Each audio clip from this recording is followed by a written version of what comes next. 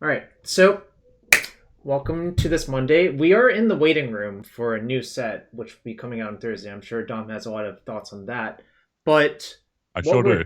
we're doing is Dom had I guess you were up early and decided to play the Legacy Challenge on Saturday, and you managed to win it. Correct? Correct. And all parts of that are correct. I was on this weird sleep schedule. Really should have gone to bed. Was up early enough. Didn't really have anything else to do, so I figured, why not? I know I'm going to regret this. I know this is a bad life choice. I registered for the challenge and won it. That does not change the fact that it was a bad life choice because we are not results oriented in this channel, Jarvis. But Oh yeah. obviously had a good result and learned some stuff along the way. So I thought it would be useful to go over that. Turn down the bass for him. Let me see if I can do that. Oh, You do sound a little bit deep, but that might be on my end. All right, hold on. Let me check the volume controls. How do I check the volume? Volume. I don't really know how to do it. Yeah, I need to turn down the bass. any Skype scientists in the chat? Actually, it might just be. Hmm. How do I do that? There should be a Windows control for it.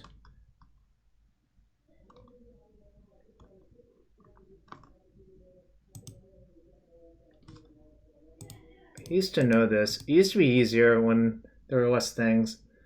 Well, you do sound smooth and all right, hold on. Windows base setting. Google knows everything. Sound control panel. No.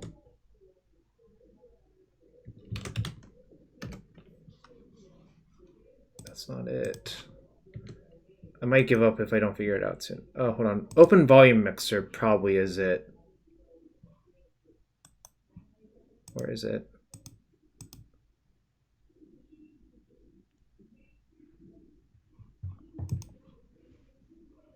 I don't know if there's any settings I can change on my end, like my own. Probably Uh, not. I think it's.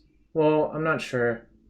Um, how to increase or adjust bass? Might be like an audio and video thing, I guess. I'm not sure. No, that's. I guess the question is, does it actually sound bad? well, thank you, Tyler. I did not, in fact, fix my ranted mic. We just same mic, same me. We just moved a few things around, and I guess it's sounding a little better. Do let us know in the chat how good it actually sounds because we did have issues in the past, and we do want the audio quality to be at least passable if we're going to do this. Yeah, I'm looking real quick. Hold on. Sound settings. Sound control panel.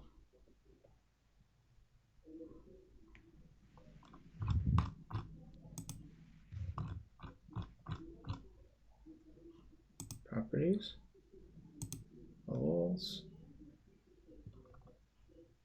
Enhancements. Enhancements. Select the box in front of equalizer.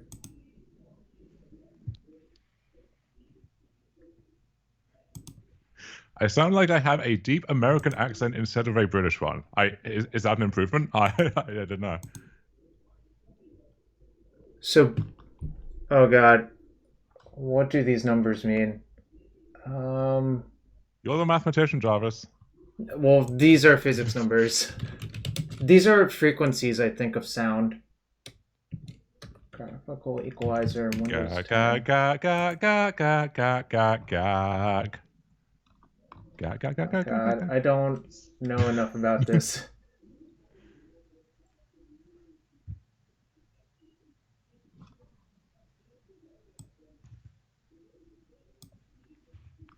Say something again. Hogaak. That Hogaak over there has Uh, a mighty, juicy yes. it sounds the same. Whatever. I'm not gonna figure it Okay. out. I literally have no idea. All right. Okay. So, all joking aside, we're just going to have to deal with deep voiced Dom. But just imagine he's running a jazz radio station, and yeah, we're watching the replays of Dom's games. But first, before that, and welcome to the stream, everyone. It's a Monday, after a weekend of what some people hoped was the last few challenges you could play with certain cards in, but there was no BNR announcement today. And frankly, I sort of expected that because I think Wizards is hoping Kaldheim changes things. I don't think I I don't know. It was weird to expect a lot of changes today, in my opinion. I don't know what they would be hoping would change things from Kaldheim, but yeah, I agree with you. I expect the format to Yeah, I know look that just too. about the same in 3 or 4 months. Yeah, I agree with that too, but I think they're hoping. Oh, that's Min saying it sounds a lot better. So Yep. He's a little bit deep, I think. Oh, Callum says Brits rule, Jarvis rule. Oh, well, I mean, Tally Hogaak. I'm British right now. Tally Hogaak. Tally Hogaak.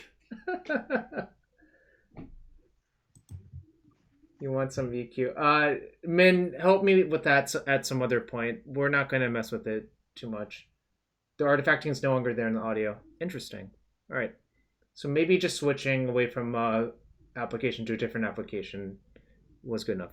Anyways, Dom, first tell us how you arrived at this build of Hogaak, and I guess for people who might not have played the deck, how the deck also operates. Just give a quick few-minute explanation of how it works and what's special about this version. Okay, well, Min, let me know how to do that. Just DM me and maybe we can walk through it at some point. But basically, I spent a solid 4 to 6 months saying that Hogaak was unplayable to anyone who would listen, making fun of anyone who made the mistake of playing it in a tournament. And then I decided eventually I should actually check my own assumptions here, just for the sake of due diligence. And I confirmed part of what I thought about the deck, and then you realize my mistakes with other assumptions there. So I guess the idea with Hogaak is you're good against the blue decks, and the blue decks are so popular and so good that if you're going deep in a tournament, that's a great place to be. But it's also conversely weak against most of the fast linear decks or decks that aren't trying to play fair on the same axis. And my issue with that thought process was I wasn't sure how good it actually was against the blue decks. In particular, Rug Delver, where I would watch people test the deck, and so often they would have a hand where they had one enabler and then a bunch of random chaff that interacts with the graveyard. And if that one enabler got countered, or they would fetch Careful Sea, they would fetch Underground Sea to cast Careful Study. It would resolve, the sea would get weighted, and then they would just not participate in the rest of the game. And so it felt like the fundamentals of the deck were very good against Delver, but addressing those weaknesses and inconsistencies was necessary to get that matchup to the place where I would like it to be. So I played it in a pair of weekend challenges a week or two ago, and when I think 4-3, 5-2 in the pair of those, and kind of confirmed that part of what I was thinking, and so made some further changes with that in mind, and ended up here, and ended up quite happy with where I was against the blue decks. And then also against the linear decks, you do also have the ability to just, sometimes you have a double therapy draw and you put a bunch of power in play and disrupt them, or, Altar of Dementia usually translates to a turn 3 kill, and you have some interactive stuff in the sideboard. So those matchups are not unwinnable. And the matchups that are genuinely tough, stuff like Turbo Depths or some of the really fast combo decks, outside of Oops, which has been gaining in popularity, and that itself is very bad news because that is a horrendous matchup and also incentivizes people to play specifically Leyline of the Void. But outside of that, it looked like the metagame as a whole was pretty good for Hogaak. So I decided to, after switching to Elves for the Super Qualifier and scrubbing out, losing to Delver very easily along the way, decided just to switch back to this for the time being, and ended up getting paid off. And yeah, for those of you who haven't played Modern and maybe are new to Legacy or didn't get to play Modern when you could play with this deck, one of the combos in this deck is basically Altar of Dementia plus Bridge from Below plus Hogaak will eventually allow you to generate enough power to mill your opponent out or mill yourself out hitting multiple bridges so you can start recasting your Hogaak over and over.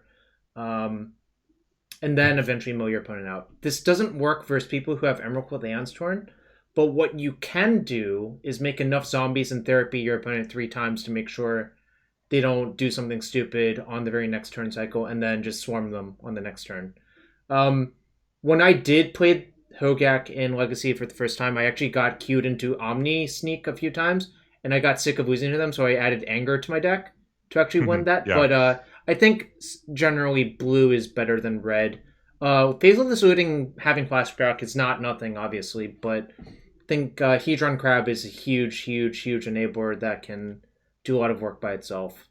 Yeah, there was a list that I think won a recent challenge that was Jund instead. So they did have looting, they had the one anger, but they didn't have the crabs, obviously. And I think they had maybe Sage Wayfinder instead, which is fine for what it does, but costing 2 is so much more than costing 1 in this deck, especially against the Days Wasteland half of the format. And Hedron Crab, especially when you're a Vengevine deck, it's just your crab draws often are some of your best draws and let you win from low resources.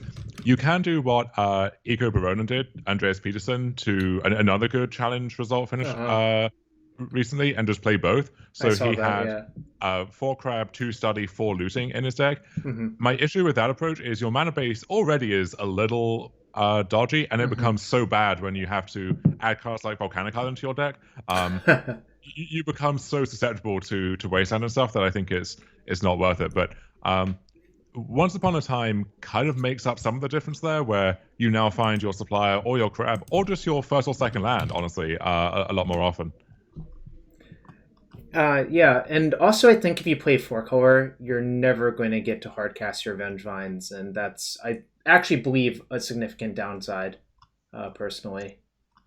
Yeah, it's something that you never really want to come up, because if it does, it usually means the game has gone on for too long or you're facing down some hate card, but it is important to have that aspect to the deck. And one thing you'll note about the sideboard here is I don't have Abrupt Decay or Assassin's Trophy. Yep. So outside of the occasional just hard casting Once Upon a Time, you never need to fetch green mana unless it's for casting Vengevine or hard casting Force of Vigor. So I wanted to minimize the number of times where I would have to fetch Bayou. And I find that in general, the soft graveyard hate, like Gravedigger's Cage, Soulguide Lantern, stuff like that, I'm not sure I really want cards like Decay for those anyway. I think those are usually easy enough to power through.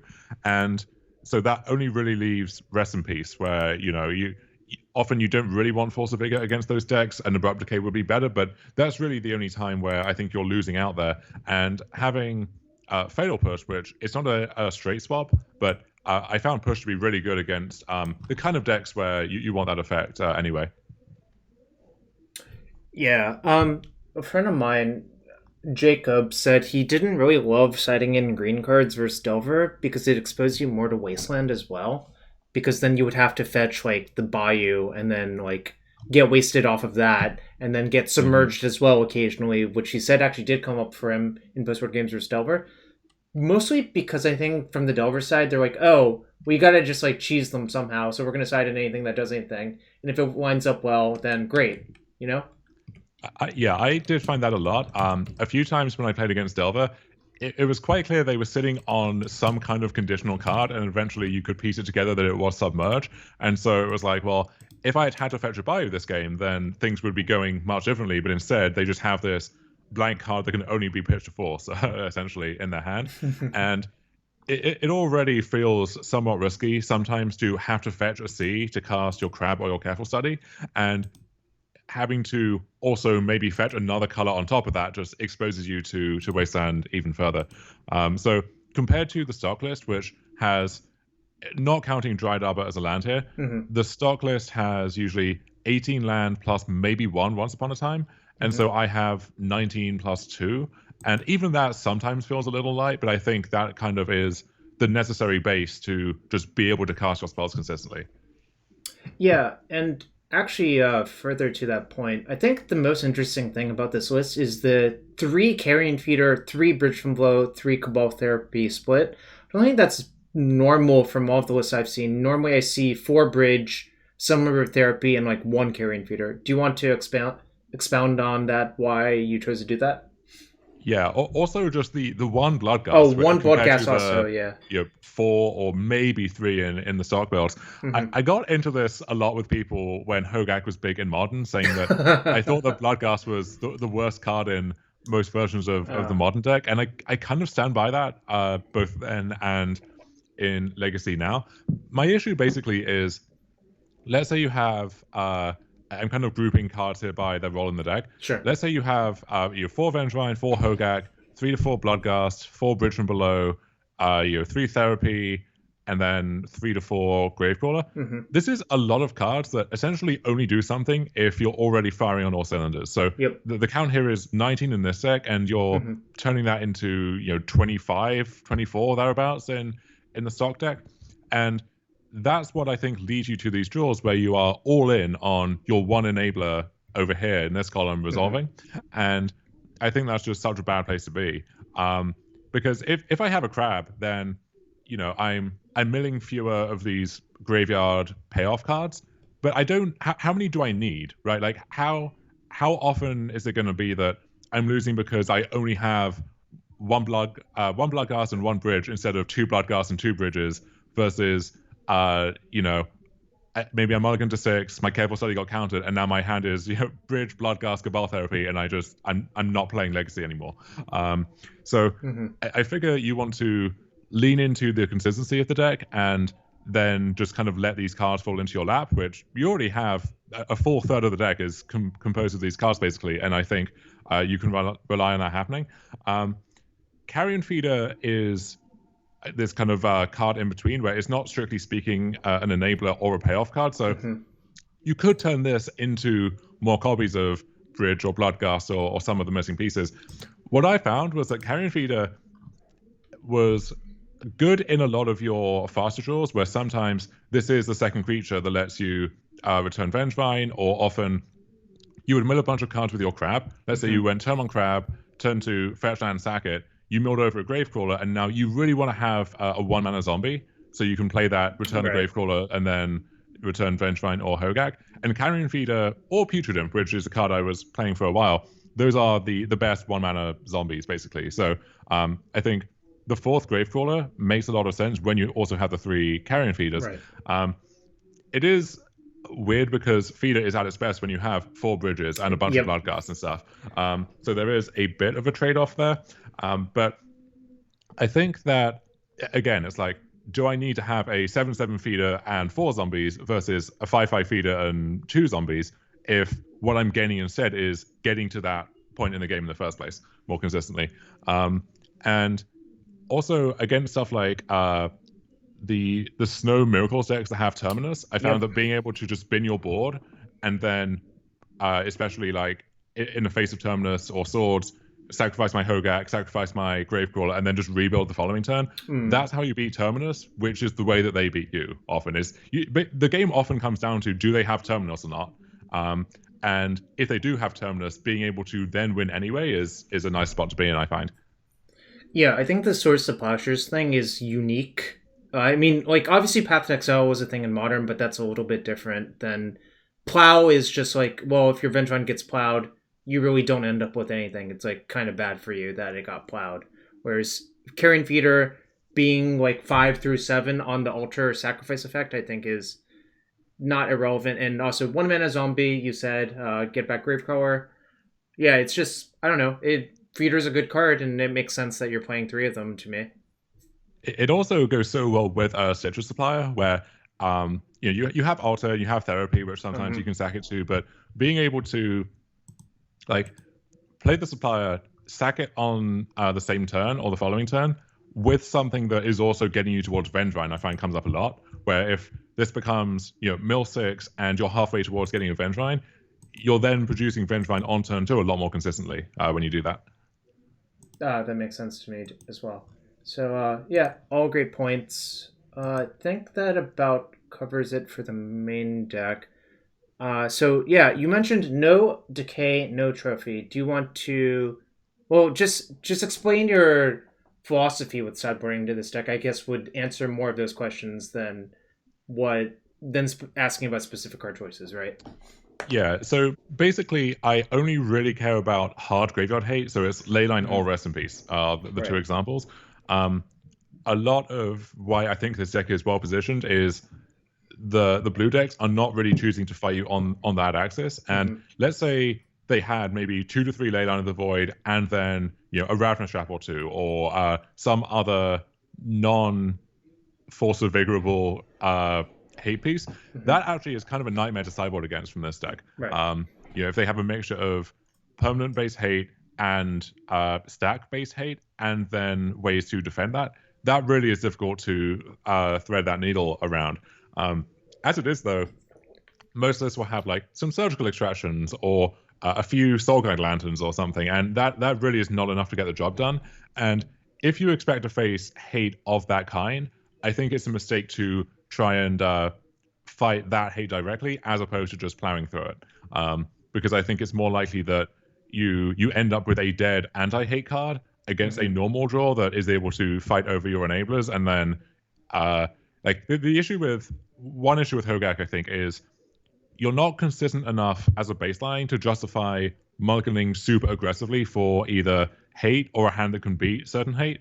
So you often just have to kind of take it as it goes and just accept that you lose to hate sometimes. Mm-hmm. Um, I think just presenting a consistent deck, making them have it, and making that hate be good enough is a better plan most of the time. Um, so I bought in Force of Vigor mostly against when I know they have Leyline, and if it's an open decklist tournament, it's a lot easier to navigate there, where Yeah.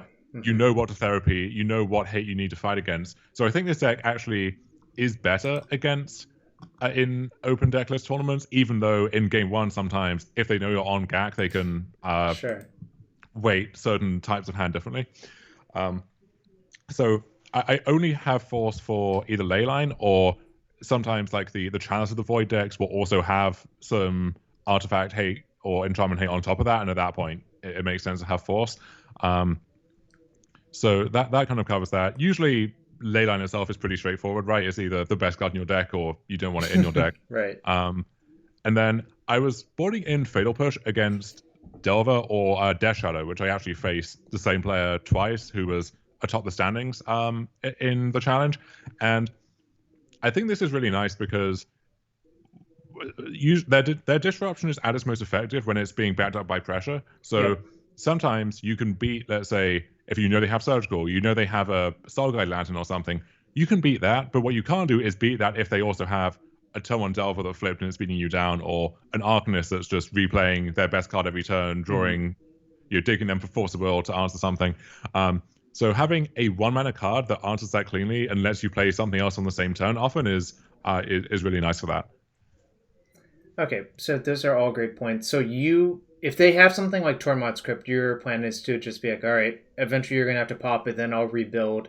Uh, as long as I can keep the clock off from a Delver deck, say a Death Shadow or a Delver of Secrets or Arcanus via Fatal Push, which also doesn't make you fetch by you, which is nice. You Exactly. think you can win the game, and I think that tracks. Also, colds their submerges unless if you actually end up in a situation where you have to cast Vengevine, which is fine, whatever. If you got into a point where you both of you have traded off stuff and you cast Vengevine, they submerge it, then you cast it again. I think you're actually ahead in that battle. It's if Hogaak gets submerged when you needed it not to be submerged, that it's a bigger deal, I think. Basically, yeah. And in that matchup, let me ask you: do you side out alter or do you shave down on them? So what I've been doing is on the draw I side out all my altars because Uh it's huh. a 2 mana card that also needs other things to be in its orbit basically. Right. And that can be hard to defend sometimes. On the play, I think I like leaving a couple in maybe just Right. because at that point you have enough. It kind of doubles as an enabler where you can jam it on turn 2, and even if it does get dazed, if they're setting themselves back and they don't have the turn one Delver or something, that often delays the game by enough that you can present another threat in the meantime. So I think it's fine to do that on the play. Sure. Um, I like having, and again, this might change with open deck list, but I like having push and Thoughtseize against the Delver decks. And usually I'm leaving in my bridges, even though I'm shaving on altars, just because with some number of therapies plus feeders, you can often get good value from a bridge. And then also sometimes just milling a bridge by itself can be good if they're trying to fight over Vengevine with Lightning Bolt, for example, and you get something else out of the equation there, or especially with Carrion Feeder, just having a bridge in your graveyard naturally in air quotes is a good place to be too. Mm-hmm. Yeah, this sort of reminds me of the idea that if you have a bunch of 2 mana bombs or Stelver, that might not be the better than just having lower mana curve and having a bunch of 1 mana spells that like actually fight them on the correct mana turns, right? Mm-hmm. This might be weird, but if I'm boarding these in, I'm often shaving or cutting altar, and then also therapy. Your Thoughtseize kind of fills that role, but also it's like sometimes you know what's going to beat you in a situation, and at that point therapy is great. But often it's turn two, and you don't really want to be facing an Arcanist. But also, if they don't have an Arcanist, but they do have, let's say, a Force and a reactive card, then you want to be able to punch a hole in that. So you would much rather draw a Thoughtseize and then at some point mill into a therapy later on than have a therapy and kind of just be shooting blind for the first casting and then hoping to somehow be able to flash it back later. Yeah, it's funny you bring that up. I remember for a long time, a lot of people played like 4 Cabal Therapy, 2 Thoughtseize, and Elf sideboards, and I looked at it and I'm like, wait, why isn't it the other way around? Because you don't know necessarily what you want to take, especially in a postboard game. That is better to draw a Thoughtseize first than a therapy. So it's funny that you mentioned that. I've actually had that exact same thought process. Obviously, it's a little bit different here because getting to mill yourself into therapy is sort of like a free card, quote unquote, which is not irrelevant. That's sort of what this deck is trying to accomplish in a lot of games. Yeah, therapy does suffer a bit when you cut Bloodghast because having this free thing, which when you have a fetch land, often is coming back yet again on the same turn anyway. So these choices do play into each other. Where once you make the sacrifice of having fewer graveyard-centric cards, then each one of these graveyard-centric cards becomes a little bit worse. But as I explained before, I think that is a price worth paying. Yeah. Tell me about this sideboard surgical and why you have exactly one, or is it just like your 5th ley line, more or less? So it's more of a 5th card against Oopsal spells, which from some of the data was a top 5 deck in terms of popularity in the recent challenges. And again, that's basically unwinnable in game 1. You kind of have to suss out what's going on before they kill you and just therapy you get your 50-50 shot right on do they have Informer or Spy. And then postboard, you need to win both of those postboard games, and you want that 5th free interactive card, basically. This could be a Fairy Macabre, which gets around a lot of stuff and also works with Once Upon a Time. But I figured Surgical would be good also against the Mystic Sanctuary Terminus decks, which are slightly harder to beat than regular blue. And I figured I would, excuse me, I figured I would probably want to board in the Surgical there anyway. All right, so I think that covers all of the slots. Why don't we go to the first match and then take a quick break after the first match, maybe a few minutes, because you've been talking for a little bit. Sure thing. So it is a weird dynamic here where the matches are either very short or very more long. Interesting. Yeah. Well, not very long necessarily, but usually if I'm just vomiting 20 power into play on turn 2, then that's not interesting, but it also doesn't take too long to cycle through. So sure. So round 1 is just Hogaak Mirror, where So there is some interesting back and forth over altar, I think, here. Did you click yes? Force of habit, Force of right? habit. Yeah. I didn't catch the first hand. It probably wasn't good. No, I think that one was fairly automatic. So here, if I know they're on Hogaak, then I definitely just want to be casting a spell on this turn. In the dark, against the blue deck, I feel like I don't know if I let's say I cast Study and it resolves, Hmm. first of all, I'm exposing Underground Sea, which against Hmm. Delver, I have more lands in my hand, but I don't actually know yet how easy it's going to be to justify keeping one of those. Um, and I'm down to 6. Study puts you down on cards, so like if I keep exactly one more land and my sea gets wasted, that might be enough to the point where Crab isn't good anymore, or Hmm. I'm having trouble casting several spells in a turn. Um, so I don't know how good Study's going to be, and against Bolt or Swords of Plowshares, I don't want this Crab to die either. So I figured it's fine to split the difference by just waiting, and then I can either Study or Crab or potentially both on turn 2. I wanted the information first. So, spoiler, I knew this. I guess you didn't know it. This was the person who won the Modern Challenger Showcase with Dredge with Burning Inquiry. And I know they only play Hogaak in Legacy, so I would have just guessed Hogaak in the dark. Yeah, I Uh, think this came up before where I wasn't sure what someone was playing, and then I yeah. checked their Goldfish page after I already knew, and it was just mono dredge on their results page. And at that point, Right. you can kind of piece it together. So, in any Yeah. case, my opponent goes Black Fetch for Badlands, Supply it, and the jig is up. And I'm really wishing I had cast a spell on turn 1. Um, You probably wish you had cast Study on one, I think, right? Because of Vengevine, just yeah, hypothetically. exactly. But um so for those of you who don't know, the Hogak mirror can get weird because both players have access to killing the opponent's bridges either in the form of Carrion Feeder or Altar of Dementia, which actually means it's not that easy to combo kill your opponent, I think, in a lot of scenarios.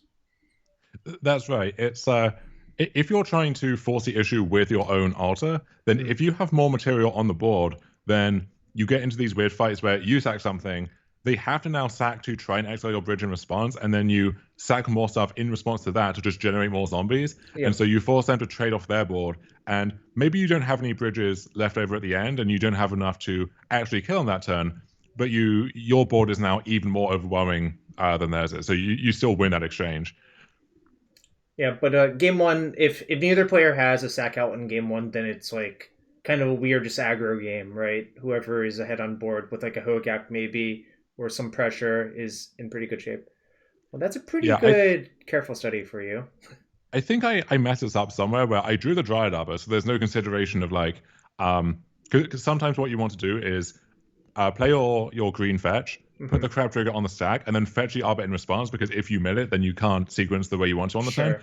I just drew the Dryad Arbor for the turn though, and I think I did this out of habit anyway, but I ended up milling a Bloodghast, which I would have loved to have had there, but I see. So what Dom's describing is actually correct if you are afraid of milling your catcomb or milling your dried arbor, but you give up the value on bloodghast if you mill one. And here, since the dried arbor was already in his hand, he just should have just let it resolve and see what he milled. yeah. So at this point, I figure I'm kind of far behind actually Yep. because I, I am not able to produce Hogaak or Venturine on this turn. I don't have the altar, which is what I'm like very aggressively digging for with study. Hmm. And so now I get to therapy, and I named altar, and then so I miss. I see that their hand is like is looting and a bunch of stuff that only works in the graveyard. Really wishing I was able to just flashback another therapy, get the looting instead. As it happens, we see what happens on this turn cycle. They attack, and then they just drew order off the top. So now Oh, I'm now you're kind of screwed. Like that was, yeah, that was bad for you. now I'm both tilted and even further behind, and I need a lot to go right on this turn to stand a chance. So I therapy, I do find the altar, but again now, It's I actually either not can that bad for you because you can make Gak, right? So you can sort of I can force an well issue. I Well, can make I can either make gag or I can make altar. So I decide to make gag on the grounds that if I play altar, then I sure. can't actually fight over what they're doing anyway. I can sack my dried arbor. Or no, I can't actually sack the dried arbor. But I make the gag, and I figure if I get to untap, then my altar should be good enough. Um, Right. but they're very likely to just kill me on this turn, and this is what ends up happening. Give me the second It's bridge, get the trivial gag, and now. Yeah. then it's deterministic. Yeah. So for those of you who don't know, altar plus bridge plus Gak is not quite deterministic, but two bridges I believe actually is deterministic. Two because bridges is, yeah. yeah, because what happens is the GAC dies every time you get two zombies, and it mills 8 cards, and you only need to exile 5 of them, so you end up ahead on cards. So you'll eventually get to a point where you've milled all of your bridges, and you can make enough zombies to mill your opponent out. So that's why What you Dom conceded, and it's not really close. what you can do, and I'll head back here just to demonstrate this. Is let's say you have altar, you have a GAC, and you have a GAC. Let's say one in play, one in the yard, and you Yep. have a bridge. What often happens is you can uh you have a GAC, you have a zombie. You can tap those, Hmm. including the GAC you have currently, to convoke the second GAC, And um, second and response. second response, Yep. and then um, that gets you a new GAC, an untapped one, because you keep the new one and a new zombie, and then you can kind of loop that over and over until you find the second bridge. Or even without altar sometimes. I had a game later on that you'll see where I was able to just manually keep playing a GAC with a bridge, get a zombie, and then convoke out a new GAC, which also gets me a new zombie, which then lets me cast the original one. So you're kind of paying 5 cards in a graveyard to make a zombie, which, if the game is getting scrappy, is a good trade a lot of the time. So now I am, yeah, go ahead. Sorry, I was just about to say. I think that trick happened a lot when you were on low resource and you weren't sure if you were going to be able to get enough to actually kill them with the altar. That you had to convoke. Well, it's technically correct to use the first gag to convoke out the second, then second response. But I think that happened often when you're on low resources. The games where you're on high resources, you don't really have to do that. They just die anyways. And one more thing, the double Hogaak thing has come up in LED Dredge when they've chosen to play two Hogaaks and to do just the thing you described, Dom, to just exile all of their shitty cards and make a bunch of zombies and end up therapying their opponent. Like they don't have an altar kill, but what LED Dredge is really good at doing is milling its entire library, right? Yeah, they're much more effective at the self mill plan than GAC is Yeah. actually. So I mulligan a no land 7 with a ley line, which is the ley line at least makes it a little tempting, but I think you can do better. And Um, I we think that appear kind to of be hand is stuck. well, I haven't Oh, okay, put sure. it through yet. Yeah. I think that kind of hand on the draw is a little more justifiable, where you're not just passing go without a land drop in turn one. This 6, I'm not sure what I actually did here, because in theory, yeah, I have supplier, I have feeder, but this Vendrine currently is not doing anything for me. The game is unlikely to get to the point where I can cast it, and then like I don't want to be holding one of these on the first turn to set up a turn 2 Vengevine potentially if I do mill one. Mhm. And then also I don't have either a ley line or an answer to a ley line. So in that dynamic, which really defines the post board games, I don't have either half of what you want. So I think I send this back. Well, Oh no, Dom, I what don't. Okay. what I'm saying is we're stuck on game one. I'm stuck Oh, on game okay. one. So maybe unshare and reshare real quick. That will probably fix it. Sorry, y'all. Trying to. Oh, so we are doing this. Okay. Okay.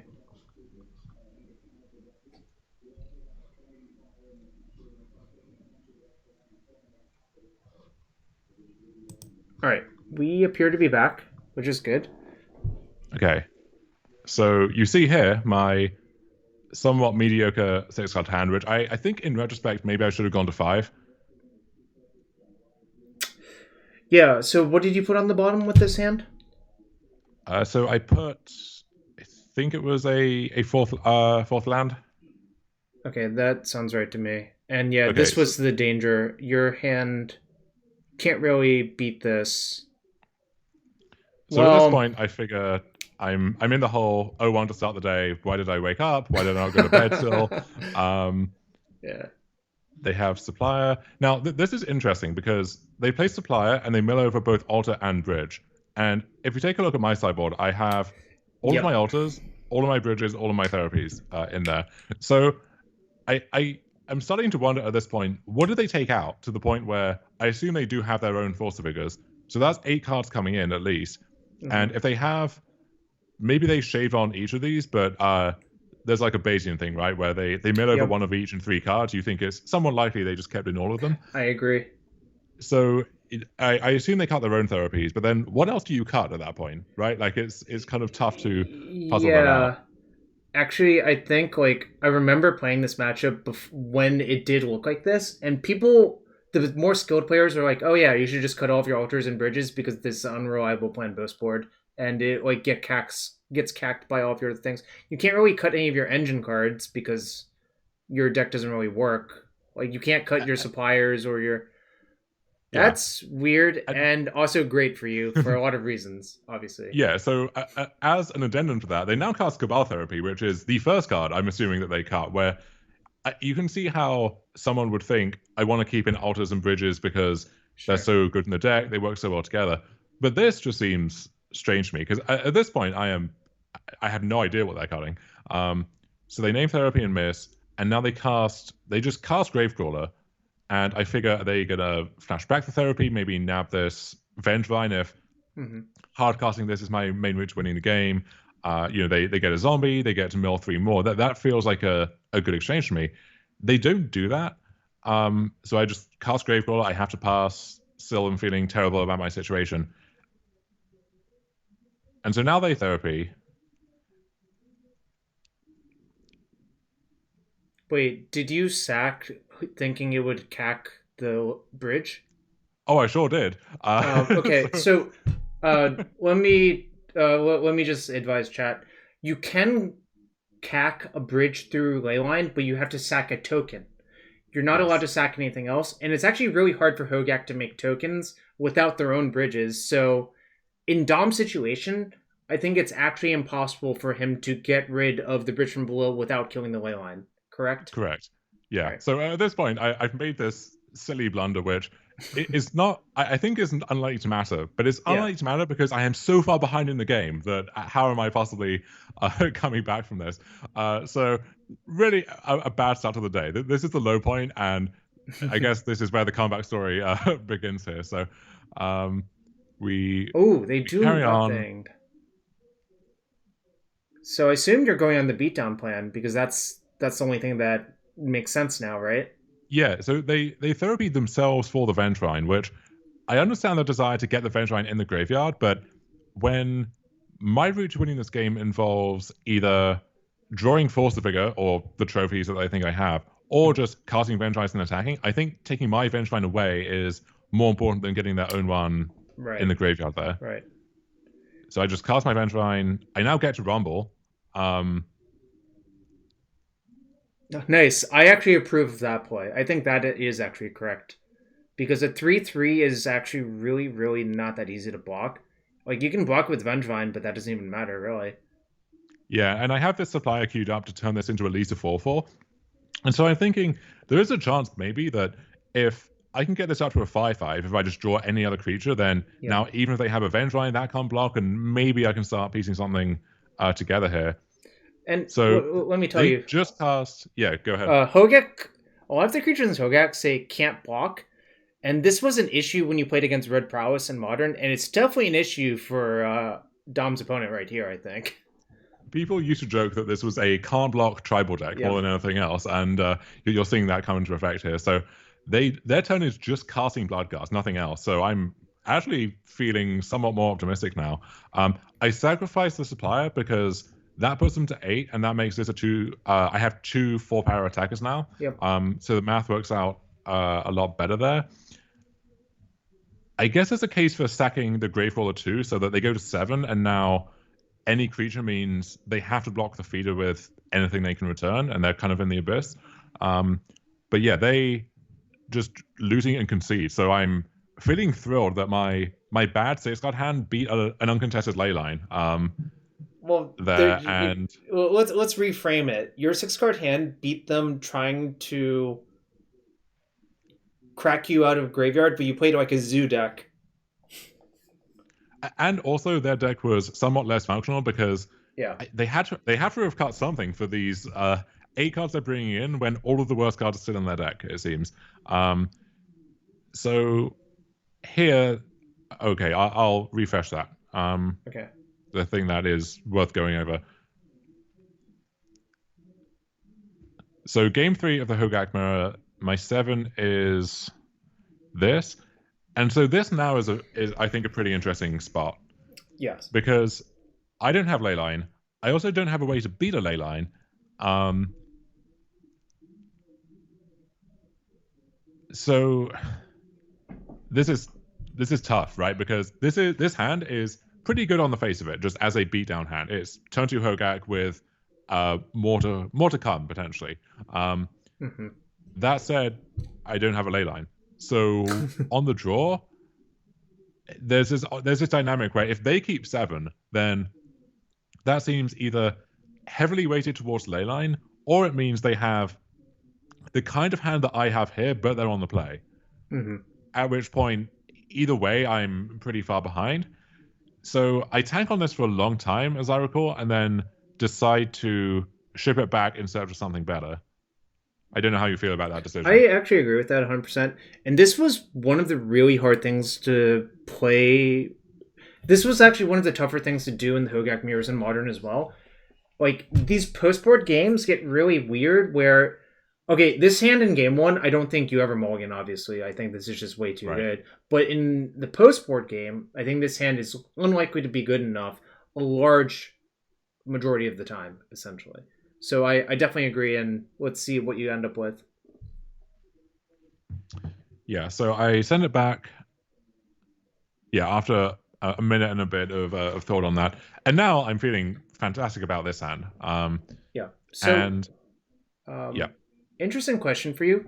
You saw the aimed Cabal therapy for a trophy. So, does that actually make you more inclined to keep both ley lines? Because I think versus stock Hogaak deck, I think that's a question you have to ask. If I knew I was playing against Zero List, I would just bottom one ley line and put one into play because one is of as good course. as Yeah, two. But that's something that they don't know. So you also don't know if they know what right. you're like. You see what I'm saying, right? It becomes really weird. So I think you have to consider this before, like if the person sideboard exactly the same as you, I would just ship a ley line, obviously. But I want to know what you're thinking here now. Yeah, I'm thinking about the same thing, and they are somewhat likely to have between 0 and 2 trophies themselves. Hmm. And against exactly trophy, keeping one line versus 2 is potentially a decision that makes the entire difference in the game, right? Right. Um, so I think what I do is I bottom one ley line on the grounds that if we both have ley line, then I now have a green card for Force the Vigor, Hmm. and I also have one of the better cards if in this like weird scrappy knuckle fight that ley line mirrors become, Yep. just a 4-3 for 4 actually is a pretty good attacker. Um, Hey, hold on. It has haste. Don't do it dirty. Well, sure, that too. The dirty gack and the dirty vine. So I Oh, put back no I put back the bench line and then think better of it and yeah bottom a ley line. and here your opponent has gone to 5, so now you have to be feeling good about either the ley line being good enough or the zoo plan being good enough. I think, right? Yeah, even if they do have let's say their own force for my ley line, then they're down to 3 cards and we've seen in especially in modern that sometimes you don't need that many cards to just go nuts with Hogaak, but Yeah. I feel like my position is good here either way. So you have that weird pause at the beginning of the game on Modo where if there is a ley line, this is Yeah. the window to put it in. Um, and so I put in a ley line, they don't have one, and I'm now feeling pretty good. Interestingly, even if they had Force of Vigor on turn one, they can't force on their main phase, so you do get a turn of mini reprieve. But they Right. fetched Bayou, so that indicates to me that that's probably getting trophied. That was my thought too, or at least they Yeah. might not have it yet. But if you only have one land, then you want the Bayou in case Yep. you draw Badlands or Basic Swamp Hmm. and want to cast a trophy. So uh, lead on Swamp, cast Supplier, Yep. no immediate action with this, and they just cast Altar. So Oh, now you're feeling great. Like they basically the Ultra's a mulligan unless if the ley line gets answered pretty much. I'm figuring that if they had a way to answer this right now, they would have used that first, overplaying the Altar, Yep. probably. Um, unless it's like they drew either the green card or the force on this turn Hmm. cycle, but in that case, they're down to 0 cards, so I'm not feeling too bad about that either. One thing I maybe should have considered is fetching For C to C. cast that supplier, so Yeah. that if I drew a crab on this turn, I was thinking about the exact same yeah, thing. I think you're technically supposed to because that gives you. I mean, yeah, you did mill a crab, but you didn't know that was going to happen until it got milled. So you're drawing to a 4 elder to make your turn much better next turn, right? Right. So it's okay. I think it's. Okay. Oh, and that's pretty And nuts. Obviously. yeah, so now yeah, they just concede on the spot. But I also this is the beauty of Carrion Feeder. It's the second creature to return the Vengine, but I also now have at least 6 looks at a Hogaak if I decide I really need one of those on this turn cycle. And then that in turn grows the Carrion Feeder. And let's say I'm in a Gravecrawler. Next turn, one of the things that Feeder does in this deck is This is a machine gun, yeah. yeah, so I'll highlight that quickly for people who have not seen it before. So with Carrion Feeder, Feeder is a zombie itself, so it can allow you to recast a Gravecrawler. But what that means is, if you have these two in play, you just sack the crawler to the feeder. You pay a black, you return the Gravecrawler, and now you can just do that again. So you essentially can pay black to put a counter on Carrion Feeder. It's like the best non-neutral Battle trade of the growth. time. Right. It's just And recurring battle growth. but also that means if you have a bridge in the graveyard, then you also get a 2/2 Yeah. out of the equation there, which you can also sack to the feeder if you want to. So that's a line that comes up a lot. Additionally, if you start the turn with a Vengevine in play, you can sack the Vengevine to get a counter, and then if you're casting Gravecrawlers, then you're casting several creature spells, and the Vengevine sees a second casting, so that comes back. So that lets you put another counter on this for free. So you can already see how without too much extra material, the Carrion Feeder just balloons out of control very quickly. Damn, you're almost making me want to play this deck again. Except I've made my peace and I don't really do it because I think I can personally do better. I mean, if you are one of the best Rug Delver players out there, you should play I would Rug Delver. not claim that personally, but I You're would too claim that I modest, got Thomas. lucky a lot of the time. Oh, stop. Anyway, so All right. round 2, I'm paired against my friend Matt Brown, a fellow Brit, who I know is Oh, on the old school like Titan Stompy deck. ooh, Um, Callum Whitefaces on the chat really liked that deck for a while too. I think. Oh yeah, so that first hand yeah, was not even a consideration for me, and it didn't look like it was a consideration for you. yeah, non-functional 7 becomes a semi-functional 6, I That's suppose. pretty good. I mean, like you can never mulligan this one. I think on 6 cards. You just hope Right. they're not playing a wasteland deck by this point. I think. Although, I like, well, actually, you get ahead of the wasteland here, right? yeah, I know that they are a wasteland deck, but I actually don't care too much about that with this hand Sure. because I have 3 lands and I decide to put the Dryad Arbor on the bottom. And Agreed. this is a weird advantage of the London Mulligan where it's often better to have a 6 card hand that lets you tuck something back than it Yep. is to have that identical 7 card hand. Because now I can use the Rainforest to fetch the Arbor and get an additional landfall trigger Yep. from the crab in the process. So I lead on crab. If I get wastelanded, I don't care really. If I don't get wastelanded, then that's fine as well. So map cast Once Upon a Time shows wasteland, so Yep. I know that that's a consideration now. And cast Zenith for 0, fetching the Dryad Arbor. So now I draw a bridge, which Bad draw. basically no function here. Not feeling great Whoa. about that. And So you played the swamp instead of the fetch.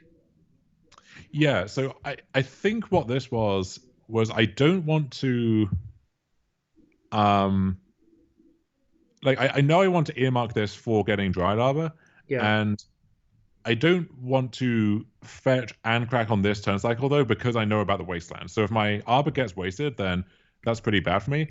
This is worse if a crab gets decayed, which is an option. Yep. But the alternative before was they wasteland my Arbor and decay my crab, which Well, and then I'm just kind of on nothing. so But what I was thinking is you just play the fetch and say go. I could also have done that, yeah. And I think in retrospect that was the move. Okay. So they cast Dryad onto, they waste my sea, and I'm kind of happy about this because with Dryad, not just in general with Valakut, the main combo there, but when they're building towards Titan, they do actually need a lot of land drops, and those are kind of hard to come by in general. So I'm kind of happy if they're using a wasteland on my sea, because I think that exchange generally favors me, even if in the dark I think that play is correct from their side. What happens now though is I draw Careful Study, which is now forces me to make a choice of do I Yeah. fetch Dried Arbor and cut myself off, or do I study? And I think at this point I kind of have to study. Yeah, I think you have to study because if you let the game go on too long, you're going to lose their big green creatures. Right. So I draw Altar, which is my main route to winning the game in general, I think, and I'm happy to draw that there because with this bridge I can sack my crab for a zombie Yep. and then cast Gravecrawler. That then gets me to Vengevine and Hogaak, and Hmm. then that lets me just storm off essentially. So I'm happy to Yeah. find that, but I do need to survive this turn cycle without anything too disturbing happening. Well, also, what happens if they leave a black green like this? If they leave out black green, it is an issue, although I figure if they had decay, there's a decent chance they would have decayed my crab before. Yep. Um, and there's and a draw, just another useless bridge here. I don't think there's much I can do to play around decay on altar because without the altar, I don't get off the ground with getting a bunch of power into play, and so I have to expose the altar for doing that anyway. Um, in theory, I could like pass and hope to draw a zombie, which then unlocks all of this stuff, but I think that's just too bad, and it means that if their hand is weak, I give them more time to just draw a Titan or something and put the game away. So I, uh, yeah, I mill myself.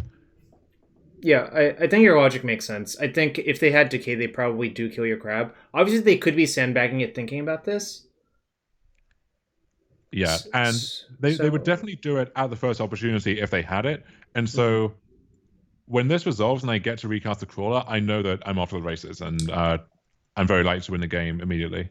So interesting. Matt Brown is actually in the chat and said, "From my side, using the wasteland is awful because it cut me off turn three Titan for Bog and Valkid." Oh, so actually, what you said was actually 100% correct, Dom. That you got rewarded by him wasting you. Yeah, and it's weird, right? Right. If you see the wasteland, you figure either they have a bunch of lands and so they're happy making that exchange, or they maybe don't have the Titan, but they have a bunch of other spells to the point where they just want time to cast those spells, and they figure wasting is the best way to accomplish that. So it's a weirdly polarized range, I think. But yeah, So now I think it actually cut him off from exactly Zenith for it, right? Because it's one, two, three, yes, four, five, six. So there must have been a Green Sun Zenith in hand, which could not grab the Titan because you're one short now. If you hadn't wasted, that meant Zenith for Titan for Bog for plus Valkid is just unbelievably good, right? Like it buys right. so much time. The Valkid, like obviously great because it probably means to kill next turn. And you probably therapy here naming crop rotation, I guess, just in case. I mean, like. Well, I saw Matt tweeting the list that he was playing, so I know that rotation is not a concern. Okay. Additionally, I think if they had rotation, they would have used it. Mhm. I end up naming Decay just on the grounds that like they definitely would have played it, but also just in case there's nothing else I have to worry about, so why not? But I figure that Zenith is actually somewhat likely given the state we ended up in, and Yeah. when I see the hand that contains Zenith, it all starts to make sense. So yeah, they had Misty, Zenith, Peatland, and so their land drops get them to 6, but not to 7, and that gives me the Yep. turn I need to go nuts here. So uh, That just standard this Hogaak is stuff. trivial. Like I don't Yeah, even think it's worth watching that part, right? yeah.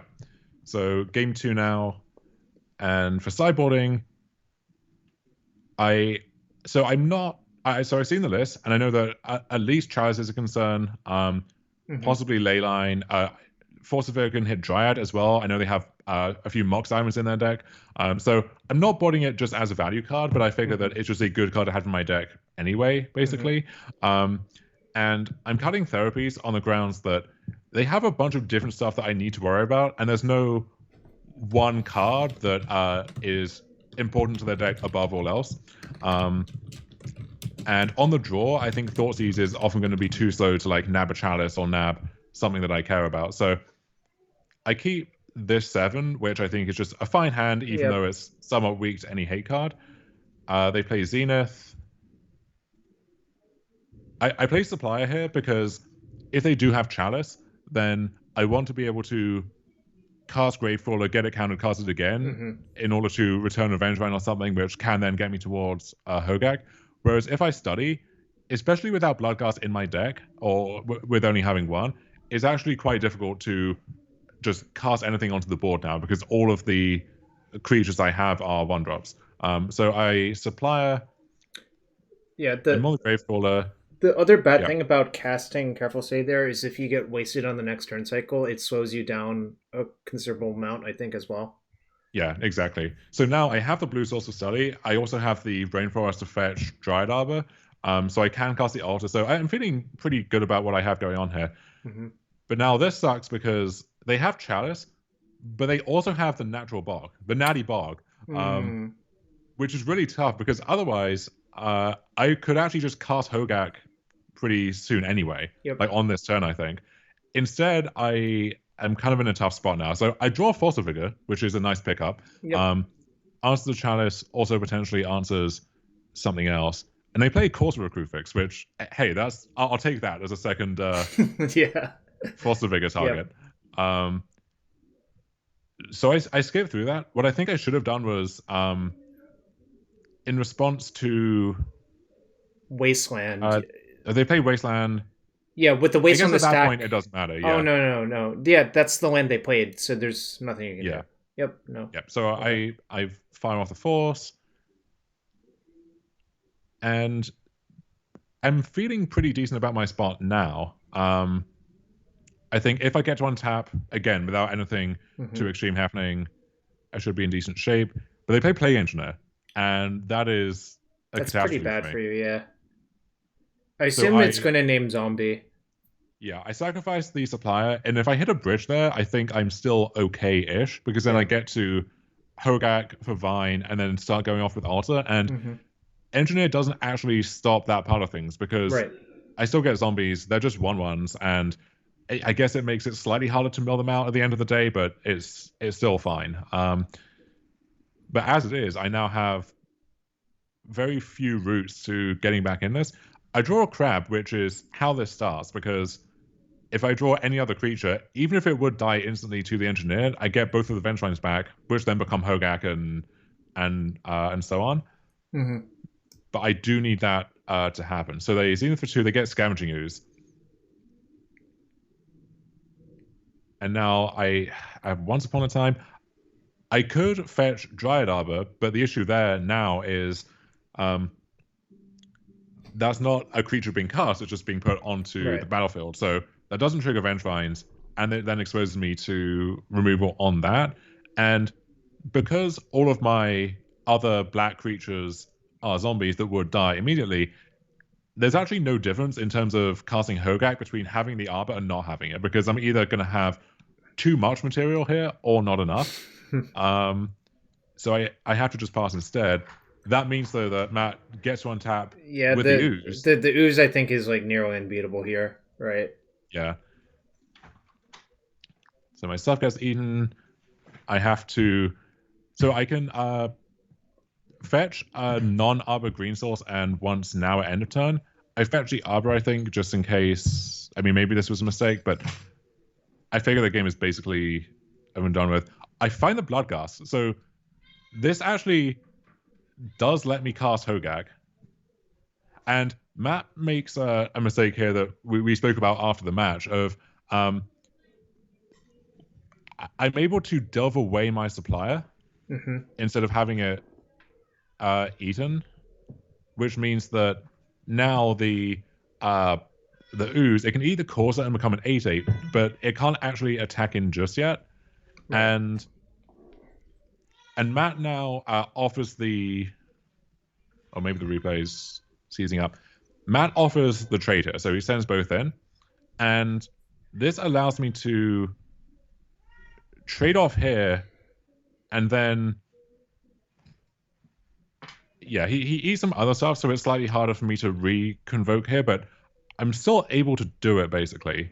So I get to just eat the use, take 2, and now I'm pretty. I mean, I draw a dead bridge, but I'm very close to just recasting this Hogaak on this turn, which would put me actually pretty far ahead, I think. Right. Instead, though, uh, I I miss. He draws Titan, Okay. gets It's and yeah. this is a wrap. I think. Well, actually, I mean, So can we construct not a on this turn situation though. where you? Oh no, you could still get out of it if you top deck like careful study. I guess, right? Yeah, I mean, Yeah, it's not a even wrap. there's a Yeah, lot of stuff that just uh actually any land I think does it too because I can sack Bloodghast to alter mill sure. myself, play a land, return it. I have enough cards then to cast the Hogaak. So I actually had a ton of outs on this turn as well. I think to just Yeah. win the game with alter, Well, one issue but is instead I draw a crab. I think you might not be able to mill yourself for enough cards because they're 1/1 zombies and not 2/2 zombies. That's possible. Yeah, Yeah. Um, but now I think you're dead.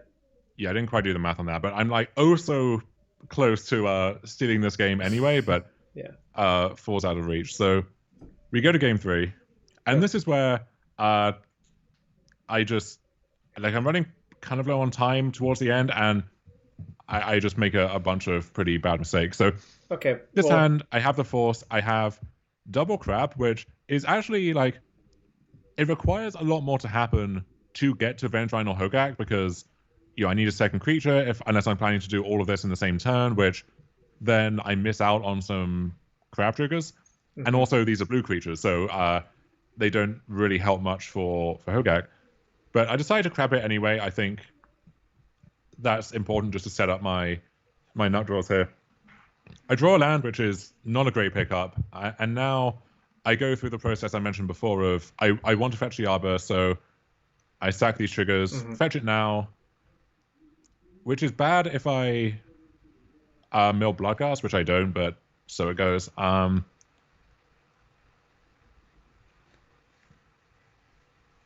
The other issue with your hand is how do you get the initial zombie? I think, right? Yeah, I kind of just have to hope to draw one, which is not that Yeah. unlikely. I have a decent amount, and Carrion Feeder helps a lot there. Right. So he plays Corsair and reveals Mox Diamond. So now there's a question of how greedy do I want to get with this Force of Vigor? Like, do I wait for a turn cycle where I get to nab at least Corsair and probably also either Mox Diamond or Dryad?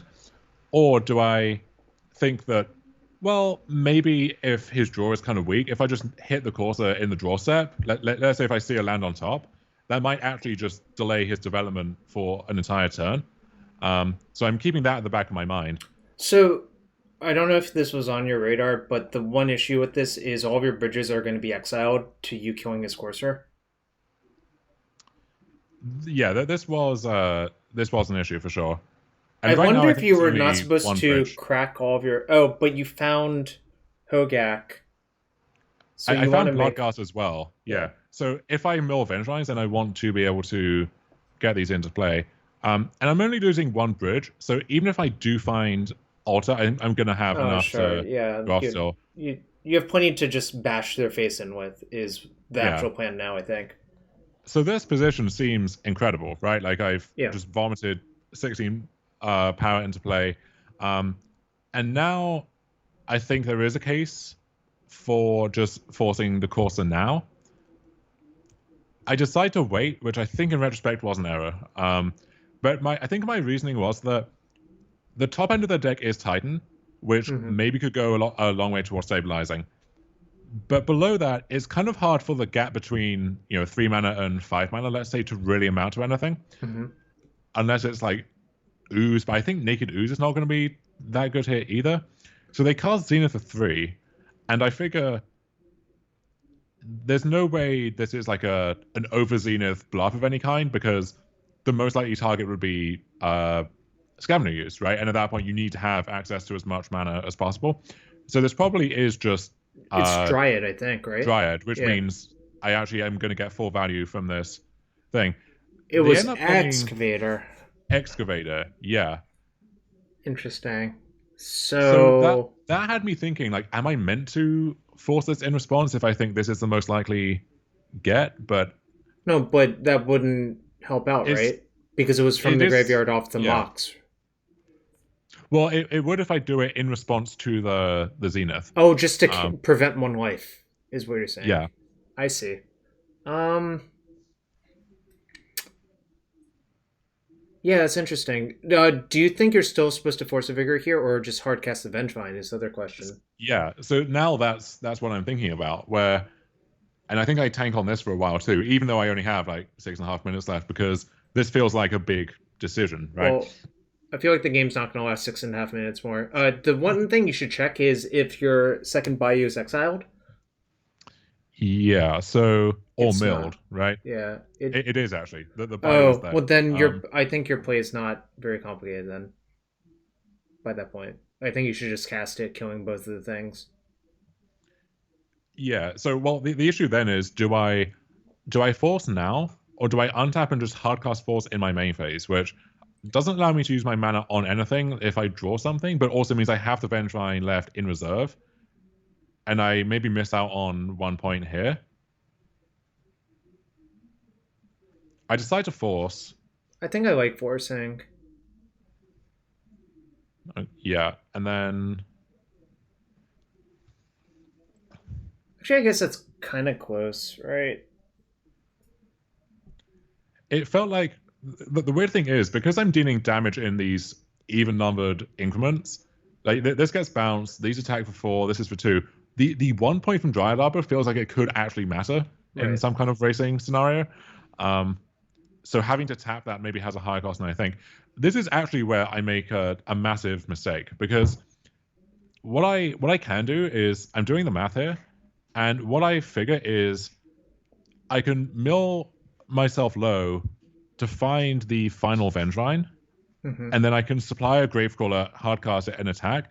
And at that point, I even if he survives a turn, I have an overwhelming ball position to attack the next turn. Right. What the issue is, though, that I'm going to get 6 crab triggers if I sacrifice this fetch, and those are mandatory. They have to target somebody. Um, if I target myself with all of them, then You're I dead. actually deck myself, Yep. and even if I only target myself with 5 because I have 18 cards, I'm not going to have enough to cast a supplier because then that decks me instead. Um, so what I need to happen is to target myself with 4 and him with 2, which does allow him to maybe return a land with the excavator, but that's Yeah. not going to survive this turn cycle anyway.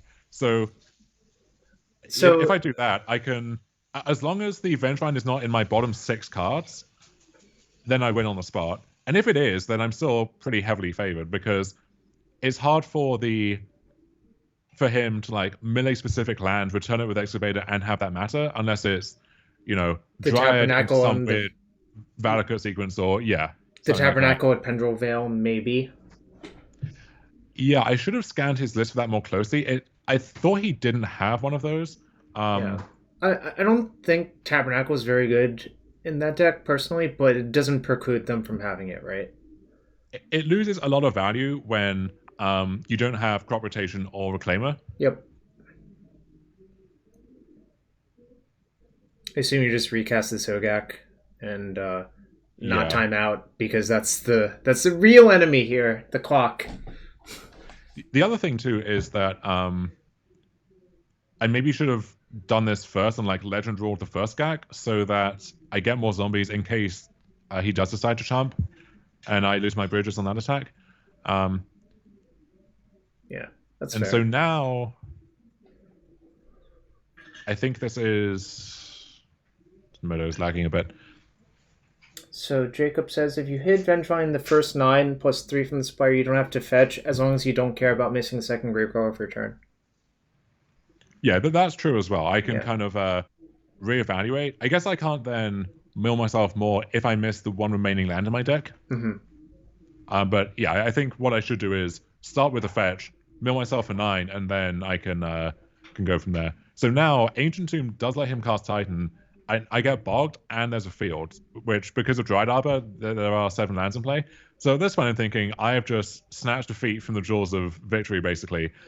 As it turns out, I have Don't you have just exactly enough. enough lethal? Yeah, It is literally exactly lethal. Yeah. because what has to happen is they have to chump your Hogaak with 6 toughness, right? Yeah. So the 6/6 chumps here, Yeah. and 2 comes over. The 2 Vengevines and a Bloodghast can all get blocked Yep. by You have a 2 zombie, plus but then 1. The 1 point, Jarvis, from that Dryad Yeah, Arbor I know. actually does make all the difference. Although Wow. I guess the point from the previous turn doesn't. But So the life point we prevented from killing the courser. No, but we didn't prevent a point, right?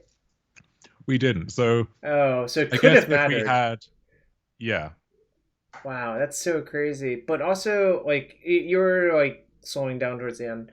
Um, I think so. We're 2 rounds in. Here's what we should do. We should take a 2 minute break, and you should restart your MTGO because I notice it lags in between. So let's take 2 minutes real yeah, quick. We'll be back for round 3 in a sec, y'all, sounds good to me.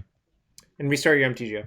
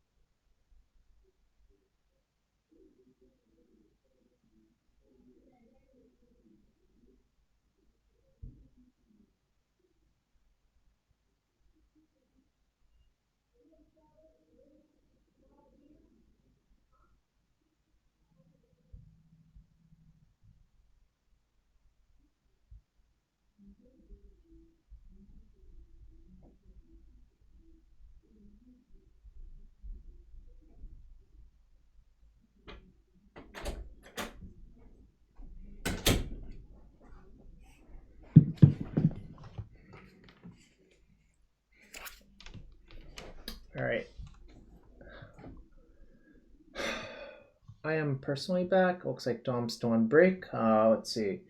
Thank you, White Faces. Thank you to everyone who's following. And if you enjoy stuff like this, I'm willing to do it. The problem is I don't play many challenges, but I really think this sort of deep dive is useful for a lot of people. And it's what I try to do in the sessions I've ran, my coaching sessions, one-on-one sessions. But always happy to do it with people like Dom because I know Dom is pretty good.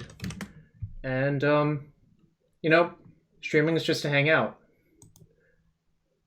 So appreciate everyone being here.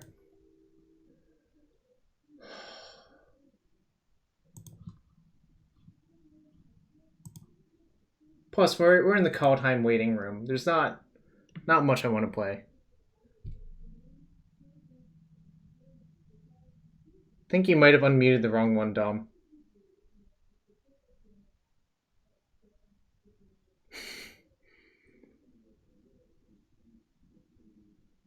Are you talking? Oh, can you hear me now? Yeah.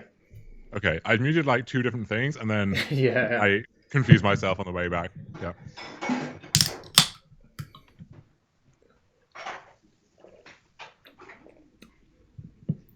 Yeah, so I noticed it wasn't just us. Canisters had this issue too that the moto replays, if you use them a lot in one session, get really laggy. Hmm. So you kind of just have to restart every few. You know, classic MTG pros know that you have to reboot. I feel like that quote should be even more of a meme than it is. Like it's just so absurd that that was even, Reboot between every arena match so it doesn't crash and cause you to rope out.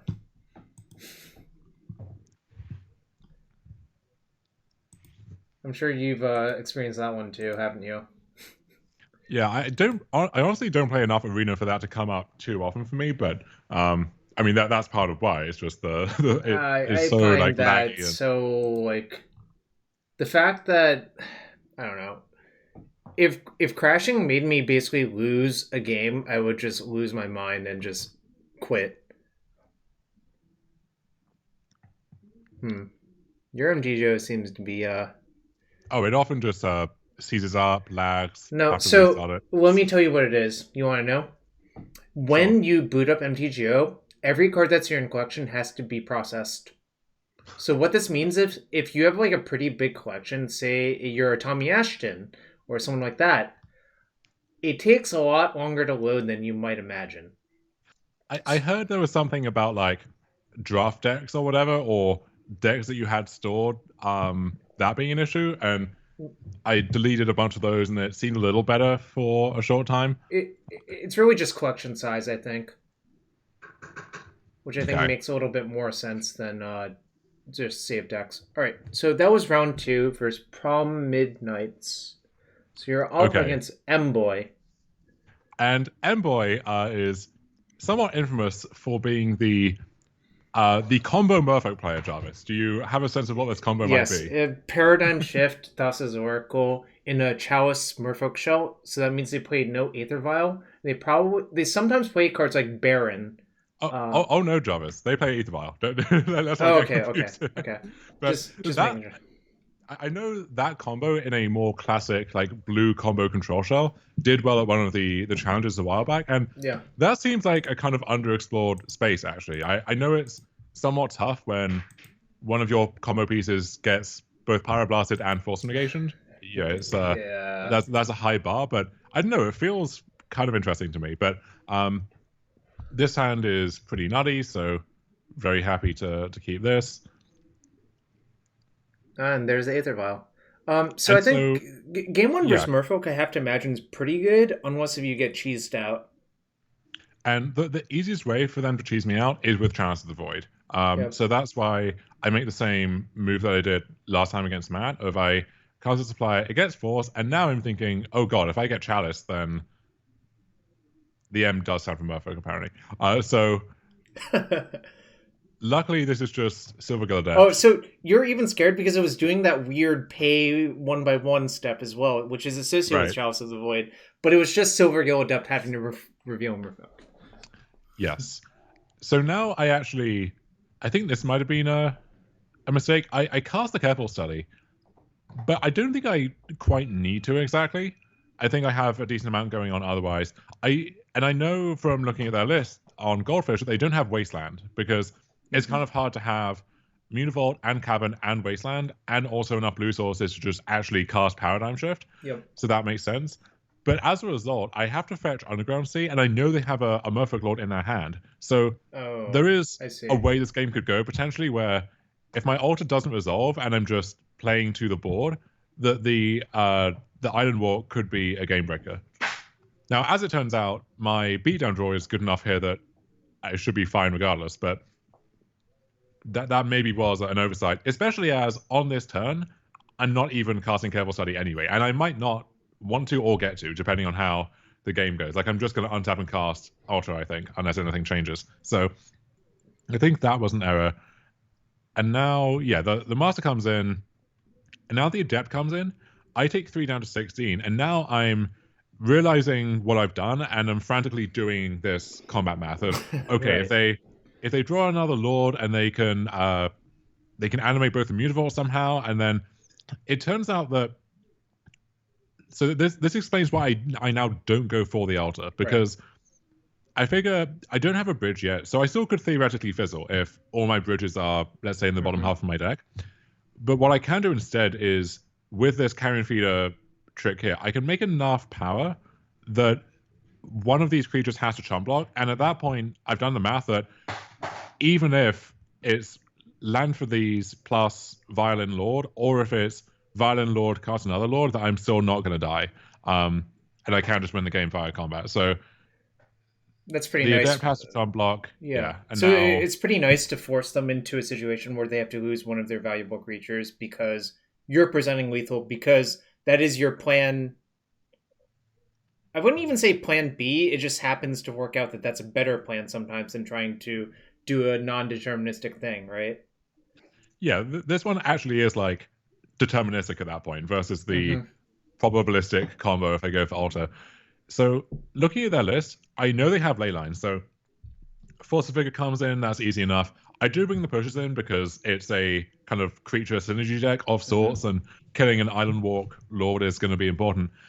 That being said, I wasn't sure what to do with altars and bridges here because often it is going to be hard to beat the board if the game goes long enough and they can amass a few lords or something, and the Island Walk means the few cards in my deck that can block can't really do that all that effectively. On the other hand, I have to bring in my forces, and because they are a force of will deck and they have their chalices and their ley lines, just drawing force sometimes might not be good enough, right? If they just keep leyline force, I'm basically screwed because even if I can force with a green card, they can defend it. So I decided that I also need the Thought Seizers to maybe protect my own Force of Vigor, and it can maybe, if they are on the combo plan, can punch up, Thassa's Oracle or Paradigm Shift, Mm-hmm. and excuse me. Once I have 4 Force of Vigor, 3 Fatal Push, 2 Thoughtseize, I just don't have room for anything else. And so the only way to really make room for that is to cut this, even though I do want those in certain scenarios. So wasn't thrilled about it, but ended up mulliganing that 7, which doesn't really do anything broken and also doesn't have a good line of defense against their hand. Put back a careful study here, severe diminishing returns on those, even though if they do have leyline, I desperately need to find a force. And so I think now maybe I briefly rethink it. They don't have a leyline, which I'm feeling quite good about. I figured, though, if they're keeping 7, they either have leyline or they have, let's say, Chalice Force as well, or something of that nature. So I do feel like I'm still somewhat under the gun here. I cast Once Upon a Time, pick up Hogaak, because I figure that's going to be a useful payoff here. And I careful study even in the face of a possible Chalice, because this now means I can just shove on getting Vengevine into play if it comes down to that. Exactly. I would have done the same. Also, if you draw any black or green creature... Wait, no, you have the fetch for Dryad Arbor. Oh, no, Yeah. so you... Hold on. If you draw black or green creature or mill Bloodghast, then you can cast Hogaak as well. So But there's nothing that... I can't... If it is Chalice, I can't actually mill Bloodghast except with the Crab, which I can't get into play. So it's a tough thing there. And so, sure enough, here's Chalice. And now I kind of have nothing going on. So there's a backup Chalice. I fetched Dryad Arbor, and now I'm kind of wishing I'd kept the Vengevine just a hard cast. Yeah. I draw Thoughtseize, which is blank at this point. I can't even attack because who knows what this file represents. Exactly. It's way too likely that they block with some 2 power or 2's mana cost creature, right? Yeah. So I expect, okay, and that's not a good one to trade with. Actually, so now it's not really good to trade with any of their creatures with your Dryad Arbor. No. So now it feels like I'm in the Force of Vigor waiting room, basically. Where if I draw Force, I'm actually kind of back in this game. Yeah. But I do need to draw that fairly soonish. I did in the in one of the challenges, I lost to Daniel Nunes, the Sliver guy, when he multed 2, and the 2 cards were Leyline Land, and I just never drew Force, and eventually just lost to slivers that were drawn and cast off the top. So that was a very undignified way to go. That sounds like variance, personally. Like for you to lose from that spot, even with them having leyline is so unlikely because your beatdown draw is often going to be good enough. And I guess you just got tired of this and packed it in. I packed it in. Yeah, I figured at this point, even if I draw Force next turn, I think it's not going to be good enough. So decide to go to game 3.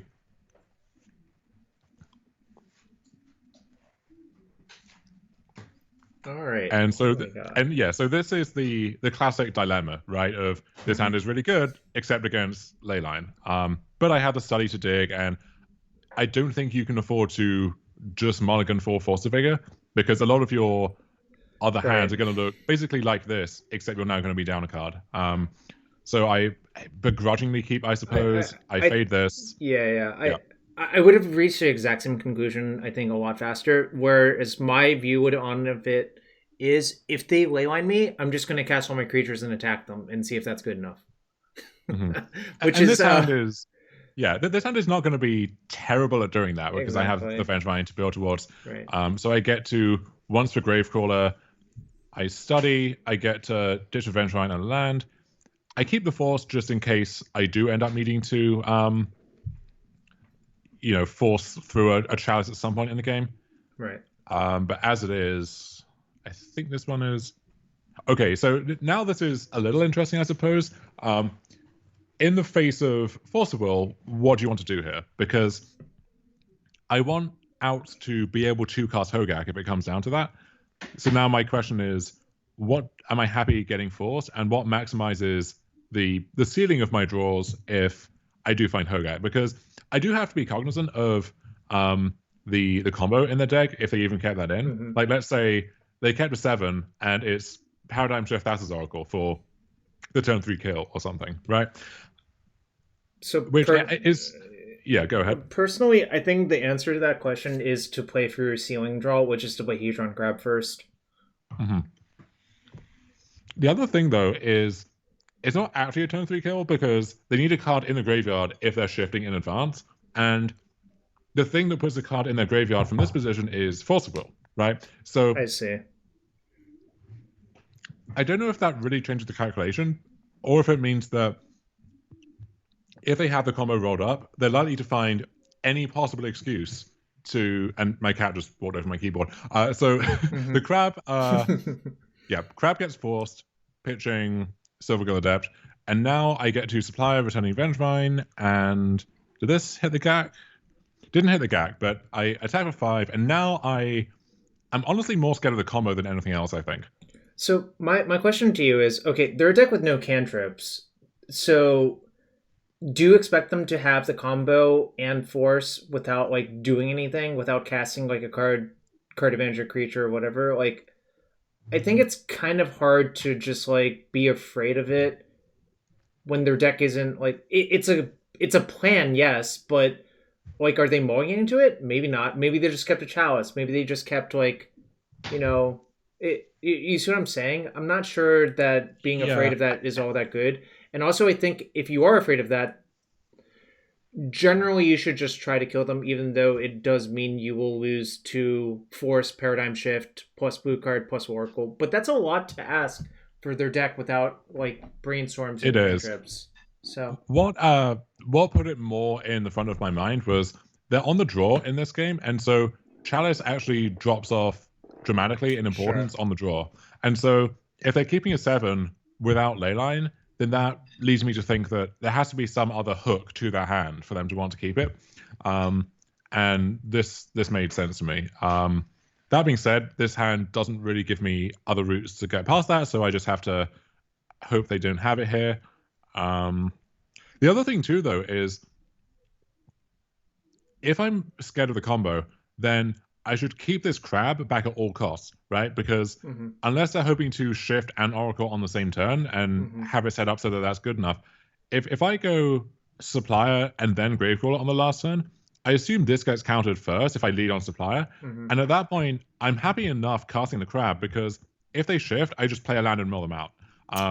So Oh. the crab is kind of you think of this more against Huh. Doomsday, which is Yeah, a yeah. more popular deck, but it actually does come up in this situation as well. So I think I did screw that up. So there is a chalice, but as you can see, at this point, it's better against this part of my draw than it would be normally, but I'm still less concerned about it now. So I just pass with the intention of fetching the Dryad Arbor. And this is True Name Nemesis.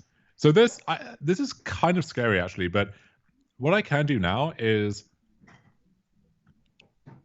yeah, so I draw Vengevine, and I'm thinking I can attack with these because if I mill Hogaak, then I can recast. So if the Vengevine dies, basically, Mm-hmm. then I can recast Gravecrawler, get it countered, recast it again, and just bring it back. Whereas if this gets countered, then what I can build towards is like forcing the chalice, and then just casting all of this stuff and getting back Hogaak. So even though the supplier cuts me off the zombie recursion in the short term, I have this route around that I'm interested in exploring. Wait, The other thing, so, yeah, go so ahead. does that mean you should attack on that turn then? Possibly, but the issue Yeah. is if they block here, I guess the upside is only 1 point. Whereas if it's correct for them to block here and they realize that, then I maybe have just screwed myself from this entire route Okay. back into the game. Sure. And if I draw Hogaak, then yeah, it just felt like it wasn't worth the upside. Now they have a second True Name Nemesis, so I really am kind of iced on the ground here. But But they they attack attack with the with first one. one. Oh. I think what they assumed was if the first one meant I couldn't attack, then The this second one also means also that I can't means, yeah, attack. exactly. Yeah. Whereas now they actually are applying pressure to me, and if they put me to 15, then any Lord makes this a 2-turn clock from that point on. So I don't hate the attack from that standpoint, but that does mean that this force now kind of unlocks everything else I have going on. So I draw another supplier. That mills a Hogaak. I get to make that attack now. Yep. And yeah, so Vengevine dies. I'm getting it back for free. And now you're just overwhelming, I think, right? Well, not necessarily. So here's where I thought I maybe mess up again. Where, so let's say at this point, something happens to the gag. I now have 4, 5, 6, 7, 8 power in play, and they're at 9. Oh. Whereas if I had cast the Gravecrawler instead of the second supplier, then I would have exactly 9 power in play. So this means they can't deal with this somehow and attack, and then maybe kill me on the following turn if there's a Lord or something. I see. Yep. So and there wasn't that much upside because if I mill over another Vengevine, I'm not getting it back on that turn. So I think what I should have done is just cast a second Gravecrawler there. And yeah, you have 2 more black creatures for next turn anyway. So even if you do mill another Vengevine, playing the Gravecaller is better.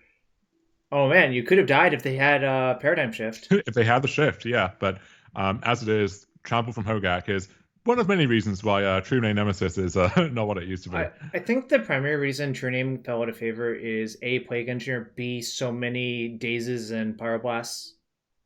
It's the combination of those 2 factors. I think True Name, in the absence of one of those 2 cards, either Plague Engineer or so many Pyroblasts, it would be a much better card. Yeah, that's why I kind of like it in the Merfolk show where you have Cavern and Vial, where if you can dodge it getting Pyroblasted on the stack, then it's basically impossible to remove a lot of the time. I would also throw Oko into that mix as well, though, and Uro, in fact, because both of those threatening to gain 3 life a turn means that it's really not a serious clock anymore. And it's not like you can attack the Oko down easily either. It takes so long to even make headway on the board against the Oko.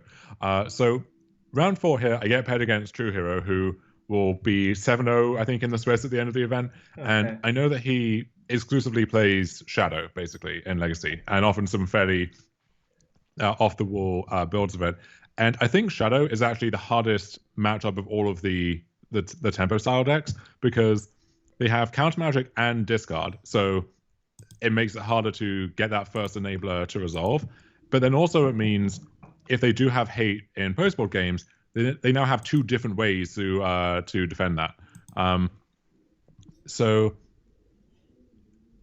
I still think it's a fine matchup, but I think it's harder than just like stock Rug Delver is a lot of the time. Right. So I have a decent hand, I think. They cast Ponder.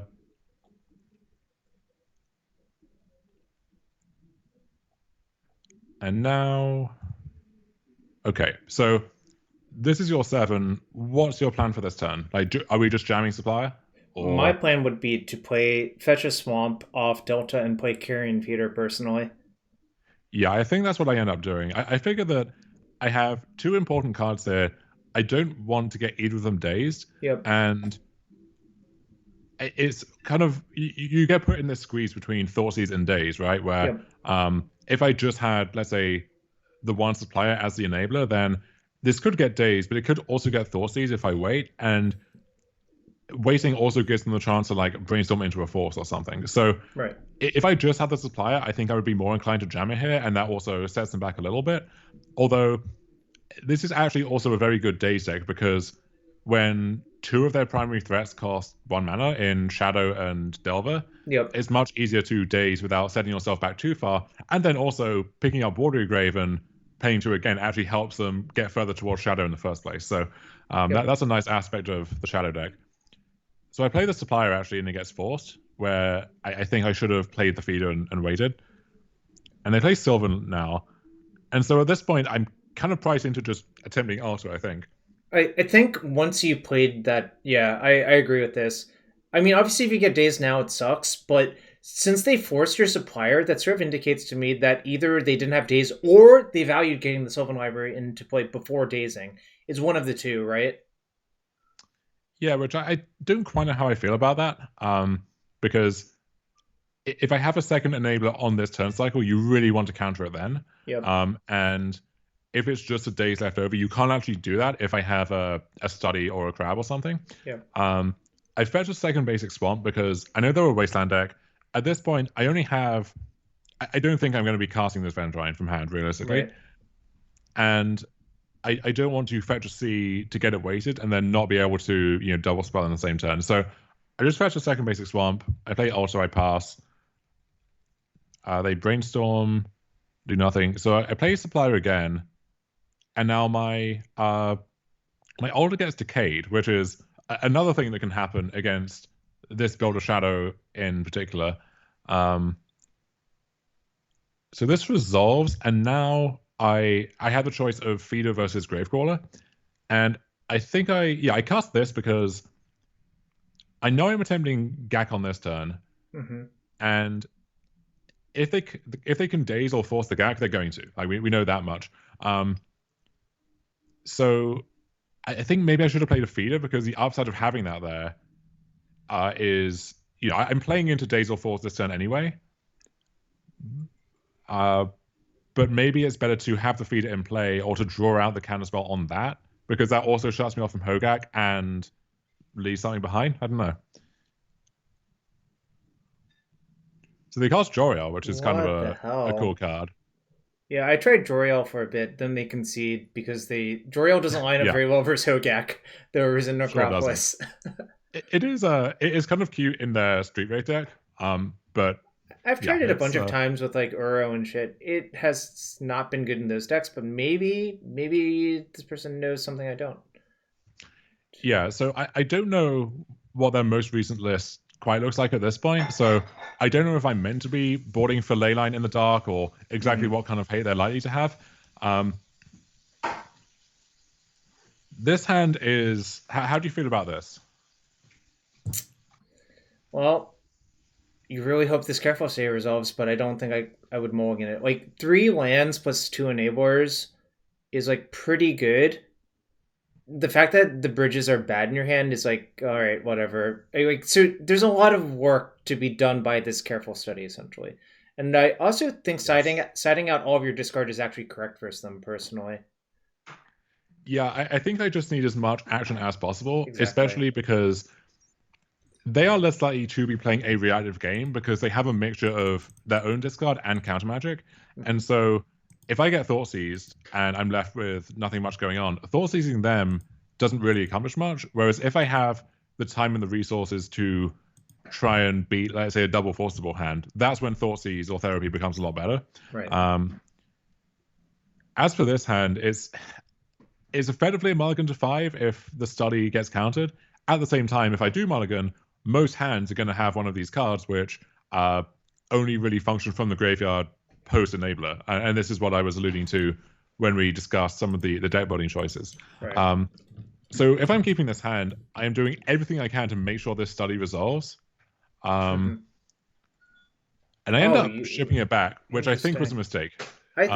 My inclination is that's a mistake, and I think this hand is worse than the previous hand by a lot, actually. It's considerably worse, yeah. So I instantly regret it, and there is like a results-oriented aspect to that, I think, where, I mulled into a bad hand, so I regret it. But it's not even there that. Is also... yeah, go ahead. Well, sorry. that's not what you should be thinking about. I think it's whether or not uh, you really realistically expect to improve by mulliganing. And I think most of your hands on six are going to look like your seven card hand, just with one less land. But the lands are actually good in this matchup too. So I think you're just sort of shooting yourself in the foot.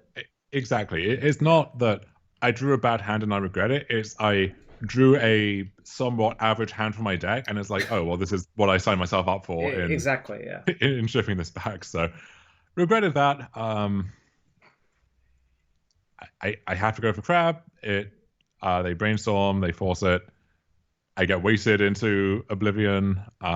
Just have naked dryad over here. That never feels great.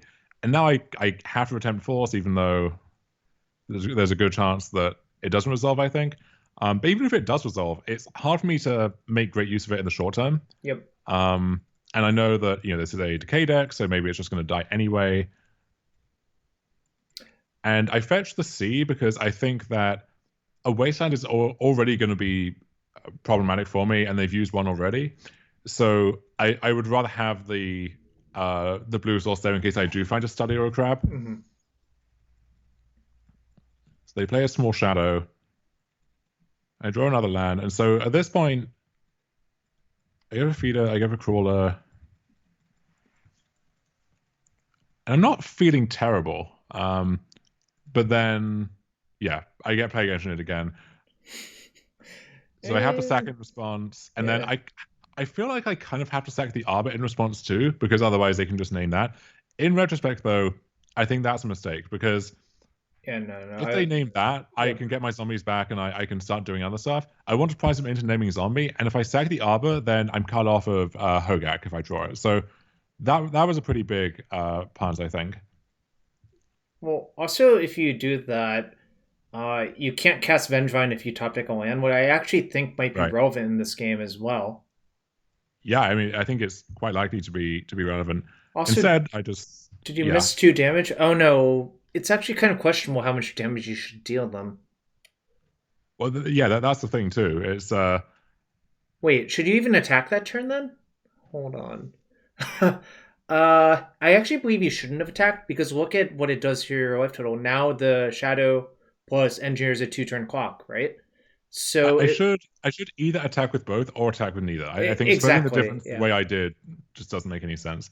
I think I was already kind of thrown by that early mistake and also just getting plague engineered that I might just kind of like short circuited for a second. Oh, and sure. Okay. Yeah. By the way, I think engineer not being nearly as popular as it used to be is a kind of nice thing for Hogaak, but Yep. I played against it twice in the first 3 rounds of the event, so or first 4 rounds, I guess.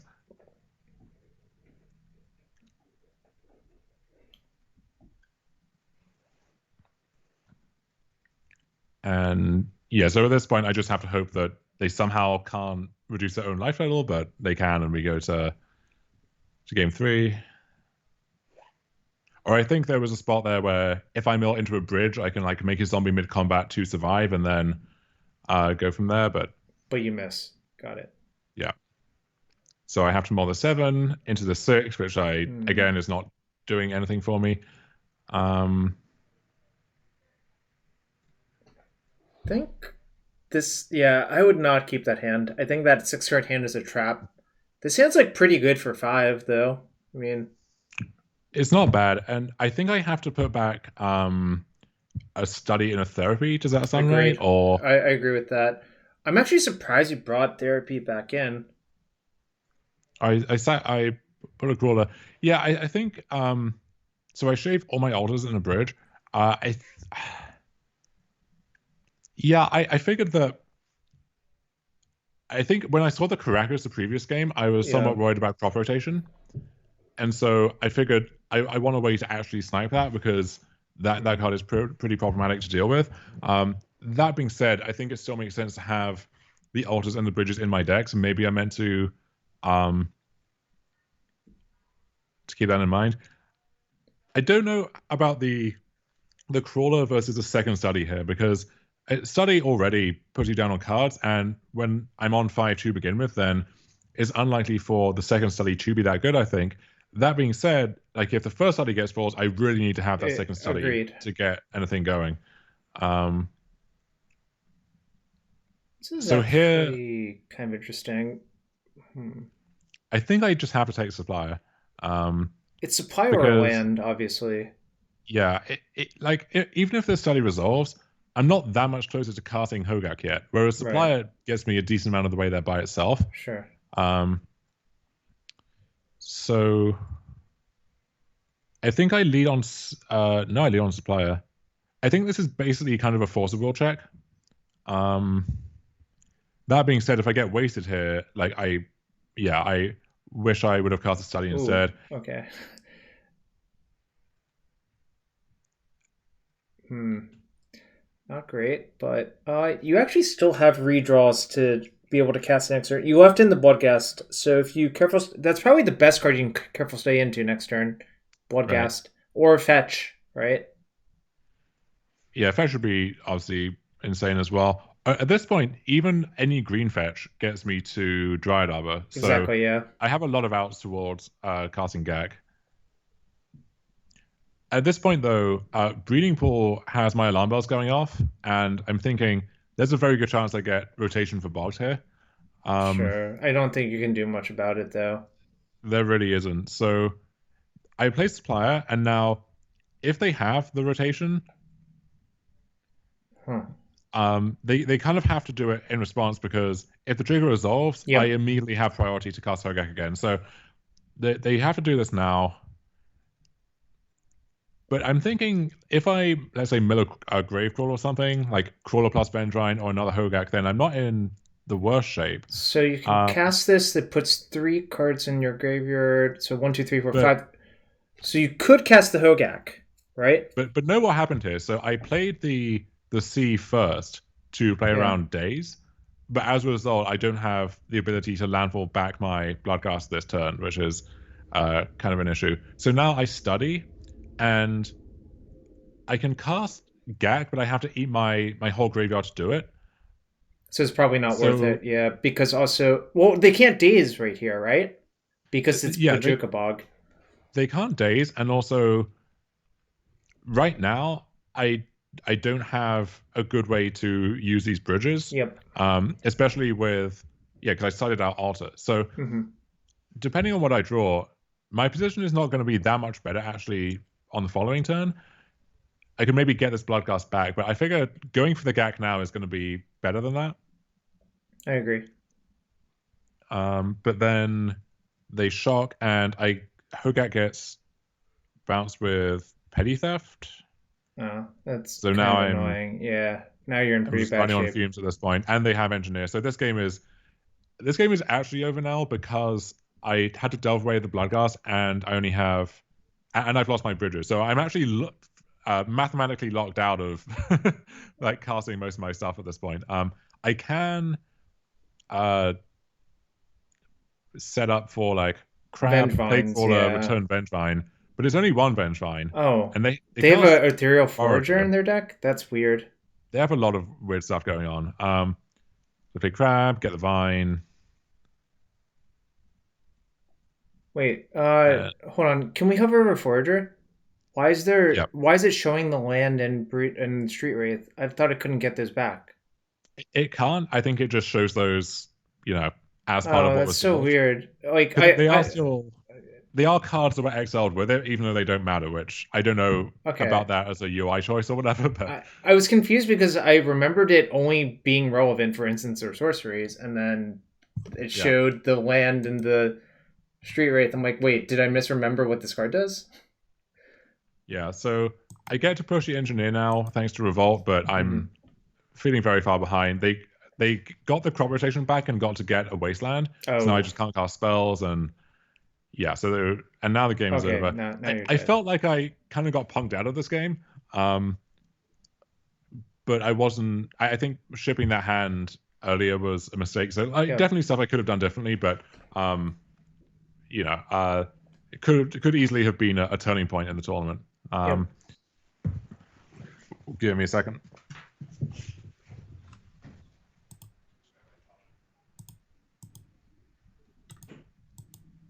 All right, everyone. All right, let's see what we got. If you all enjoy the stream, consider supporting it by following, or if you have a Twitch Prime sub, use it. And we'll be back shortly for the next round against Mary Sue. I believe Mary Sue's a Japanese player who plays Rug Delver. Yes. So was kind of pleased to see that, insofar as you can ever be pleased to get paired against Delver. So I once take a fetch land. Yep. And I therapy. Okay. I therapy for Forcible because I need this study to resolve. I see this hand. So Triple Days, Oko, Tarn, Goyf, Wasteland. I figure I can maybe bob and weave around these daisies because they're kind of gated on how many they can cast on any one turn cycle. So at this point, they can cast exactly 1 days. So I can afford to cast my 1-drop. So I cast my study, and they drew Force Negation. Ooh, that's brutal. So that's a kick in the teeth. Especially as they can now waste my land, and that makes each of their daisies that much more powerful. Yeah, I agree with naming Force of Will for a lot of reasons, obviously. But obviously, you're like, oh, now we're safe, and then suddenly we weren't safe. Well, what I could have done also, I guess, is play Feeder and Flashback Therapy and name days. Hate that. There's a lot of reasons I hate that. I think you need to save that for Vengevines and shit as well. Like, that's a very real resource in your deck. So draw the second bridge. Yikes. Kind of not feeling great about this at all. And now I think I play Gak. Thinking that there's a good chance that it's going to get Oko'd, but there's not too much I can do about that. I only have exactly enough to do this. I can't therapy again after the fact, right? Unfortunately, if I had drawn basically any spell here, then that would have been a lot easier. But as it happens, maybe this is. As it happens, Bridge from Below are Yu-Gi-Oh cards. Yeah. So Oko, Elks, Hogaak, and now I make an egregious mistake because I'm in the mindset of thinking that, of course, Tamagotchi is always just a big boy, right? Oh, did you cast Supplier pre-combat? Well, so I've delved, and also, they've only cracked fetches and played 4. So this is just a 2/3 Goyf, and I can attack into this and just see what happens at that point, because if it blocks here, then I can sack other stuff to load it up, or I can just attack with everything. If it blocks the Arbor, then the Oko dies. I think it's actually still fine to play the Supplier pre-combat, because what I can do is play Supplier, attack, sacrifice the Oko, and then depending on what happens here, recast Oko again. That runs into issues with days, but I think it's fine to do it like this, because I don't know. It's complicated. Yeah. So I just mill some creatures. But what happens now is I sack Supplier, maybe looking for a Gravecrawler, which would let me get the other Vengevine back. What I should have done, though, I'm pretty sure, is just attack Oko with Hogaak and Carrion Feeder. Although, actually, that doesn't... I think that's fine, because... Yeah, you can't kill it, so you're down a creature. Well, if they block, then I make this a 4/4, maybe, and then it eats the Goyf, and then it's kind of hard for them to actually Oko it, because it still keeps the counters, so Oko would still die at that point. It does mean I'm just shoving on that, and the daisies are good now, and I don't really have anything left in the tank. Also, if I hit bridge here, that's really... the last bridge, I guess, that's fine too. But so what you can also do, I don't know if you see this, is you can sack the Hogaak and just recast it, delving everything away except the Vengevine. Yeah, and that does get double days at that point, but I think that's okay, right? Because I get the Vengevine back. The Tamagotchi is now a 3/4, right? Because they have a daze. My creature got dazed. And then Is that what I So it do? looks like you're doing that, yeah. I think this is Okay. such a natural play if you've played Hogaak that like this Yeah. makes so much sense. Obviously they can and probably will double days because um well if they don't, like it's just so much power to deal with. This is like sort of okay for you. They had to pick up all of their lands and now you know they have land. So you know they Yeah. have land and days in hand, right? Yeah. I think this next turn maybe is where I make the bad non-attack. Okay. I have to remember. That's not a good Okay. draw. Well, it kind of maybe can convert to something, right? But Right. it's not good against days. Well, And actually, can we make sure that the third days wasn't pitched to Fawn? oh, it was, yeah. Oh, so it's So now I actually know. Trop plus mystery card, right? Yeah. So I now should know the coast is clear-ish. Yeah. Sadly, though, there's not an immediate route to getting the Hogaak back unless I um like once into a supplier or something. Yep. So this was the guy for this was a 3/4 at this point. So maybe I was thinking here I should have also attacked. Okay, I do. I think this is fine, actually, right? Like the block is not good for them. Yeah. Oh, so this ends up okay. The Goif is one bigger Oh, now, but oh, Jarvis, you what? can predict what happens here, I'm sure. What am I supposed to predict? Is this Well, getting? maybe the chat can flex their predicting muscles, but so I once, and I find supplier, which I am thrilled to pick up here. Oh, you're gonna get I fourth cast a dazed. supplier, and I get fourth days, so Oh, that's it's a so bit of life short funny. at that point. But I don't know if I actually am just meant to hold it there. Like I think there is a case for, but then I give them outs to draw forcible, so it's I think I like casting it and just forcing the issue, pun intended. Like they've used 3 dazes, like the I yeah. don't know. It has to be the fourth days. So they cast preordain, and now they get a clean attack with the Arcanist. They can flash back to preordain, Yeah, and I'm feeling this game just slipping away from me. but I they figure didn't that waste you, huh? they didn't waste me, and so now you're thinking, okay, I can play Hogaak again, which you kind of love to see, and of course they preordain Oh, into a force. now you're like in bad shape. Now I'm super dead, yeah, Yeah. and yeah, I don't think there's anything too I, interesting that happens for the rest of I this. really don't think you're allowed to play around the fourth days there, for a lot of reasons.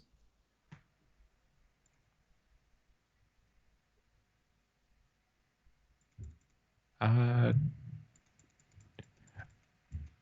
I think maybe there was a the last one I could have fetched a Bayou instead of a C in case I drew Sure. Vendrine for the scenario, but I think Yeah. but I knew they had the Wasteland, so then they can cut me off blue mana, which seems like Yeah. a worse outcome. Um, and yeah, this is I die.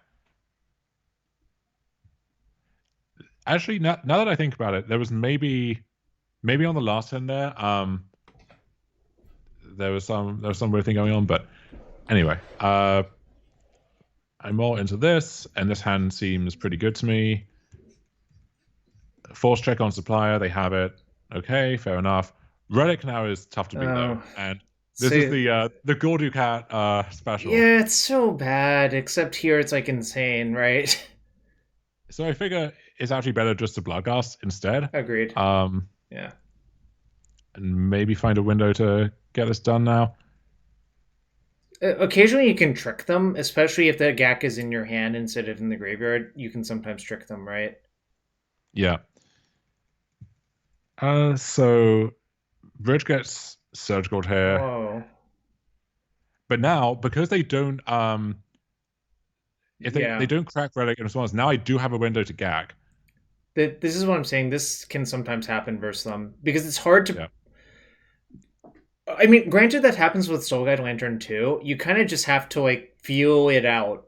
There's no like easy heuristic about that. Okay. So they Holy they double bolt moly! and then they rough. So Wow. now I just have to. So okay, this is a decision point. I decided to use my push on my own citrus supplier, reasoning that if I find a bridge, Hmm. then I actually recover decently well from this position here. Yep. Whereas if I don't and I just lose everything, Yep. it's pretty hard for me to rebuild in the short term. Hmm.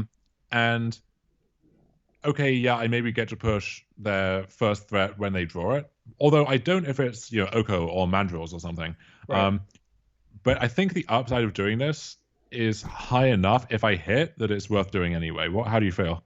No, I agree with you. Okay. Oh, but bridges are surgical, right? Oh yeah, so okay. Oh, So never mind. This made no sense good then. good idea, except wrong timing because Okay. I have perfect information that I should have. Yeah. You know, So Puncher's Chance pointed it out in the chat that bridge not exiled question mark. Obviously, it is exiled. This did bridge not. exiled Yeah, exclamation mark. Yeah. exclamation So mark indeed. that was embarrassing. I kind Okay. of All right. as it turns out, they Oko and It looks like you're pretty dead in I the water. am not close to competing in this game after this point. I can push a 3-3 to buy some time, but And I you kind of probably give decide up. it's better to go get lunch or something. Wait, so Yeah. you're by that point you're 2-2, 3-2. 3-0 into 3-2. So Okay, so you're still like depending on the size of the tournament, maybe you're still alive. And spoiler, he was yeah, alive. He was it was like alive, fam. it was Ooh. like a 70 something, so a small 7 rounder. Yep. So I figured a few X2s are going to make it in, but there's also a chance that depending on my breakers, I'm going to end up playing for like ninth or something. But So we'll see. Datsai is Yuta Takahashi, Yeah, well-known streamer, Vendolian, member of Rivals, I believe. I think yeah, he usually just plays slow blue decks, so you know what you're in correct. for generally. I knew I was likely to be against Snow, so that's good. And I knew I should know who this was, but I knew that I didn't. I was like, okay, pretty sure some like Japanese ringer or something, and yeah, but Oh, didn't know which excellent one. hand though. Assuming that doesn't get forced. Even if it gets forced, I don't even think you're in that bad of a shape. Because like the feeder plus crawler plus Vengevine is still pressure, right? And we could, in theory, discard the crawler instead, but I figure if something happens to the feeder, we want both of these in hand to Right. set off the initial Vengevine chain. We have the Arbor, so we're fine using the worst fetch. Not that it's going to matter too much. Play this, attack, and I'm pretty sure the game actually ends, yeah, right now. Just So scoop it up. actually, you really shouldn't scoop there because that reveals a lot about your deck, in my opinion. So Specifically, it reveals no terminus, right? that's exactly what I was thinking. It also reveals that he probably doesn't have Dead of Winter because technically you can take four, then so you take four this Yeah. turn cycle. He plays a land. You deal him 7. That's not lethal, so that means you can also write up Dead of Winter. So that Well, actually narrows yeah. down a lot of the variants it could be. Perhaps he thinks even if he Dead of Winters, he still can't get out of it. But I think conceding there is premature, unless if it's. I actually think the time zone might be late for him, and he just wants to preserve all mental energy by that point. That Like makes a lot not of sense. because remember Japan's on a 12-hour differential, 12 or Yeah. 13, depending on daylight savings or whatever. I think it's possible it's like in the middle of the night for him, and he's just like, okay, I don't think I can win this. I'll just save my energy for the next two, which is Am fine. I you know the vintage god Discover N? Am Yep. I right in thinking that that's a Japanese player as well? He is Japanese too, so it's kind of crazy that he wins all these tournaments and it's probably like 3 in the morning or something, right? Right. And then immediately hops in the next challenge and also wins that. It's kind of I was insane. thinking the same thing, and I just thought that was so absurd every time I saw it. I'm like, wow, I this person's really good. I think I do beat the board here, or the board beats Dead of Winter because the feed is going to outsize it, especially next turn Oh, with I the see. I crawler see. synergies. But Okay. that's still they could easily have right sword into Dead of Winter, right? And Yeah, so sure, sure. that does leak some information. And I think actually knowing that It affects how you sideboard con- then. Yeah. it confirms that I don't want the surgical for game two. I think eh, looking Yep. at the list on Goldfish, I knew it was kind of standard issue Snowco, so I think I would not have bought it in anyway. Mhm. But this is fine. I bought out one copy of Once, which usually I'm loath to do. I see people doing that, and usually I hate it. I figure in exactly this matchup where I don't need to go fast necessarily, but also drawing it in the mid game can be kind of rough. It's okay to do that, and there's no pressure to find a second land to play around Wasteland or something. Cutting a Hogaak seems to be stock against these Swords decks. I don't know if how much I like that either, just because the upside is so high, and you always want to find one. And with feeder, it's easier to protect from swords. But when I have all of the older stuff and also the seizes in my deck, then it's kind of hard to find room for stuff at that point. So this is my 7, great 7. Very happy about this, and I'm happy to test the waters with these enablers just to try and resolve Alter in a certain window, because I agree with Alter, that. yeah, Alter is what wins you this game. Turn 1 Spellbomb is an annoyance, but it's not game over the way that like Leyline or something would be here. So I decided to lead on Crab because Crab, if I keep drawing lands, that by itself can create a threatening enough graveyard where he might feel the need to blow the Spellbomb. Also, if I feel like I can control the timing of the Spellbomb, I obviously want to do it when they aren't going to have the black up to get the card back from it either. So can we quiz your sideboard real quick? It's like covering some of the battlefield. All right. Okay, so draw a bridge. Hate to see it. There it goes. But this is actually kind of interesting because they ponder off the sea, which it makes sense, right? You want to have the shuffle effect to follow it up with. However, if it is stock Snowco, I know that they very likely don't have a fetchable black source here. Because this can only fetch a dual land, and they usually only have one sea. So I'm kind of tempted, if I can, to force them to crack the bomb on this turn, and not expecting them to get the card back. So actually, a quick question from the chat: are they obliged to the last chance they have before you can cast a Hogaak spellbomb you? I think I had a quick answer, which is I think Snow can often let it go and just Source of Plowshares a Hogaak. That's the major difference playing against these white decks, that I think Hogaak by itself is sometimes not good enough, which is fine. You just accept that. So this is an interesting spot now because I don't have a real second land, but I have the Arbor, and that still mills me for 3, but also helps to convoke out Hogaak. And the mill from the Crab turns over a Gak, and that means now when I cast a Supplier, if they don't have Force, they have to blow the bomb, or I can just cast the Hogaak. But now, knowing that, is there a case for flashing back the Therapy first with a Crab? Because I'm going to lose the Therapy otherwise. So it's a question of casting Therapy versus having a Crab for future turns if I draw a land. I think I would leave the Crab because I think it's super threatening versus them, personally. Even though, like, clearly you know you don't have any more lands, but they don't know that for sure, right? It's true. The other thing that causes a problem here is if I put Therapy on the stack, then let's say they have a Swords. I think they're actually quite likely to Swords my Arbor, and then the Supplier. Not only do I have not much stuff going on, but the Supplier means they don't have to crack the Spellbomb on this turn because I'm not threatening the Gak anymore. So I think even if I have the read on Swords and I want a Therapy, I think I should still not do that and do this instead, as weird as that might seem. So I play the Supplier, and now, they use their 1-mana Tormod script, basically. And the nice thing about the way the timing works is I still get the ETB meal trigger from the Supplier now, and so I have this Gravecrawler just chilling there, waiting for next turn.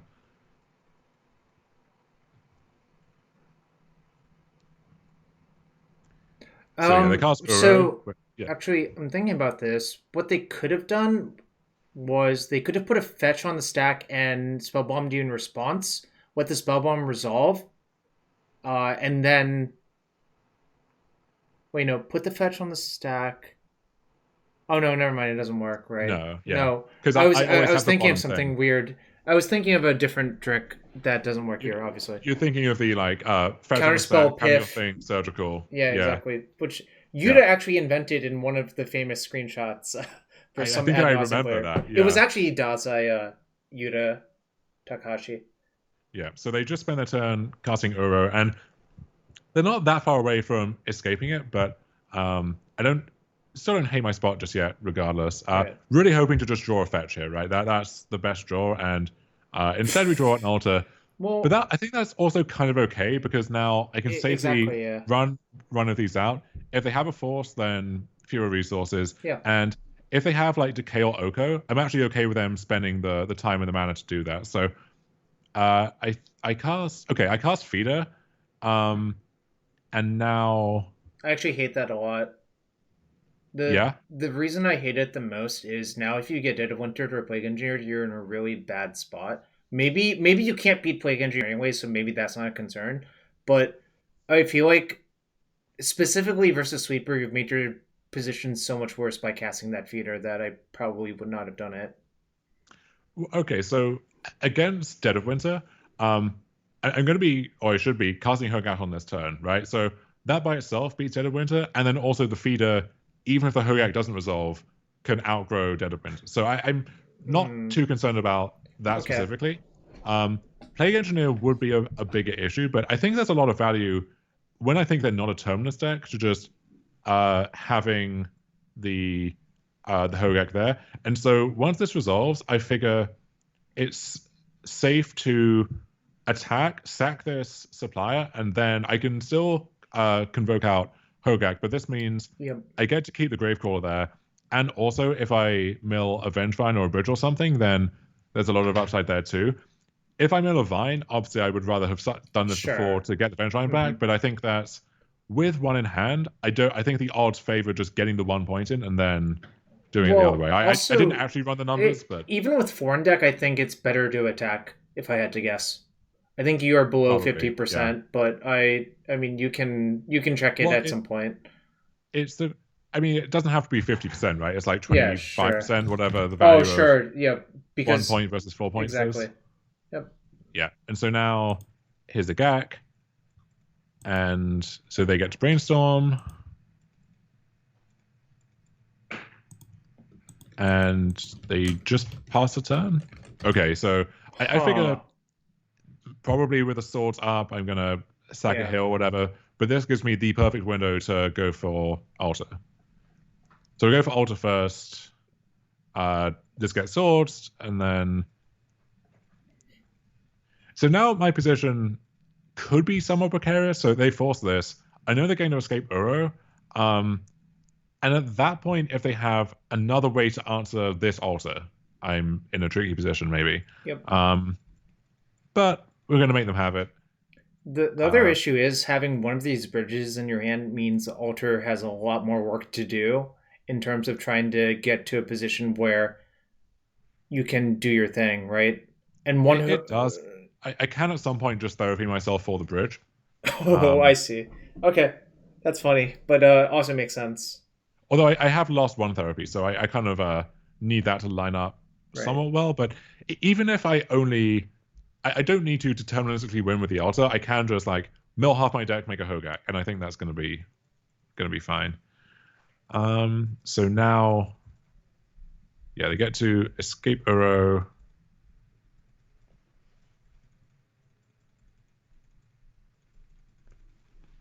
And they still have no land. Wow. Which I am not pleased about because it increases the odds that they can answer Yeah, this yeah. altar. But um, this is But actually insane, right? So I play the second crab, yep. and now I get to mill 12, get the blood guts back as well. Oh, now you can But therapy them for and I therapy force. first, and I Yeah. see they just have like cling, decay, brainstorm, and Oh, I'm like, okay, then this is now you're yeah. and look, you just showed you so much respect. They didn't even make you do it. Although, like, I think you would really just have to do literal nothing with your thing for them to win the game from here. I And would have even to like still dicey, I think, for them actually. it would have to be that thing where like I attack first, I let them exile a bridge or something, I But they sack can't the even wrong exile the thing, bridge with their target. thing, right? They literally can't do that. So yeah, Oh I right, because it's too big. yeah. Yeah, so that's what I needed at that point in the tournament. Is frustrating last two rounds after a 3-0 start. Get paired against a good player, get to just clap them easily in 2 games. So back in the saddle, feeling good about But that. speaking of good Um, players, let's go to yeah, round seven. so round seven, possible winning in, but could end up on the outside Yeah, looking in, even if I do win. However, I am paired against JPA93, who might be the actual best legacy player on Modo. So it's part of possible. the fun for me of playing these events is going against the good Yeah. competition, right? Like Hmm. ultimately, what does top aiding versus not top aiding really do for me in the grand scheme of things? Um, so I like getting paired against the tough players, but if I'm just looking to win the tournament, obviously this is not a great outcome. Okay, let's actually Oh, go back. let's go back. So So I go on Goldfish, right? his I see it's JPA's either recent results it's rug or with sneak for the last yeah, few, right? Yeah. and I've known that. So I go on Goldfish. All of the recent ones are Sneak and Show, and I go on JPA's Twitter because that's a good way to scalp when the situation comes up. And he has tweeted about other recent challenge finishes with Sneak and Show. So I figure, okay, that's what he's on recently, Yep. right? So I figure I need a fast hand, and this hand right here, which in the abstract is pretty good, actually, Mhm. this doesn't actually disrupt him. And if he has a fast draw, his fastest draws are better than my, whatever Agreed. draws. Yep. Um, so even though this hand is pretty good in the dark and contextually very good against some other decks, I don't know if this is actually good against, four Spirit Guide, Turbo, Sneak and Show. So I ship it back. My 6-card hand does have a therapy, but is totally unplayable otherwise, so I have to send that one back too. So we go to 5 cards. And this hand, Alter usually translates to a turn 3 win or pseudo win if you have anything else going on. Yep. So I think, okay, not great, but this is what we're working with. So fine. So we keep this. We put back a land and a study. Makes sense. And so I fetch a C to cast a study because Yep. that's what I have to do to make that a legal play. And then JPA plays Volcanic Island and passes. So at this point, I'm thinking, okay, maybe this is sneak. Actually, somewhat decent chance I die on turn 2, or that that if I play Alter Hero gets dazed, which would be terrible for me. Um, Oh, but and the lightning so bolt tells you everything you need to know, right? it sure does. So I absolutely should have just fetched first. Um, Instead, I get bolted, and I can't even return the Gravecrawler now. And now I get just delved into the Shadow Realm. I play my Altar, Brainstorm, get wasted, just draw a second Altar. I'm feeling terrible about life. Sometimes these So things happen. yeah. So at this point, even though I'm uh so I think Delver is a favored matchup, maybe like 55-45 or something Yeah. in that region. However, down a game against one of the best legacy players and Delver players you'll find, not a great spot to be in. Right. Not feeling thrilled about this. And also made this silly mistake, so kicking myself over that. So I actually, I'm still figuring out what I want to do in sideboarding against Delver here. Even though I'm on the play, I, I have all of the alters out of my deck at this point. So do you want to know my suspicion about the altar plan in this Yeah. matchup? I don't think it's very reliable, and I think you can win the matchup without it. So I tend to not. I tend to believe that it's unnecessary for you. I especially think that's extra true given how many extra carrion beaters you have. hmm Yeah, that's a good point. The appeal to Alter is that when you can't beat the board straight up, like let's say they have a Delver that's clocking you and you're going to be dead to a bolt or something, or Yeah. they have an Arcanist that's going to let them brainstorm to find whatever they need, Hmm. then Alter does a unique thing that other cards can't really do for you. But I do think on balance, you can just place the board and hope for that to be good enough. Yep. So this is another hand where like really hoping that the schedule study resolves. That being said, I don't know if I can really afford to therapy first. I don't Just to think you can because the issue is if you wait, then days becomes an issue too, right? Like it. it does, yeah. So I pitch therapy and gag. I just want the lands to cast my spells. I think all of these spells are good, and Yep. um, Can I we want the hide two the creatures at sideboard least. real quick? Yeah. All right. Okay, so I draw crab, Uh, and this gets brainstormed, and there's definitely a chance that this now gets dazed, which is pretty bad. On the other hand, because these aren't fetches, they're just basics. I think if one of these were a fetch, there is an argument actually for playing fetch before playing crab. yeah. Um, Yeah. I agree. because I don't know if the actual number of cards in my graveyard matters a ton, and I don't want one of my enablers here 2 meter days necessarily. Hmm. That being said, with this setup, if I play around this, I'm not going to get to use the crab this turn anyway.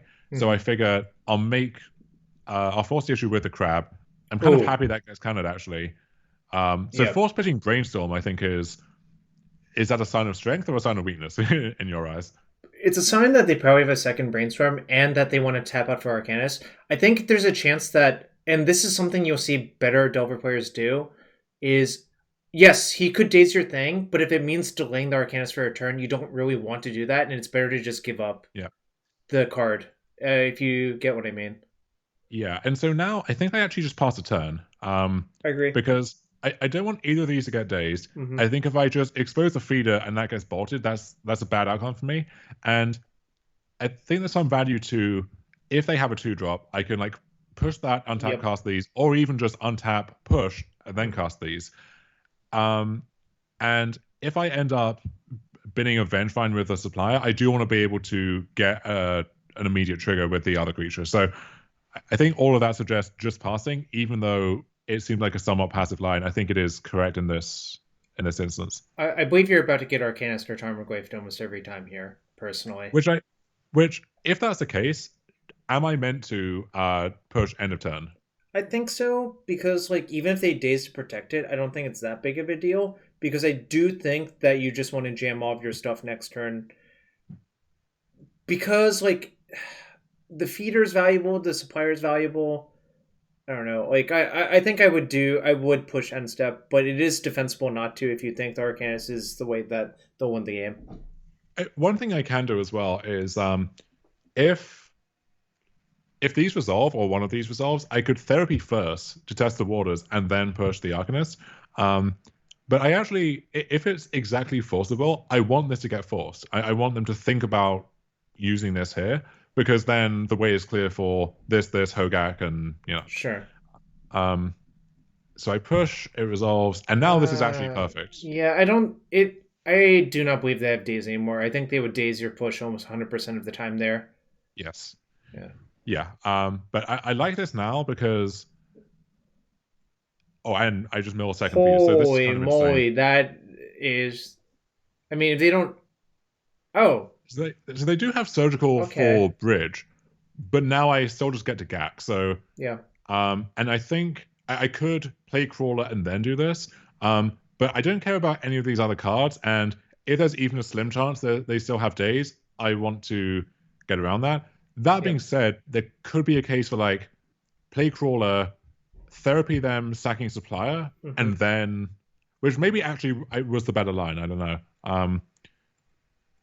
But I play So. Gak, it resolves. I crawler, I therapy, which again should have reordered this, but um, and I name Oko just because that's the theoretical Oh, they have out the for Hogaak. Caracas. That's. But they have Caracas, so this is Uh. bad news for a few reasons. Like obviously, just face up, they Yeah. bounce this, and also they beat my feeder. So now I'm thinking, oh my god, this game is. I'm actually probably still going to lose this game somehow. Um, but also, seeing Caracas means they probably have crop rotation, Crop which rotation. is Yeah. a whole wrinkle to have to play around.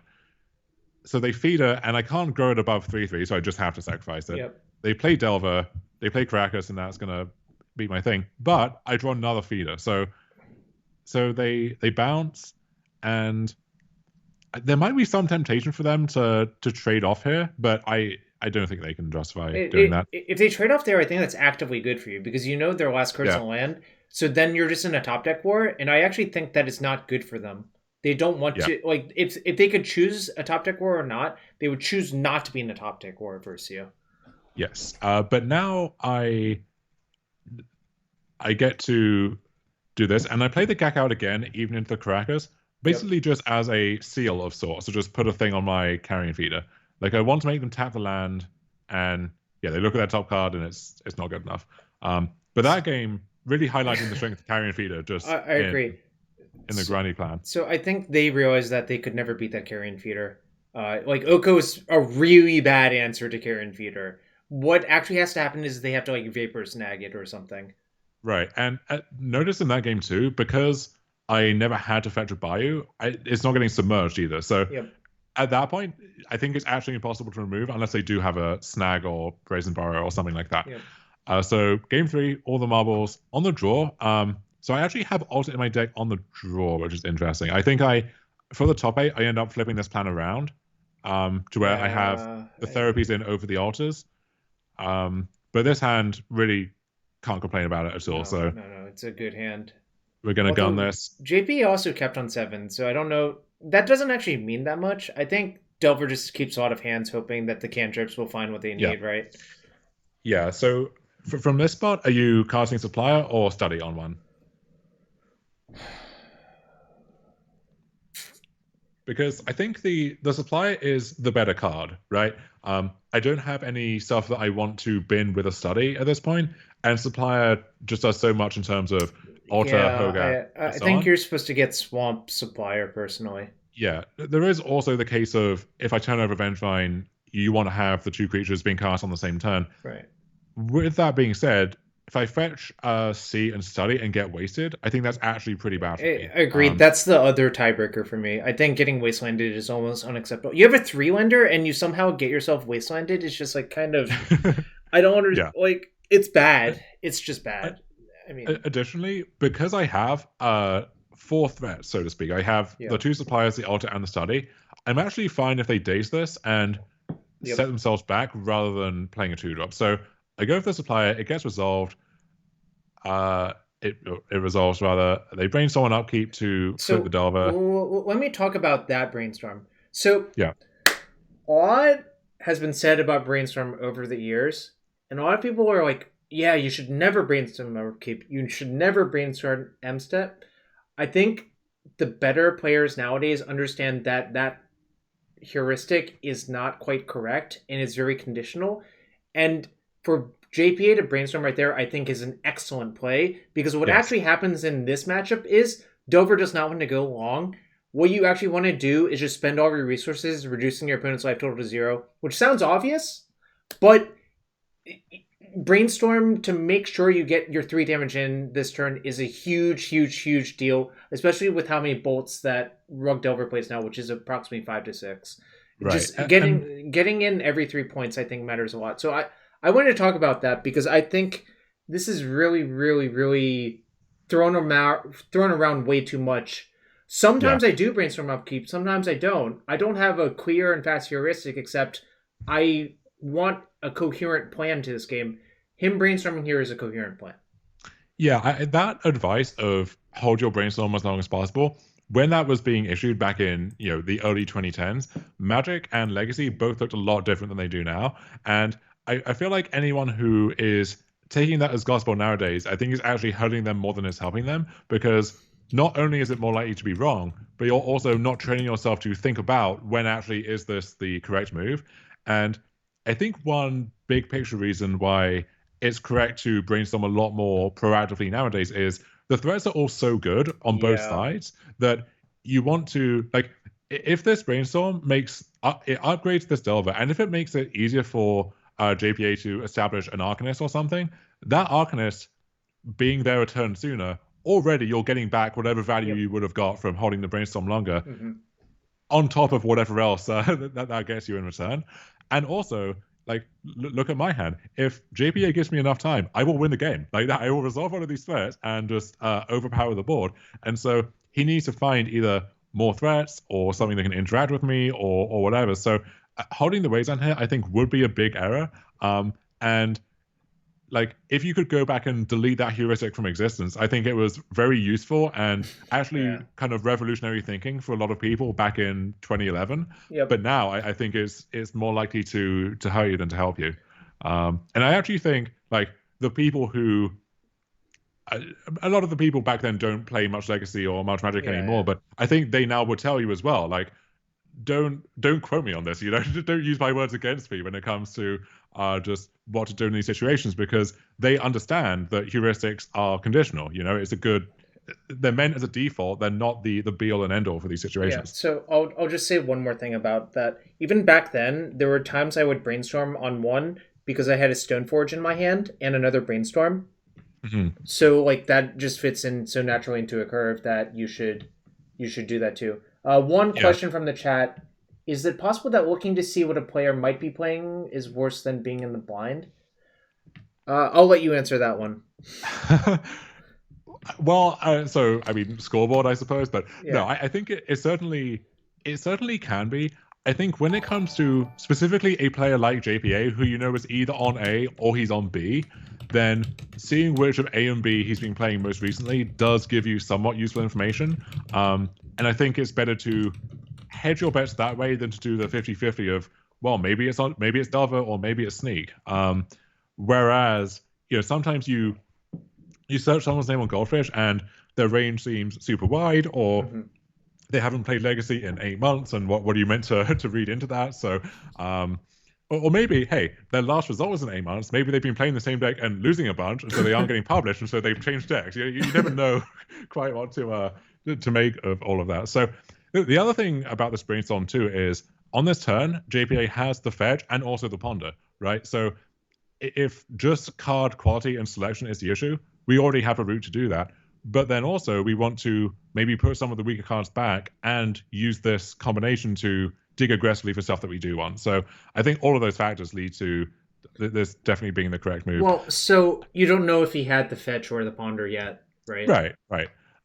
Which is the But danger, of course. But I think I love like it, and it's actually pretty likely he had one of those two lined up. yeah, but the Delver decks are built to be able to do this, right? Where they're very Yep. dense on cantrips and fetches to set this up. I think the waiting argument is more often correct for a deck like Snow, where you have a card like Source of Plowshares, which is fantastic against half the format most of the time, and it's dead against the other half all the time, and it's also dead against that first half some of the time as well. And so, waiting until you have those kind of polarized cards to look for or shuffle back is wiser, I think. So And they ponder, they attack. Yeah, I'll actually say just one more thing about that is I often match the speed of my cantrips in a blue mirror with how fast my opponent's playing it. If my snow opponent's going fast, I'll often go fast. But if my hand's like fine, I kind of just want to develop and see where the game takes me. Unless if I have a very clear like plan where I can punk them out already lined up. Um, so I play it very contextually. I don't have a set plan, and so in the fast matchups, these hyperlinears, I think just doing what he did is so often correct. yeah. And with Delver, I think you have fewer conditional cards like that, where if your list with the one Pyroblast, like, yeah, okay, Yeah. sometimes that has no text, you shuffle it away. But even a card like Lightning Bolt, maybe it's not good in. It doesn't have good targets in the matchup, but sometimes the best target is just them, right? And Because you you can draw still five of find them. yeah, you can Yeah. still find a good use for it. Or Yeah. I mean, yeah, sometimes you draw days on turn 8 and it's not doing anything, but by and Sure. large, you're building your deck so that you can kind of trade off all of your cards. And when all of your cards do something, that idea of cashing in the bad ones for the good ones has less utility, I think. Um, Yep. so this turn, I have a lot of options, right? I can jam Alter into days, which is kind of bad, but it also does set me up to triple spell potentially the following turn. Mm-hmm. Or I can lead on study, or I can lead on supplier, or I can lead on feeder. So, spoiler alert, I lead on supplier. But what do you think you would do here? I would also lead on supplier because I think this turn is the best turn to Vengevine them as well. Yeah, it's the best turn to Vengevine them. Also, Days is not great from this spot. So if they're countering this, it's going to have to be with Force. And I actually kind of want this to get forced because if I resolve Alter, I'm feeling great. If I resolve Mm-hmm. Hogaak, I'm feeling great. And I can still do that this turn potentially, even through a Force now. Um, Yep. so I actually do want to lead on one of the more tempting Force targets in the dark just to see what happens. And then if it does resolve, if I mill therapy, that's great. If I Mm-hmm. mill, bridge, then this feeder just becomes ridiculous. And also I get to just cleanly Hogaak through whatever else is going on. So okay, Well, so now I I I think go you for the just gap, slammed this Hogaak so fast. right? Do you think And they're likely to force if they have it? So does this resolving what percentage chance you were signing that they don't have force? so with GPA, it's really hard to tell because he knows when to pick a spot. So I don't even really think you can write off force. I think with the Hogaak resolving, you can write off force. Yeah, well, yeah, sure. Yeah, Um, but with the supplier, I think it's closer because a lot something he might also be doing is if he's sitting on a surgical, he's like, oh, maybe I can just tag something juicy there. The issue is if the surgical, if the supplier flipped to Hogaak, that would have backfired so hard on him, right? mhm, right, and so now we can rule out force, but we can't rule out days, and so now Yeah. we do still have a choice of I can fetch a sea and cast study. I can fetch a any land, which could be sea or basic swamp, and Hmm. cast carrion feeder, or I can just pass the turn. So I think there are actually decent arguments for any one of those. What I don't, I could also fetch Dried Arbor, but what I don't want to do is turn on Submerge, Submerge, which yeah. I think GPA is smart enough to know that if I can play some around Submerge, I will. Or that, I mean, I don't think he knows who I am. I don't think he's giving me credit for anything necessarily. But what I mean is he's good enough to know that Submerge is one of those like high impact but also potentially dead cards. Like he's not Mhm. thinking I'm just going to get this guy with a Submerge. I think there's more to it than that. So I don't really want to get Dried Arbor, even though I would weight the chance of JPA having Submerge less than I would a random Delver pilot in this spot. Um, I could also get Swamp and cast Feeder, and Mhm. that really cements my position for the following turn. Even if the Hogaak, like, let's say there's crop rotation, they get Caracas, they bounce the Hogaak. Right now, that's kind of bad for me, but if I have the Feeder, then I'm okay. That being said, if I fetch the sea to do that, then I'm exposed to wasteland, Mhm. which maybe is fine because I have another land here, but then it's a forest, so submerged. So like there's a lot of layers to this, right? Um, Also, if I do bait out the days now, it does make it easier in theory to resolve this altar, which is the ultimate end game scenario we're working Sure. towards. Um, that being said, I don't know if it really does that because if they do like brainstorm into a force or something, then they're Mhm. just going to force the altar. So would you go for the feeder, or I guess what would you do? Yeah. So they didn't counter supplier, they didn't counter Hogak. So I think, all right, well, let's unpack it. I think if you want to play something this turn, it should be the card you cared the least about. I don't think you can really avoid Wasteland um, if you want to play something this turn, because I suppose you fetch Swamp to play Carrion Feeder. I think that's just so bad for your next turn cycle that you're not allowed to do that. Because Hmm. you're down to one card that you're allowed to play next turn, barring a top deck land, of course. But I think instinctually, what I would do here is probably just fetch the C and play Carrion Feeder. Okay. The thing about careful study in this spot, I think, is that I don't actually know what I want, right? Because Exactly. if I find a Vengevine, it's too late to get mileage out of that on this turn cycle, Mm-hmm. even though it's a nice thing to have in the pocket for the next one. If I find more lands, then what have I really accomplished other than just discarding a card effectively and Yeah, yeah. exposing myself to wasteland? Um, Maybe I could upgrade this Bayou to another fetch or a sea or something, but Sure. yeah, I don't know. Um, so I guess study also could get pyroblasted, maybe, and this is the one window to play Yeah. around that. But But the problem is the Careful C is not even that good this turn. yeah, So I think that's why I would go C Feeder personally. so are you playing feeder hoping and or expecting it to get dazed, or I don't think you can really read into that too much. I mean, I guess if he had a daze, he had no window to cast it, right? Except for the first uh supplier on turn one, right?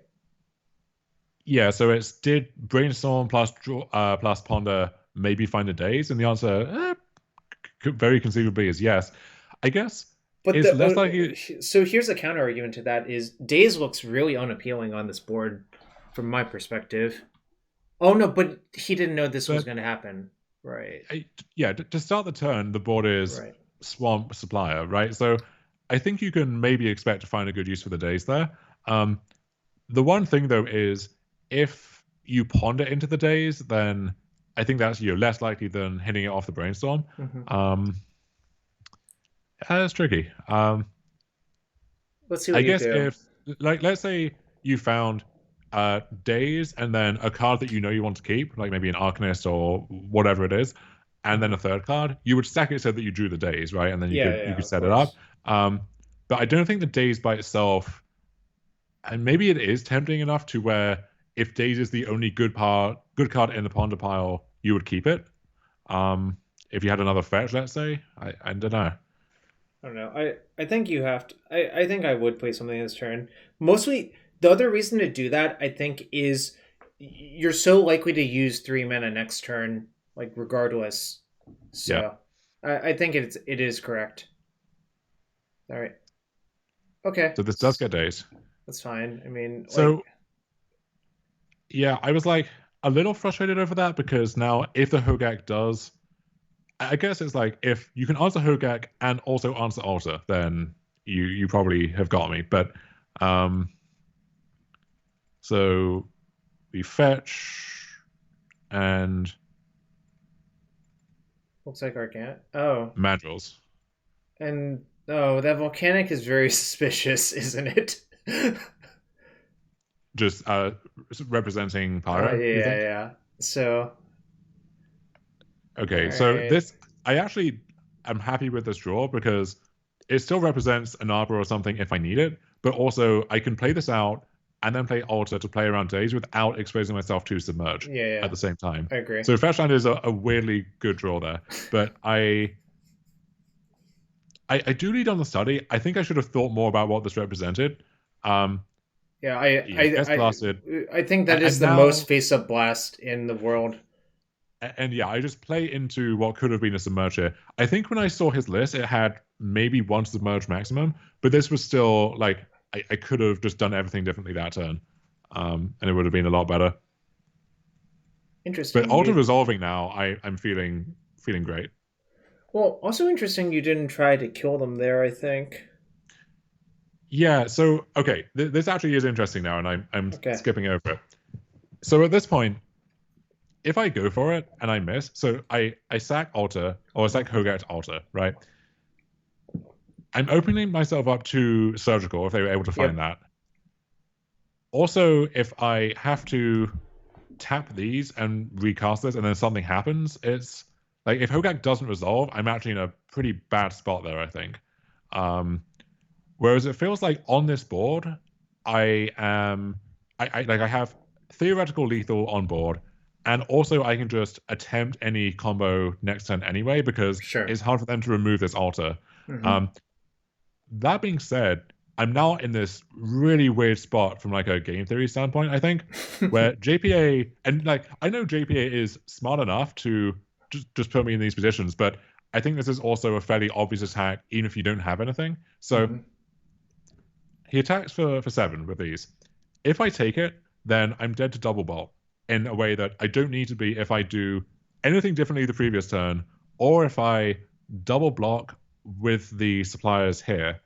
Um, and I can't sacrifice them as well because then the trample still gets Yeah, me. And right. yeah, so if I fear exactly double bolt, I can just block with suppliers on the grounds that I'm still milling 6, and I probably still have enough to keep going with alter next turn. That being said, I don't have I don't have lethal on board then. I can't rebuild. Let's say I'm Mill of Vengevine. How am I casting that, right? Because I don't have so Gravecrawler doesn't do it. If I'm blocking to save life, I can't fetch, so I can't get Dried Arbor to start kicking that off either. So I think if I play scared of double bolt, I actually massively decrease my own chances of winning the game here. Which Mm-hmm. I think a lot of people would just be like, "Oh yeah, take it," and they would be correct in doing that. But I do have this tendency where I imagine the worst case scenario and overinflate its likelihood, and that would lead me to kind of throw a probably one game here. So eventually, I kind of like check my own impulses, realize that okay, if they have double bolt, then I should not be playing around that. I just take it, go to 5, and we see what happens. So they play a land So and they play. I like some part of this, but I actually think thinking about all of that, the most likely thing to happen was what just happened right there, which is a blocker second main, Yeah, which is not lethal I anymore, agree. obviously. And it can be any blocker too. It can be Yeah, unflip Delver. Actually exactly. does it So as well. I think if you thought of it in terms of those lenses, it makes so much sense that they would attack no matter what, and then that the most likely thing for them to play is a creature right there. The other thing too is if you go back to the previous turn, Mm-hmm. if I had played the rainforest and cast altar, then if they make this attack and follow up with the Arcanist, I can fetch a Dryad Arbor, and Yep. then if they don't have submerged, they're just dead on board. Yep. Or not dead on board, excuse me, but like that gives me another relevant piece of material to like convoke Mm-hmm. Hogaak again and Yep. keep it going. So at this point, I'm thinking maybe I've screwed the pooch on this game, right? Because I can't attack for lethal. Right. I can try and dig for Vengevines to put those into play to attack for lethal, but then if I miss, it's kind of a tricky position. Um, and now bypassing the turn, I've given them another turn cycle to they cast preordain, right? Mm-hmm. So they put one on bottom, one on top. That top card could easily be the force that stops me casting Gak and winning the game. So I figure I may have just thrown this away, but I think you at have to this go stage, all. Don't you have to go yeah. all in on the altar now? Well, so this one is also weird because what I can do is I can attack, um, and then I what do I do here? Let's see. I just attack with Gak. I figure I can. Uh, I think I'm just trying to combo now.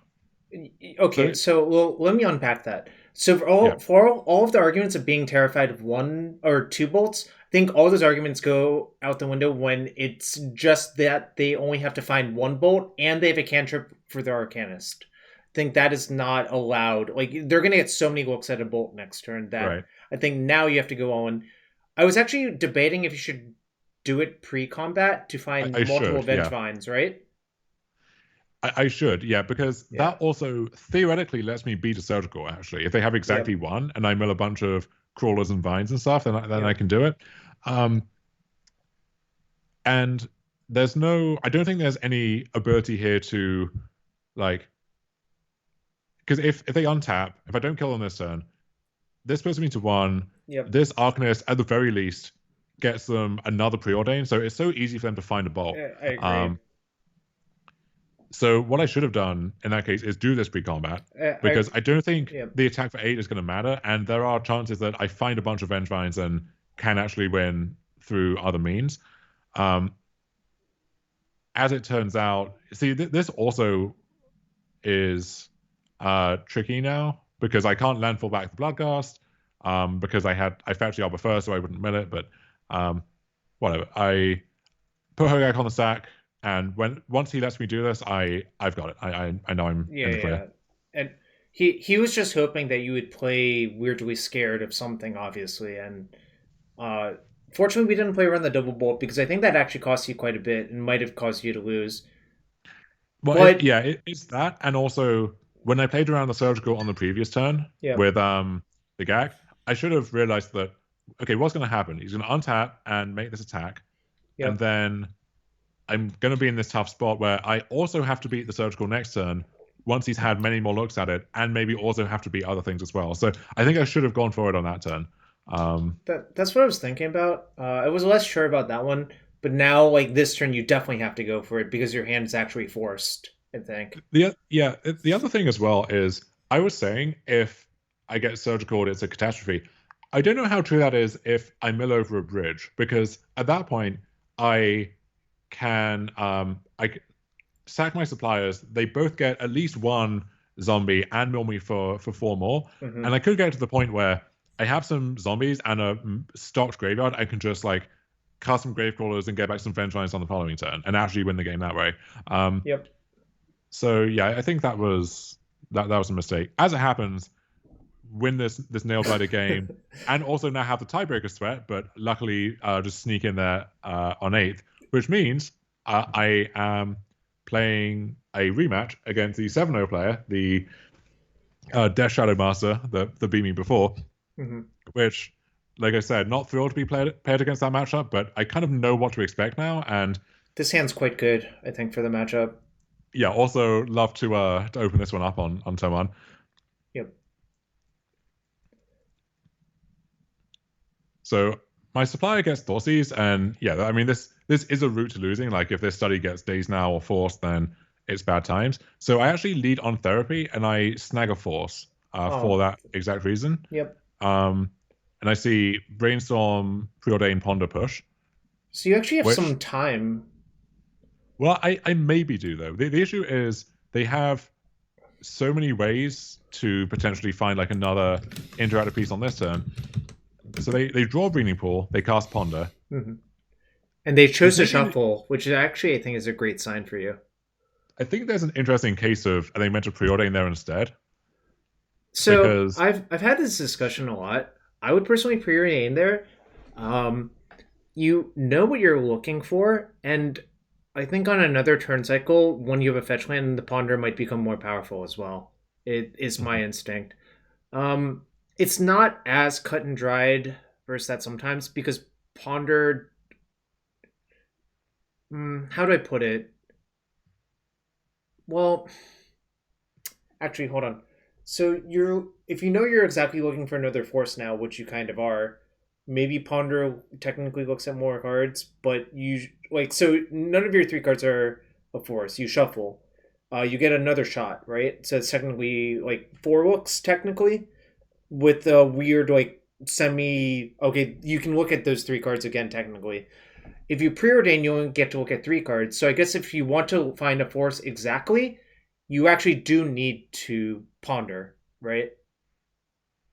yeah, I guess if you Yeah. think the force is so valuable that you just want to find it at all costs, then leading on Ponder makes sense. If you think it's going to be good but not great, then maybe if you see the force and two dead cards and you're kind of priced into keeping those dead cards as well, because if you find the force, you're going to have to pitch either the brainstorm or the Yeah. preordain, right? So Mm-hmm. you're losing your ability to kind of unlock your future draws. But yeah, it's just an interesting spot from their perspective. So I draw another land, which I think is actually pretty good here. I agree. It's actually good to draw the land there. I get to study. They brainstorm, and then that gets forced. So they lose a preordain, and they're on brain, and they cast a brainstorm. So I actually don't So know much about the contents of their hands at this stage. yeah. So I play out this feeder, even though I don't want this to get pushed, and they have days. So that's pretty terrible. And Angler? then Looks like an angler. they Oh. they forager. So their last card is probably push now, I think. Yeah, so this game, like that was a terrible turn sequence for me. That said, I This still is get great for to you. So now you can therapy for therapy. days. I tag the push, get this back, uh, and I get dried arbor, even though this is weird because Gravecrawler is a better clock if something does Yeah. happen to this somehow. That being said, I can still cast this, and I figure just having the extra material is more likely to be Uh relevant in like if I need this yeah, to yeah. trump block a shadow or something, let's say. Um, So we knew that they had the push essentially, right? yes, but they could have brainstormed it away if they Yeah. thought it was unlikely to be important. Okay, but it's the most likely card for to be in their hand because they've already used a daze. I was thinking about what happens if the Hogaak gets dazed there. I think it's actually not great for you. Oh no, it's not good at all. Yeah. So I was thinking about that, but no, I think your play's fine. All right. As in, I should name days there. You think? No, I was thinking about it. Is what I'm saying. What happened? You can't replay anymore. Oh no, I'm stuck Oh, in this replay, okay. so I gotta Yep. unlock it. So This game is two, so round 8 now. yeah. Versus the bug shadow opponent, Sultai Shadow. However, whatever naming convention makes you happier, Dom, we'll go with Mm-hmm. that. Bug. I see. I always the SCG argument coverage, yeah. uh, yeah. Okay. So the argument I've always been told was these are the names that people are being introduced to. These are the standardized things now, so let's use them. My argument always was, what happens in 5 years when people don't know what a Jeskai or a Sultai is, and now they need to learn 10 guild names and 5 shard names and 5 wedge names just to understand what a deck name means, right? Like if it breaking down barriers for new players, it seems like an obvious one to not erect for no reason, but whatever. Yeah, I was overruled on that. so I actually do think the three-letter abbreviations are so much clearer because it literally tells you what's in it, like bug. Now the question is, what do you call Grixis? You call it rub or burr? Yeah, I'm asking the real questions over here. it is convenient that rug and bug are historically the two best color combinations in Legacy, and also have the most the names that roll off the tongue the easiest. But in any case, so Yeah, keep this hand. I'm not thrilled about it, but it's this is fine. Yeah, this is another thing where it's kind of like against Shadow in Modern, where a lot of your hands are not good, but you also can't mulligan them because you're against this deck which has discard and has ways to trade off resources. So you kind of just have to take your lumps. And so I actually lead on Gravecrawler, as bizarre as that might seem, just I'm, because getting days is so bad. yeah, I'm fine with that actually for all the reasons you said. Ooh. So drawing bridge, not ideal. Well, now you have So some really good cards to discard. Oh, well, that is really not ideal. What the hell? okay, so now I discard bridge, of course, but I think I keep Vengevine. Yeah, because actually hardcasting it seems depressingly likely in this game. You know, if it's gonna come down to that. Bridge gets surgical, which I'm actually okay with because what was that doing for me anyway? Gravecrawler gets abrupt decayed. So at this point, this kind of makes sense. Holy If moly, that's bad news, Bears. yeah, so now I'm actually just dead on board. So this game is I just die. Whatever. Wow, Game three. that's an insanely broken draw for them, I think, actually. Which is the advantage of playing Shadow, right? Like that is why you play Shadow. If I could guarantee every game looked like that for Shadow, I would play the deck, right? Yeah, bearing in mind that they did not interact with my spells or any relevant cards in any way, they just like beat me down, then that was pretty good for them. So Yeah. my configuration here is I have I have no therapies because even though I am somewhat scared of crop rotation, it's like okay, they have two crop rotations, probably. So it's really tough to actually snipe something with a therapy when it's two rotations, some number of surgicals, some dazes, some forces. Plague engineer. I want a therapy plague engineer, but they probably have exactly two, right? So it's when they have a diverse range like that, it's actually hard for this to be good most of the time. I do have thought seizures though, because that lets me actually more surgically pick apart what they have going on. And then I have the two altars in because, especially against the card Death Shadow, I think it's important to be able to like win outside of combat in some way. But anyway, so I opened this great hand. Really Uh, can't complain. one quick thing: Justin Gennari has rated us with a party of 65. Just for people coming in from Justin's channel, we are covering Dom's challenge win from Saturday. This is the quarterfinals game 3 versus Bug Death Shadow. And it's the same person who top aided the Vintage Showcase with Blue Black Green Death Shadow in Vintage as well. I guess also technically Bug, but it was like Blue Black touching green. So it's literally the same person. I think they just really like the card Death Shadow, which is that's cool. Shadow Master in every format. So I lead on fetch, see, into study because I'm okay getting wastelanded with what I have here, and also I want to make sure supply resolves more so than study. So I'm happy for this to get forced if it does. And also I don't actually have anything like a okay, so I don't have a bridge, right? I don't have something which I really want to discard and it's Yep. just rotting in my hand otherwise. But I do have stuff which I could incidentally discard for some kind of value. So if I find another zombie, I could pitch this Gravecrawler with the expectation of casting it from the graveyard. So I kind of like I'm happy for this to resolve, but then That was not good. This is not ideal. So I keep the Once Upon a Time and discard the Crawler. So this is bad if this gets countered in a way, but also now I can still once for another zombie or an enabler, or like a Hogaak or something even. And unless this does get interacted with, I'm going to want the Crawler there instead of anywhere else. So not a great study, but so it goes. Impulse is not so good anymore. I think that has aged not great. Yeah. So we're playing around days, I assume, by making this play. Playing around days, we drew the Bayou. We're playing Bayou so that we can cast the once, and maybe discard the swamp or whatever. Yep. And we want to earmark this rainforest for dry lava. So Yep. I don't mind getting wastelanded, and the sequencing helps me otherwise. So now supply gets pushed, which I thought was So it makes sense to play around Hogaak, right? yeah, they're scared of Hogaak from your hand, which also indicates to me that they probably don't have days. Correct. Yeah. Yeah.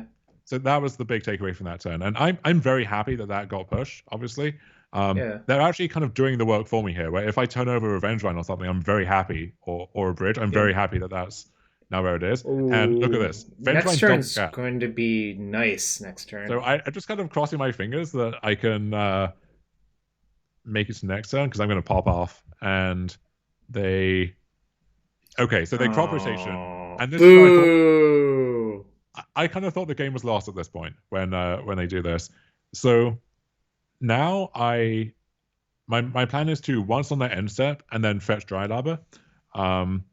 So I don't have anything I necessarily want to study away yet, right. And real question: that, attacking? Question mark. Obviously it plays into shadow to some extent. Yeah. My issue, I think, is that I don't have the equipment right now to win a more prolonged game, so I kind of have to get it over with. Okay. And also, if I don't attack, then the same calculation is there the following turn, right? If they don't damage their own life hurdle, and if they can damage their own life hurdle, then I'm not delaying their shadow regardless. So I think trying to play that game of stranding the shadow is just not going to work here. Okay. So I could also, in theory, once into Revenge Line and just cast it. Like, that's something that can happen. As it happens, they have Wasteland, and they force me to once now, so that's okay. So now I just take the crab, I'm pretty sure. I agree. I don't think a single Gravecore or a second Gravecore is going to do it. Oh, they have no threat this turn. Well, Shadow wouldn't do it, right? Because they're exactly at 13. So now maybe there's an argument for whatever, but I think I still have to do it this way. So happy to draw that. That's a weirdly good draw for like random cards to draw from your deck. And that gets forced, pitching another force. So at this point, I'm thinking, well, finish my thought here because it might be more coherent than whatever my own thought was. So now I think they have Shadow for sure, and the question is how many Shadows are they going to play next turn? But with the Force, I think now you just have to attack because like it's online no matter what. Don't think casting Study does anything this turn, so you just play Feeder. The real question is, do you sack your Graveholder to put a counter on it because of Abrupt Decay? I do not believe you should. I think you should just say go. And yeah, it looks like that's the conclusion I came to. Also, this lets me fetch the Arbor, which is kind of bad in terms of not casting my black spells, especially if I'm looping Gravecrawler. Right. But again, if our readers they have Shadow, then going wide, having more material is nice. They don't have Shadow. They don't have Plague Engineer. Yeah, I was like, okay, what could they have at this point? So even in Oko, they would cast on that turn cycle, right? I was thinking, what if they have a crop rotation that now doesn't have a good target anymore? Like maybe they would just wasteland me. But they would just fire it off. But I don't think that deck can play more than like 2 crop rotations. I don't think that's what. I think they probably have like another Force in their hand. They could have days, right? Because we had fetch up when we did this. So they could be days. Yeah. But I'm actually not hitting my spot here. If so this was not ideal. This is the downside of the card for those of you who are wondering, but I think it's acceptable. Like Dom gave his reasons for playing the card. So. But question now then. So do we once? Because if we hit Hogaak, then that's jackpot. I think you should just cast it to begin with. We cast it now. Yeah. We lose out on a point if we don't hit anything good. But okay, this was I'm in the habit of screenshotting interesting positions to reevaluate later. This was one which I took so long at the time that I was like, okay, I know I'm screenshotting this and I just have to make a decision now because otherwise, So what do you take here and why? Well, let's unpack this. I think there are 3 defensible options. I do not think taking Crab is a good idea for a lot of reasons. I think you can write that one off pretty easily. There are no lands like Like it's not going to do anything. So the question is, do you think milling 3 is better than taking a backup Gravecarver or a backup Feeder? My instinct is taking Supplier is probably the best, just looking for either Vengevine or Hogaak. Yeah, so I figured that Supplier is the most high impact thing if it resolves, of course. Mm-hmm. But it's kind of weirdly bad if the feeder gets killed in response, because unless I do mill a Hogaak, then it's hard for me to trigger Vengevine soon. I don't have much other stuff I can mill into that's good at that point, I unless it see. is the Gak, Mm-hmm. and it's just a 1/1, so it's not really furthering my offense that much. I could take another carrion feeder because the feeder Gravecrawler combo by itself is so good, and the feeder is the biggest threat on the board right now. Mm-hmm. And one sequence that could maybe get them out of this is, let's say they do have a removal spell, and then they draw a Plague Engineer or something. Sure. Against that line, feeder is really nice because Right. they have to kill the first feeder, and then the second one can load up counters and force the issue. It can also help trigger a revolt for the fatal push if that's a thing that it comes Mm-hmm. down to. I think there is also a case for taking the Gravecrawler because that now creates this offense which is very hard for them to really interact with outside of a Plague Engineer, and it puts 5 power on the board outside the carrion feeder. So even if this gets removed, it's a 2-turn clock, and it lets me freely attack into any one blocker because then I can just keep recasting whichever Gravecrawler dies instead. Right. It also means that my feeder Gravecrawler loop is kind of immune to surgical extraction because Mm-hmm. I just park one of them in play and start looping the other one, and then if that dies, then I have the other one there. Yep. So this is a spot where I think there are 3 defensible options. All of them have their merits and their downsides, and I think I took the supplier in the end. So now the real question is, do you play the Supplier this turn? I think is more interesting. Yeah, I think I resolved that if I took the supplier, it was not going to be to cast it this turn. I agree with Um, that.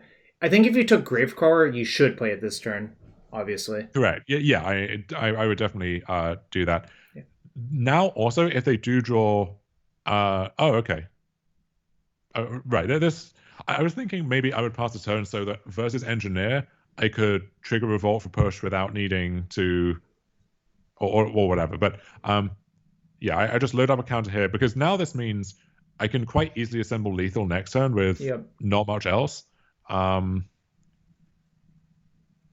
so they cast Tasiger, just like another random big delve threat. But this is kind of interchangeable with Yeah. uh Cormac Angler. except that it's a 4/5. And so now, Yeah, it's better for you, I think, by a lot, actually. yeah, so now I draw a land, which I'm actually pretty happy about again. Yep. Um I play supplier, and if I hit Vengevine or Hogaak here, it's obviously Yahtzee. And yeah, Yahtzee! now we just dunk on him. Yeah, I don't know. Like,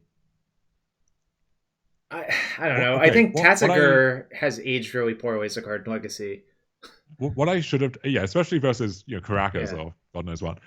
What I should have done here is loop a Gravecrawler before combat just to get another counter, because Sure. now I attack, which it threatens lethal, but it also means that when they block, I now have to sack enough of my board that if this gets, I don't know, petty thefted or whatever, it's a little dicey if they have a follow up.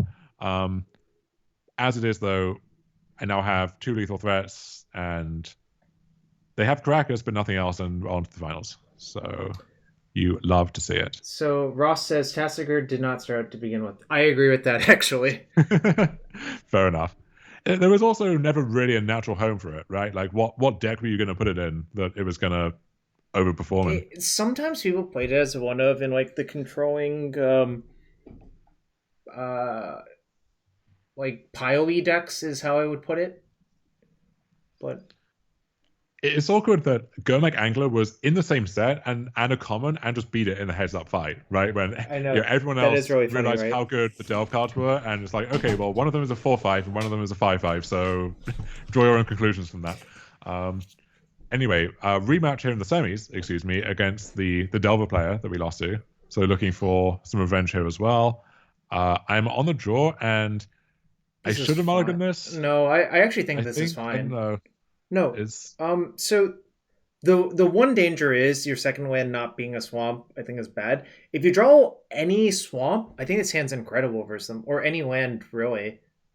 Yeah, I think like we know I end up losing this game, so maybe that's coloring my perspective here, and so it's useful to have that kind of a Yep. sanity check on it from your end, just I to I, I would keep set it. me straight.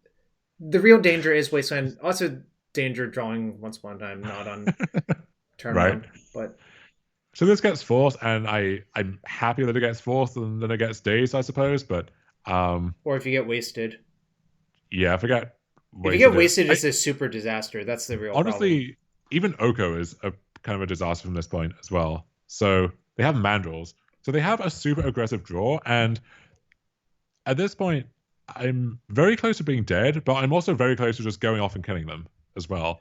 Um, Let's see, one, two, three, four. so they waste me, which ends up being crucial actually, because or potentially crucial. So I go to 7, and now I draw Oh, Study that I can't dagger. cast. Yep. Yeah, but also like I don't have the means to play Bloodghast, sack it, play a fetch, Yep. recur it, sack it again, to start digging for stuff. So I kind of have to once into like a fetch and then try and study into a bridge or something, but it doesn't work. And I'm very close. I hit GAC, hit therapy, but yeah end up dying. So I don't think their draws are that aggressive on average, but Yeah, yeah. if they're not that aggressive, they have more interaction. So tough to complain too much about that.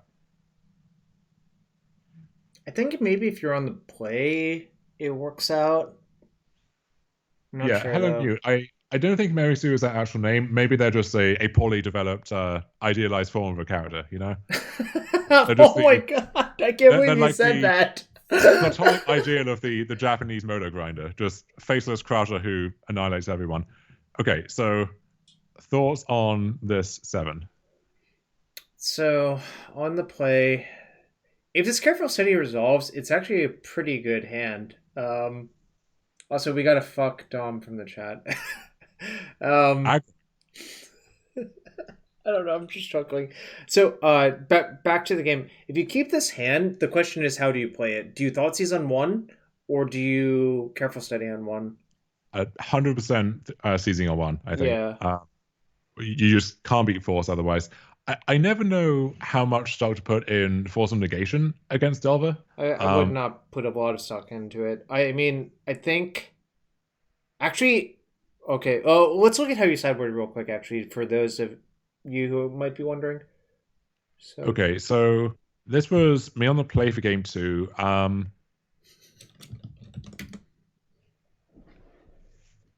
So I have the pushes, the seizes in, and I was the therapies and two altars.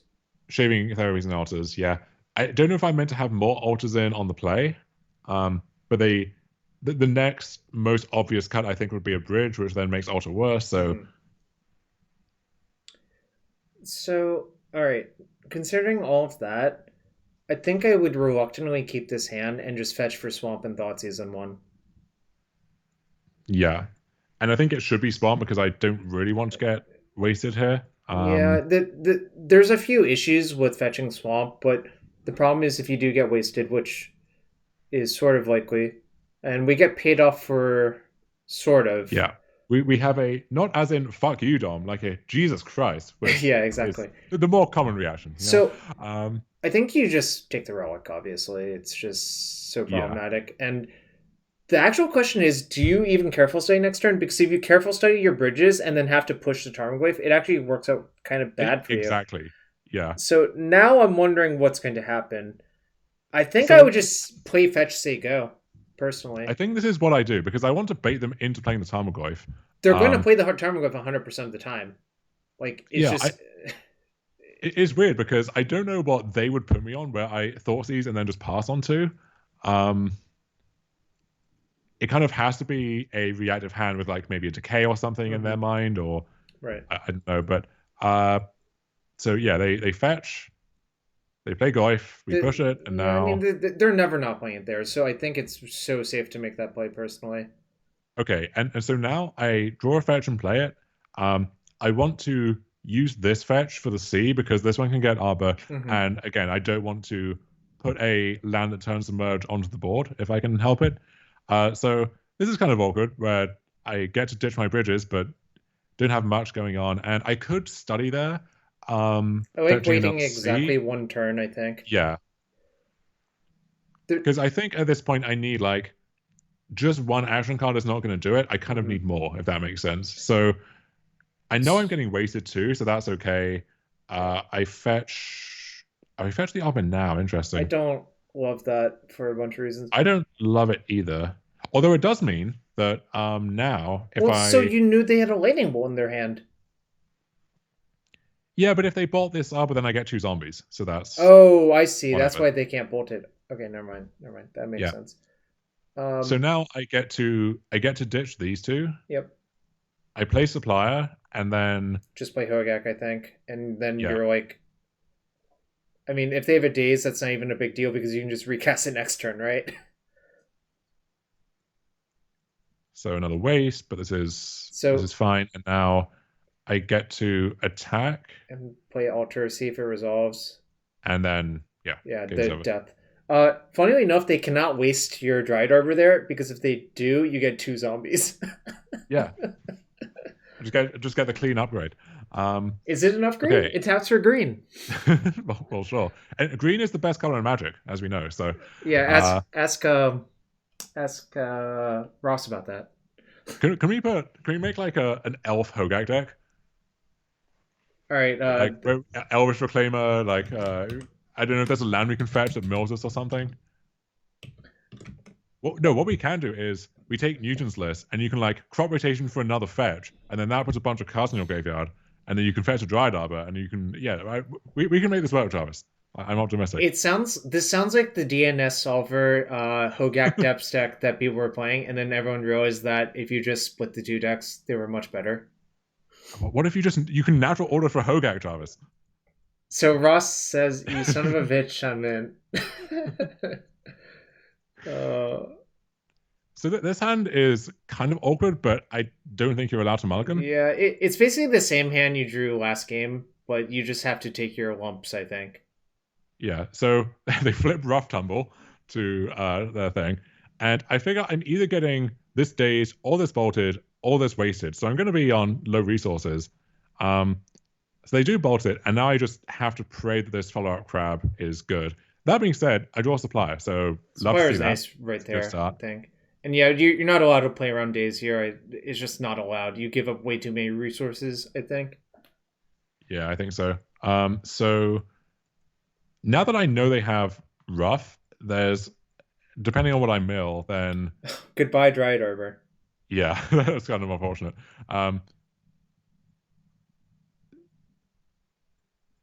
So I think, yeah, so I just pushed a Delver I instead. agree with Yeah, that. I was about to say, I think playing the supplier is actually super awful for a lot of reasons. The first reason is if you play supplier and they cast rough, how are you ever getting this Hogaak into play, right? right. Whereas now I actually have. So they cast Clothis, which I think is not a good card against Hogaak. I think it should not be I in your deck. I've said this to people and they're like, it's graveyard hate. I'm like, the games aren't really decided by that. The games where that wins you the game are the games you have under control via other means, generally Right. speaking. So I'm actually thrilled to see this because any threat would kind of be more annoying, I Mhm. think. And then, any if it's hard graveyard hate, like if this was a relic instead, which it shouldn't be, but hypothetically, then that would be bad. So at I'm this point, so though, glad you agree with me about Relic. I just think it's Daniel being Daniel, you know? It's just like fucking five head, nine-dimensional galaxy brain thinking chess. Whereas any sane person would be like, what are you doing? This makes no goddamn sense. I But do I do love a bit of thinking chess from time to time. So we draw fetch, which I think is actually a good draw because if let's say we go for supplier, we go for crawler, we go for Gak. If I get days at any point in that chain, then the rough that we know they have could theoretically cut me off everything. But instead, I just get to mill a bunch. oh I wow. fetch basic swamp again. I could get Bayou for this, but don't want No, to get no, no. submerged. So I mill and I actually mill another crawler, which is, I mean, kind of the same the way it plays out, but Extra Oh, we stuff is get extra stuff, right? okay. So we get the Vengevine too, and this means I can theoretically attempt Hogaak twice in this turn if they have a force. Um, Oh, that's really because there's another funny. Gravecrawler in I there. mean, Yeah, you're just winning now. It's like this is not even close, right? The right. So Delver's now not designed to get out of this situation. I think there was one more interesting thing potentially from the end of this.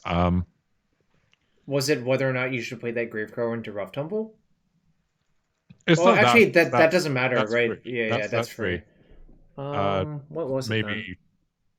Oh, okay. I think I also I want to not let that get Clothis, just in case that's a thing. But Yep. um, Right. okay. So they rough, and then I think they cast Mandrels. Oh, no, it's on the next turn cycle. So they waste me, whatever, and I don't have anything left in the tank, but I have 12 power. So we're gonna shove and make them have it. Can also now fetch. I no can't fetch Arbor. Whatever. Ignore me. Yeah, the Arbor got milled. I'm glad you used the respectful art for Dryad Arbor. The other art, I the one loathe that it. looks like an Avacyn restored forest, Nassif once got by that in a Liliana activation in a Legacy GP, I think. I remember this. Yeah, it's both Yeah, incredibly ugly and scummy at the same time. So just it's just go with a yeah. pretty future sight one. Yeah. Um, oh, okay, here it is. So they cast Tarmogoyf on this turn. They're at 7, and so now if I and this is a 4/5 Tarmogoyf. So this is a lethal attack if they have nothing.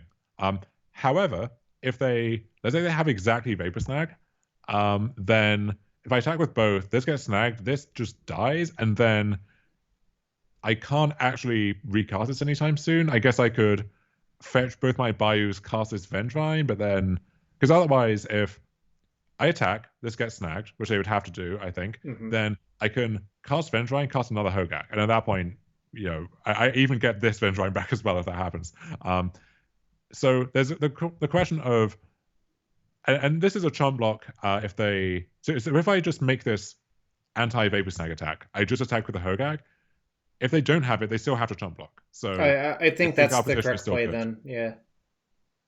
What Wow. I should also do instead is just fetch my bows and cast this Vengevine because then. So I was looking, but one Oh, Bayou's but I milled, can't. right? Yeah. Okay. Yeah. Okay. So I actually vaguely remembered that from very early on, which is Yeah. the downside of playing only two Bayous, but whatever. Casting Avengine is sort of like ancillary to your plan. It's not your plan A. So with that in mind, I think I am meant to just attack with both here. Oh, because you can't even cast the Avengine? Yeah, then actually you should, because you can't really beat Vapor Snag is the argument, right? Well, I guess I can. Mm, I don't know. I think I'm maybe. Let's say they have a snag. I just make this attack. They snag it. I can't recast it this turn. We've So established because I don't well, have my bios. let me offer one more data point, which is you saw Relic of Progenis. Mhm. What that tells you is they likely copied Daniel's list, and Daniel hates playing Vapor Snag.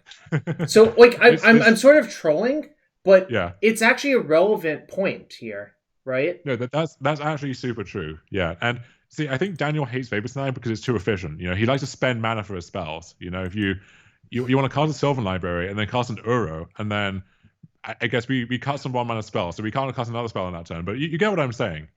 We date a spell back with our island, then we use Uro to put the island back into play, and we combo off, Jarvis. Let's go to the next match. Shut up. That's my response.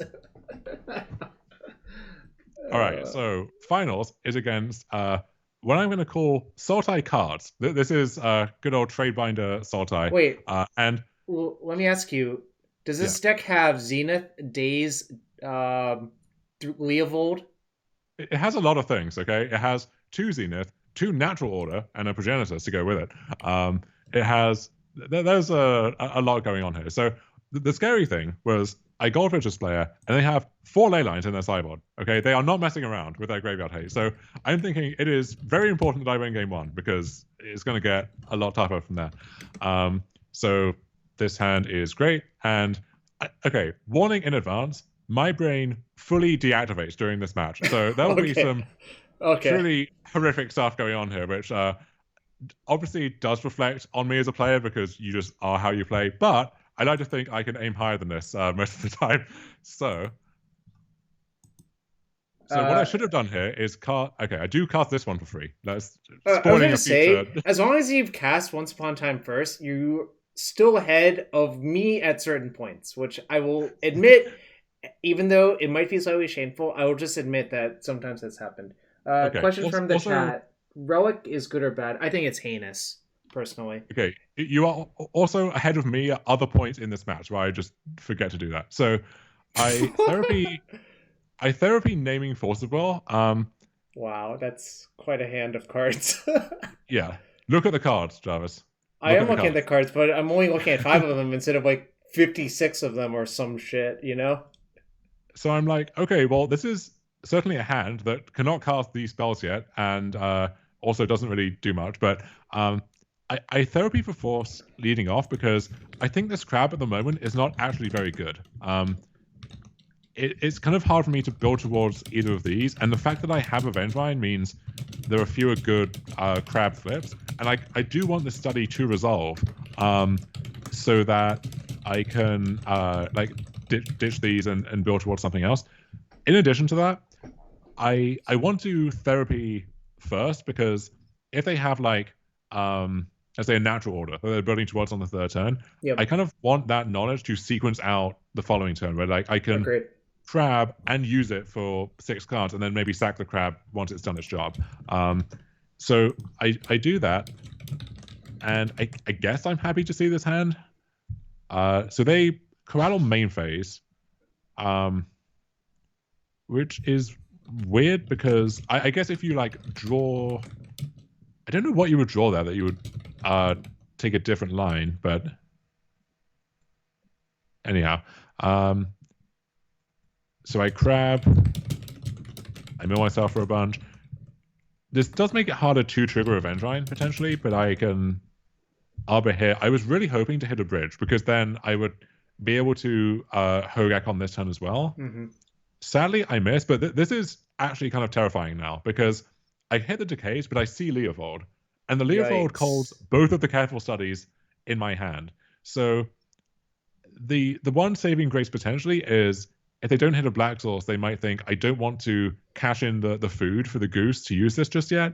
And also, surely, if he had a careful study, then he would have cast it already, right? So the impetus for casting the Leovold maybe is less important. So that's what I'm crossing my fingers and hoping for.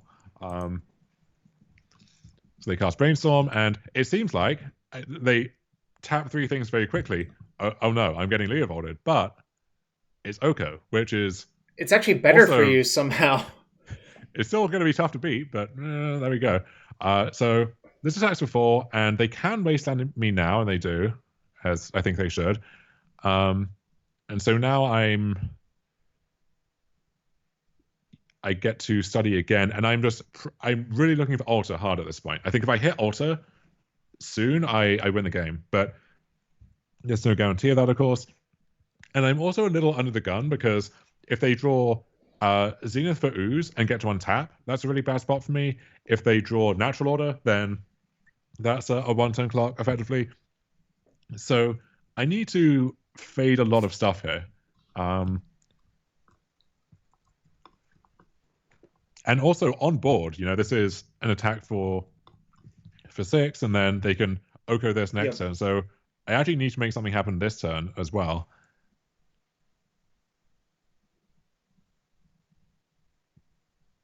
So we study first, and actually, I'm very glad to hit this therapy now because that pairs so nicely with this Bloodghast, and also I get to nuke this last card. I name Leovold, and I'm not sure if I actually should hit, even though I saw it because when they brainstorm, I figure I guess if they had like a natural order or something, they would hide it on top to guide against a possible therapy. Mm-hmm. And they wanted to wasteland me that turn. So even if they hit a fetch, they wouldn't be able to shuffle right away. So it would make sense almost if they don't care about this card to keep it there, let me therapy, and then hide the actual thing on top.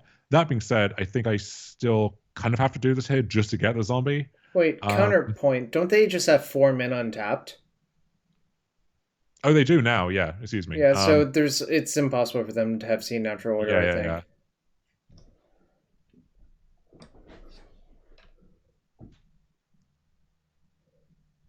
Now you're doing Hogaak things, which are better than Okay, and so now this is what I flagged up a while ago. I convoke a Hogaak and legend rule the yep, other Hogaak just to get another zombie. agreed. Um, I could actually do this again, but then I'm losing either the crawler or the bridge, and I'm kind of low on count at that point. So once this Hogaak gets out, I can't. It's harder to re-Hogaak again and get the 8/8. So this is. I played the rest of this game terribly too, but It's okay. It's been a long day, but so that's when we go back to the tape, you know. so at this point, I could actually just go upstairs, but then I can't make an all-out attack because then there are so many draws that either kill me on the spot and also I have to beat the Yoko going on. Mm-hmm. So I think it's better to spend a turn getting the Yoko off the board. Um, and I make this attack because if I send in the tokens, then they can just get picked off by the 3/3s and I don't get anything back. Whereas any of these creatures dying gets me a token and then can be recurred in some fashion. Um, and if they want to keep Yoko alive, then they're losing a lot of material to do that.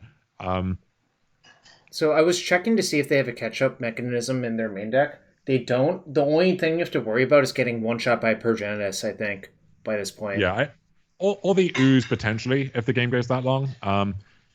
So now I do this, and yeah, this is where I regag again. I Yeah, think that's fine, okay, yeah. this is fine. So they brainstorm, and I figured this was going to be order, but in fact it It says Zenith for was something. Zenith for Uro to like set up for next turn. Um, You're fine with that, I think. but that also eats my bridge, which is kind of annoying. Yeah, So now it's now I'm kind of under the gun in the sense that Uro is the thing that can help to stabilize. Um, I make this attack again on kind of the same principle where you should, everything else can be brought back and these can't. I also need to make sure though that it's lethal next turn. yeah, I think you're I need supposed to lethal actually over attack two with turns. everything. If let's see. So suppose you attack with everything. They block 2/3/3s. They take 2, 4, 6, 14, 18, and then the turn afterwards they'll have 3/3/3/3. So they'll be at 5. They'll gain 3 from Uro. They'll go to 6, and they'll have 4 blockers. So I think attacking with everything's better. My concern there was if I attack with everything, I'm dead to Oko, and they have 3 Sure. copies of Oko left. What I can do is leave one back and also Yeah. attack with these, and in Yep. that case, those zombies get picked off. I come in for 8, 12, 8, 10, 12, 14, 18. That puts them to 5. What I figured though was if they get to eat those up for free, I don't know how big the difference is between 5 and 9 for them, or I guess it would be 8 and 12. I think that's a pretty Um, significant difference because the 8 especially is a big difference, right? It is kind of, yeah. What happens is they trade off here, and now this Vendrine is kind of parked in the graveyard. Yep. Um, I do have a land, so I get to bring this back, and they escape Uro. See, now I think is your attack even lethal? Let's see. Well, so okay, here's the issue again now. So this was the other spot that I tanked on for a super long time Mm-hmm. because I can now all out attack again and force certain blocks, but then if Uro lives and I have no blocker back, I'm dead to Noble Hierarch or anything that finds a Noble Hierarch, which is bad, even if this one dies. If Uro and anything else, if Uro and Hierarch live, then I'm dead to Oko. Um, and if Uro and either one of these lives and I only have one blocker, I'm dead to Abrupt Decay. If that blocker is not Hogaak or Ventrine. So I was thinking here, what if I just make the same kind of attack again, where I send these in and then anything that dies can either come back or it can help to convoke out the remaining Hogaak in the graveyard. And then that in turn brings back the Vengevine, because I have this crawler in my hand as well. I can also, my dried up is gone, but I can use the Misty to get an extra card in the graveyard to maybe throw off that calculation. So I tanked on the spot for, I would say, a good 4 or 5 minutes, and I think still came to the wrong conclusion. So going back to what I said about my brain just shutting down at this point after a long day. So if they had been on 10 this turn, if you had sent with 2 more zombies, then what happens? You have 8. So I think why I didn't make it that attack last turn was that I figured if I attack with the zombies, then they get eaten and they don't come back. That's just damage that I've lost. Whereas I can make that same attack again this turn and get that damage in now if I want. And so it seemed like it would work out the same, except I could cash in those chips with more information this turn, if that makes sense. I don't know if that actually works out in practice, though, with the way this plays out. But so how would you unpack this situation now? So let's see. I'm just thinking out loud. If you did attack with everything, what happens? They block 3/3 on 2/1, 0/1 on 2/1, and probably Uro on Gak. They take 2 plus 8. So that would be 10. Yeah, if I attack with everything, then let's say they block 3/3 on Gak. Yeah. Uro on 2-power creature, Noble Hierarch on 2-power creature. Then they take 5 from Trample here, and then it's 5, 7, 9, 11, 13. So I'm one short if I do that. One short. So I guess you're not allowed to do that. Yeah. Yeah, because then they have the Uro, and then I'm dead to Hierarch or any proxy Hierarch. So I guess now this turn I would make the attack with only the Gak and the recursive creatures. I think now that is correct. Yeah, so what I end up doing is I leave one zombie back, I think, and attack with everything else. I guess my thinking was, if I just make this attack, it's too easy for them to just pick off some of these, and then untap and maybe draw something to stabilize. Like if they find natural order and then can gain more life, it's kind of tricky. So I did this, but the thing is now is this pushes more damage in and means that next turn I basically definitely have lethal. On the other hand, I now am, because they smartly blocked here, so my Bloodghast didn't die, which means I'm now actually short of convoking back this Hogaak. And now you're dead to Abrupt Decay, and now I'm dead to Abrupt Decay. And yeah, so wow. I lose what should have been a winnable game 1, and yeah. So I'm kicking myself about that, but I also thought I need that game 1 because I know they have 4 ley lines. And it only gets worse for me from here. And yeah, I do have forces, but it's still a tough that dynamic massively favors the ley line deck. I agree. Especially when they have forces, I cannot just mulligan into oblivion looking for force of vigor. So I'm like, well, okay, this is awkward. I have a bad 7, unplayable 6. So I assume go to 5. Down to 5, and I'm like, okay, well, this is fine. Yeah. Yeah. So I put back, I think, Bridge and I think a land over the second crawler, because my logic was... Yeah, you have to get a little bit lucky anyways, right? And the most likely card for you to draw is a land to make this hand work. And if you hit the land, then your hand becomes great, and like you can just apply so much pressure. That's probably good enough. I agree with bottoming a land as well, I think. I think my argument was that I have about as many lands as additional 1-drops or additional creatures to turn on Vengevine. Yep. And in general, I would rather have a 2/1 body than the extra land. Agreed. It's obviously a lot worse against Wasteland, but how much can I really afford to play around this game? It turns out they mulligan to 4 in search of the ley line, and they don't have it. So, So I study. I don't hit a land. A land's still good next turn. It's great next turn. So I mean, I don't hit. I do find Supplier though, so that mills Hogaak, which is a great start. And now they Zenith Yeah, the for our Zenith mana for one, dork. just finding another mana dork. So now I'm thinking, okay, Okay. Yeah. so do you get greedy here, Jarvis? Do you Hell study? no. No. Hell Okay, no. What are you? Are good. you? That's so like the game's not even that high. Just play your Well, shit. okay. All right. So the argument here is if I Hogaak this turn, I lose both of these Vengevines, Yeah. which I get the 8/8, but then if, let's say they have Oko, this becomes an Elk. I have 6 power, but I don't really have much left in the tank, and they could theoretically stabilize after that. Whereas if I study and I hit a land, then I get both Vengevines, and then the game is like deterministically over. It's done. So, We can put them in the body okay. bag. All joking aside, is what you should actually do to determine that decision is see how likely it is you are to draw a land. So you have 17 lands left in your deck, or 18 left in your deck, right? We're not counting. Are we counting Dried Arbor here? I guess we are actually. Yeah, Dryad is actually because a fine draw, right?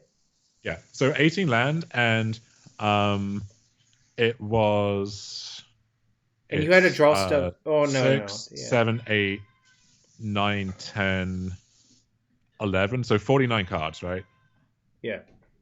So I do not believe it's always careful study. So it's 18 over 49 to hit on the first draw, times 31 over 49 times 18 over 48. That's not right. Something went whack. Hold on. Oh, there's a multiplication instead. Hold on. 18 over 49 plus 31 over 49 times 18 over 48 equals. You're like 60.4%. There's also let me see. I don't have therapy left in my deck at this point, right? I don't. If I had therapy, then there's a case maybe for that being a good enough hit as well, because if they're building towards a natural order or something, then I could spike that. But the thing is, if I'm cautious and wait, then like if they do have order, they get Progenitus, and then I think they probably win that race actually. So it's I think it is tricky. I decide. So I actually just Gravecrawler and pass, which may be the worst of both worlds in the end, right? Where if I'm doing that, I should definitely study first to try and hit the land, and I have good odds of doing it. So now they just Uro, which I'm very happy to see, and they don't even have anything left. So I draw supply, and now I just fully go berserk. Yep. So to unpack it, I think it was actually correct not to Vengevine or not to Hogaak that one turn. I take my words back, mostly because like I think you have to imagine how they can get back into it. Delving away both of your Vengevines, I think, is a way that they could actually get back into it. But if I once I cast a Gravecrawler, if I'm committed to not Hogacking, then I definitely should just study first, right? Yeah, I think so. Yeah. So Yeah. I again also take back what I said about not studying versus being too greedy. We should have actually worked out exactly Okay. what was going to happen. I knew they had 2 deluges Yep. in their sideboard and was cognizant of the possibility of that here. I figured that's totally fine though, because any land means I just win on the spot, and also they're losing both of their hierarchs, so they're just on empty anyway. So now I win this game, and then okay, so at this point I'm glad I win game 2, but I'm thinking, well, I should have won the first game and I should have won this tournament by now. So let's not try not to dwell on that too Come much. on. You did not deserve it. In fact, you anti-deserved it.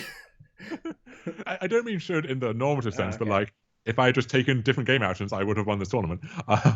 So okay, great hand. Very Yep. happy to see it. Yep. And They have the ley line. So they multi 6 have ley line. So now there's a question of so we that on the play. So we wait to see what happens now. I'm hoping they play like a goose or an astrolabe, so I get both, and sure enough, they goose. Oh, that's so nice.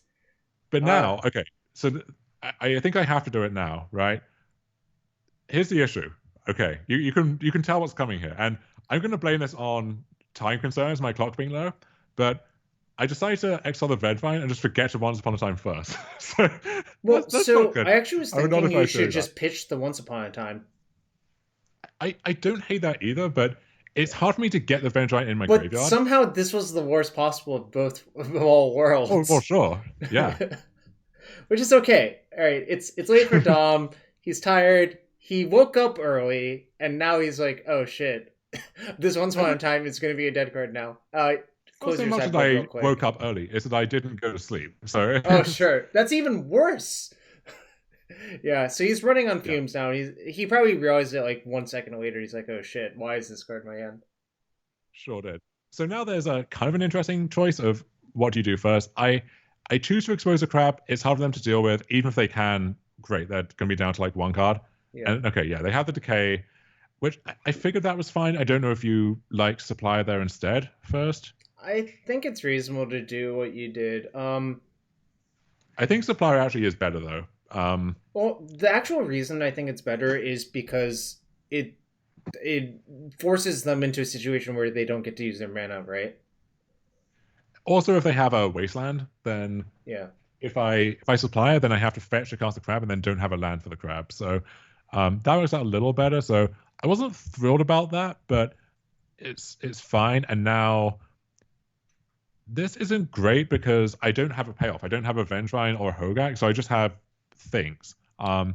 And this is where either having resolved that once upon a time or getting that Yeah, additional this once six upon cards a from the time crab. was quite bad for us to have. And the feeder getting decayed is actually not great for you either.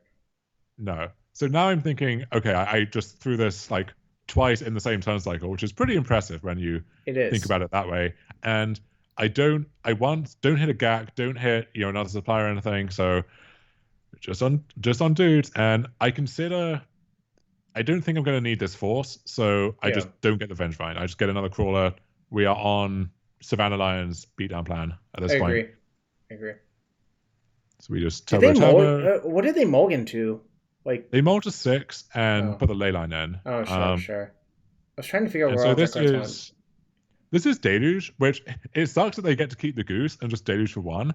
Um, and I was hoping that the death trigger here would hit something, but it doesn't. Yeah. So now all I can do is fetch, get the Bloodghast back.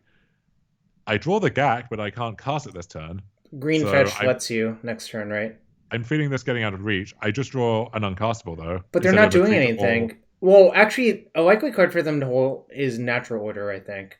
I would absolutely believe that they have that's natural order in their hand, given how that's this. what I figured. They were forgetting to use their Gilded Goose though, and so I was thinking like if they Yeah, have order, then if they just use the goose, then I'm dead. But yeah. they just kept passing without doing anything. Look, Gilded Goose has a lot of words on it. It says flying. It says when Gilded Goose enters, then there's no more words. Yeah, I study and still after that cannot to cast Hogaak this turn. Um, but look at this. They Ice Fang, and now I get a That zombie, so I get to cast Gravecrawler, and what? hello, excuse me. Hello? So okay, they have Excuse the force. me? The hello. Excuse So me? like Also, did they okay, pitch Progenitus? They did pitch they did. Progenitus. Look at that. That's why. So that would make sense. They could easily have order Progenesis and just, I guess they could still order away the goose for scavenging use, and that might be good enough actually. But instead, they deluge again. But now I draw once upon a time,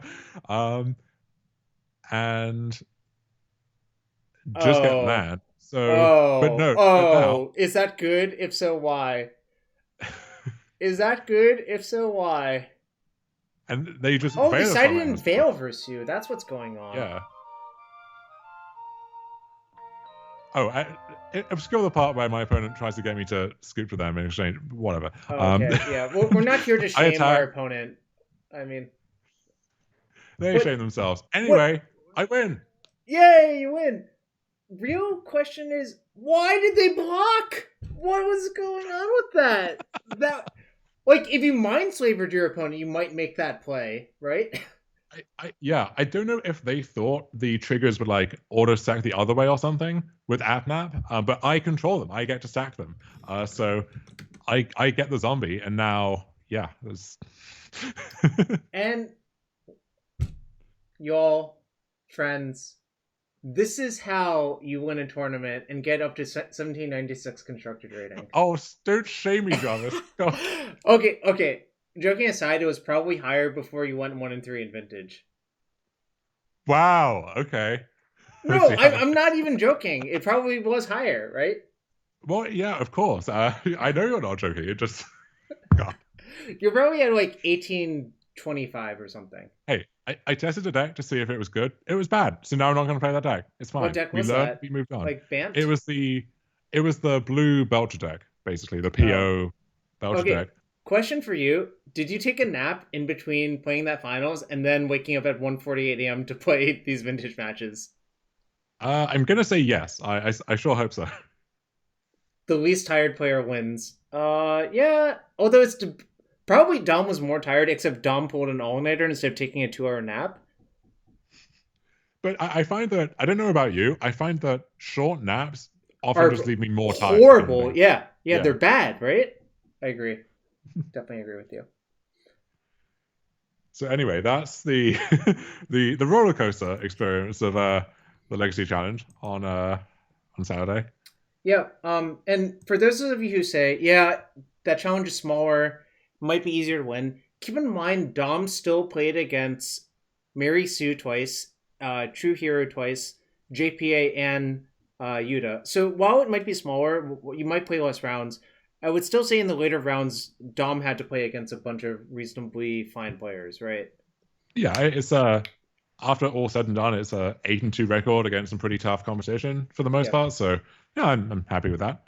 Um, as for where the deck goes from here, I think for this build, this is kind of pretty close to where I want to be. Could shuffle some sideboard cards around, like maybe this extraction should be something else. I don't know, but I'm fairly happy with where this main deck is at. Yep. So Hogaak, reasonable choice. Uh, for those of you who are wondering, I don't expect a ban anytime soon. And, I mean, whether you hate it or not, if you are looking for something that is not Snow or Rogue, I think this is a reasonable choice. Keep in mind there are some very bad matchups for this deck. Yes, You're not thrilled to be paired versus Negator 77 if you're playing this deck. I think on or, average. or if you're playing anything else on average either. But I think that's actually part of why I underrated this deck for a while. Is that the decks I was playing were like fast linear decks or dark decks, and those are the nightmare matchups for Hogaak. So I was beating it a lot.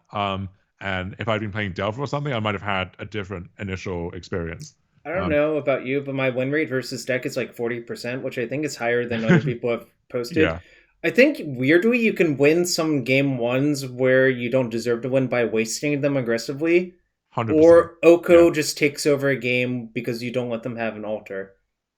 And this is where I'm kind of proud of this finish because I'm not going to say definitively that this is the best Hogaak build or that I know better than people like Tarek Patel who just top 8 every tournament with Hogaak. But Sure. um, I had an assumption about this deck. I put the work in to test the assumptions, and then I got information from that. I made changes that reflected the new information that I had, and I felt like it played out. I lost fewer games to just getting wastelanded or just getting dazed or Right. my one enabler getting countered than I thought I would with the stock deck. And so it's kind of nice to go through that iterative process and have that work demonstrably pay off.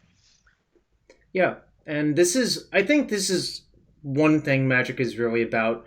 You have a theory, may or may not be right. You want to test a theory. How do you test a theory? Well, you have to play matches, whether it be in a tournament or versus a friend.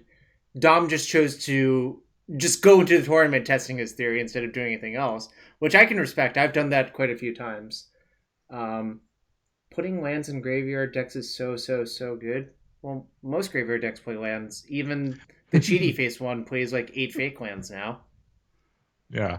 Um, but yeah, so the difference there is again the extra fetch and the extra once upon a time versus the stock deck. And you Yeah. know, I did often miss having more Bloodcast, having the fourth bridge, but I think these are sacrifices that I'm happy to make there.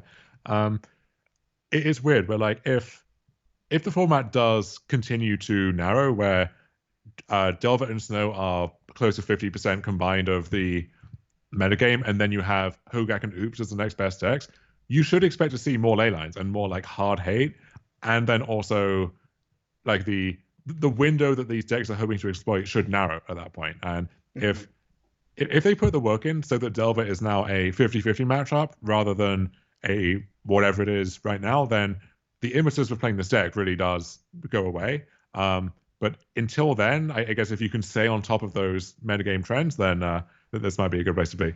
I I would guess, like, given two equally skilled pilots, the matchup for Hogaak versus Silver is probably like 2-1 in Hogaak's favor. Just intuition, and it's not like a data driven conclusion. I That's my gut feeling. How it's played out and how cards line up. That's what it feels like to me. Yeah, I do think these changes I've made also make it more likely that those skill edges can come into play as well. Because Sure. if you can be the best Hogaak player, so Tarek basically, but if you have a one land crap hand and you get wasted, then like all the skill in the world is not going to bail you Yeah. out of that Exactly. spot, right? So, Yep. um, so yeah, I think I like this configuration for now. I'll continue testing other stuff, but I agree with and I think actually there's a decent amount of room in this space. So I think the John versions right now are less consistent, but you go back to some of the really old school lists I had in Tomb, for example. I think I then liked Entomb, but you have enough enablers yeah. and you have the advantage of looting. Maybe that's a good direction. So I think there's room to explore here. I do agree with the consensus that something in Legacy needs to change.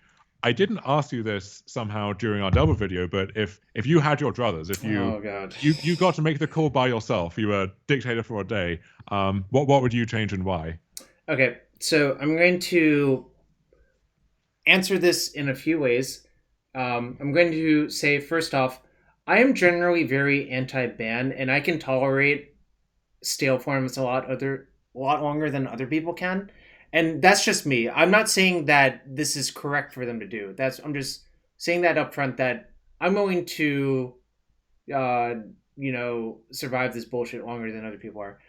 On the other hand, I do understand Magic is about having fun, and I am sympathetic to the fact that a lot of people do not find this format fun, and that's fine. That's a legitimate way to feel about it. So, with that in mind, if I think you wanted to shake things up, you should really think about what caused the format to be this way and what winning decks those changes correlate with. And I think if you think about it long enough, the most obvious changes are to Axe, Uro, and Oko. And let me explain why I'm targeting those two specifically. There's been a lot of people saying that you should Axe Astrolabe. I don't think that's the right way to approach a format. I think what you should do is not. How do I put this?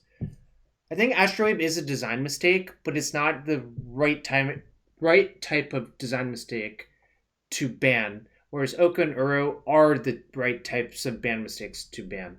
Um, Oko, particularly blanking text boxes, I think is really, really pernicious for a lot of decks. Um, see Chalice of the Void being the biggest one. I think the reason you see almost no Chalice decks win anymore is literally Oko Thief of Crowns. And Uro Thief of, or I was about to say Uro Thief of Crowns. Uro Titan of Nature's Wrath, it does something else to the format, which I think is really pernicious, which is it gives a control deck a recurring threat that sort of just invalidates a lot of decks by itself as well.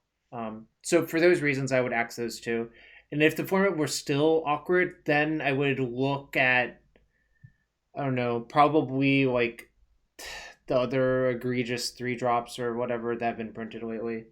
But How yeah. likely is it, do you think, that Rogue Delver would still be either the best deck or the best deck by a large enough margin if Oko had to become something else? So if that was the only change to that deck? So I think if somehow Rogue still stayed on top, then you have to ask yourself why is it still on top, and probably the answer is the engine card in the deck, which is Arcanist. And I do agree with Adam. Bans need to be based on data. Otherwise, we're just dictating our fun to other people, and most people, Magic players aren't on Twitter. Now, the thing is, like, I agree with that sentiment, but I also think you have to keep in mind when the data is somewhat flawed. Um, Yeah. that's more difficult to identify, I think, and like not something I can just say like, oh, I think this person's wrong for these reasons, and I'm right, you're wrong, blah blah blah. Uh, I think a lot of the time the Yeah, data is more blurry than it appears, and there's a lot of reasons for that because a deck can be really good, except when an average player is playing it, is how I would put it. I think there's also like the people who evangelize hardest for just looking at the data usually aren't the people who work, in data science or with data, because Oh, yeah. those people see up close how messy the data can be a lot of the time, and that you really need to ask the right questions of the data to get useful outputs from that. And it's kind of like that Facebook page, I fucking love science or whatever. It's like it's I not do. scientists themselves who fucking love science. It's people who want to identify as people who fucking love science, but who don't actually know anything about science, right? Like that's the target audience for for that kind of thing. And I kind of feel the same way whenever you see a lot of these discussions of, well, just look at the data, just look at the data, because I can look at the data just like I can look at the cards, but if I'm God not damn, I knew you were asking the going to say right that. questions, then where does that tell you? Previous, Delver can play Uro, and if you're Gordukat, it is playing Uro, and you're winning with it No, he anyway, finally despite cut it in the event he made the he did. finals of. Yeah. I would say, with what Adam said about otherwise you're just dictating your fun. I actually think one of the better arguments for axing Oko is that it constrains what types of fun people are allowed to have Yep. in a pretty big way. Like, I'm a Knight of the Reliquary enthusiast, and you cannot play that card in a format where Oko is popular, right? Or if you really like wacky artifact stuff, or if you are someone who likes playing Chalice of the Void, it's it's not a question of how good or bad is Oko. It's if you ban Oko, you are effectively soft unbanning a bunch of other stuff that has been forced out because Yep. it just loses the heads up against Oko. So I do wonder how bad Uro would be if like you aren't already incentivized to play green for Oko, and if you have to fetch literal tropical island more of the time to cast it instead of, I tap my Caracas and my island and my whatever because my mana is free basically. Yeah, I don't know. Astrolabe, I have a lot of conflicting thoughts on, but I feel like I said it that I don't. I think it is a design mistake. I think if you could go axe it from the design file from Modern Horizons, it probably would be correct to do so. Or if they just tweak the numbers on it slightly, it probably would have been fine to leave. But the way it is probably too good for most formats. But like, there's a lot of cheaty faced mana things in Legacy, and the bar is sort of arbitrary which ones you want to leave. Yeah, my concern, I think, in the big picture is that let's say they just ban Oko out of the current Rogue Delver Shell. Well, Mm-hmm. eventually we're going to get to the point where a card like Renin 6 or a card like Lurus is printed, and the Delver Shell will just incorporate that card and become the best deck yet again because Yes, that's it's the true. most natural home for whatever that new engine is. And Mm-hmm. like so, there was what illuminated that for me was there. Autumn Burchett had a Twitter discussion about this where Yep. there was because they really liked the that format and the Lewis format and felt Mm-hmm.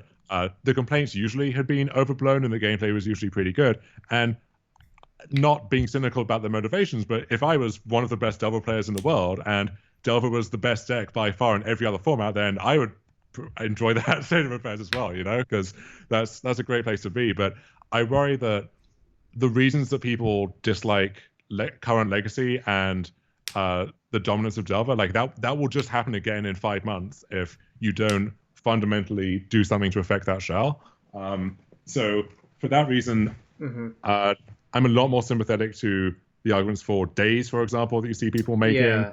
Yeah. um, or honestly, like preordain and ponder. Just yeet those out of the format and see what happens, and maybe in the shuffle something improves there. But I don't know. I think you have to hit something at the core and not just kind of tinker around the edges. So Tristan MTG offers one interesting suggestion: is why don't we ban Delver? Don't think Delver is the root cause of the problems. It's a symptom,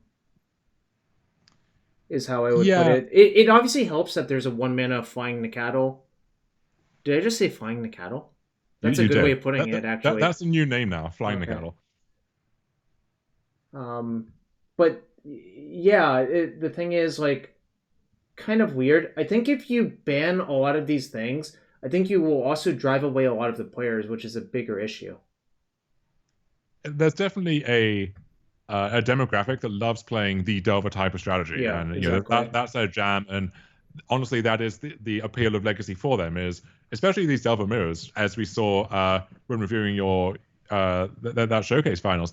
It's those can be really intricate and really interesting, Yep. and you play 5 turns total, but each of those turns has 3 different decisions baked into it. So I don't want those players to lose what makes the format fun for them, but I do want them to have to work a little bit harder for it.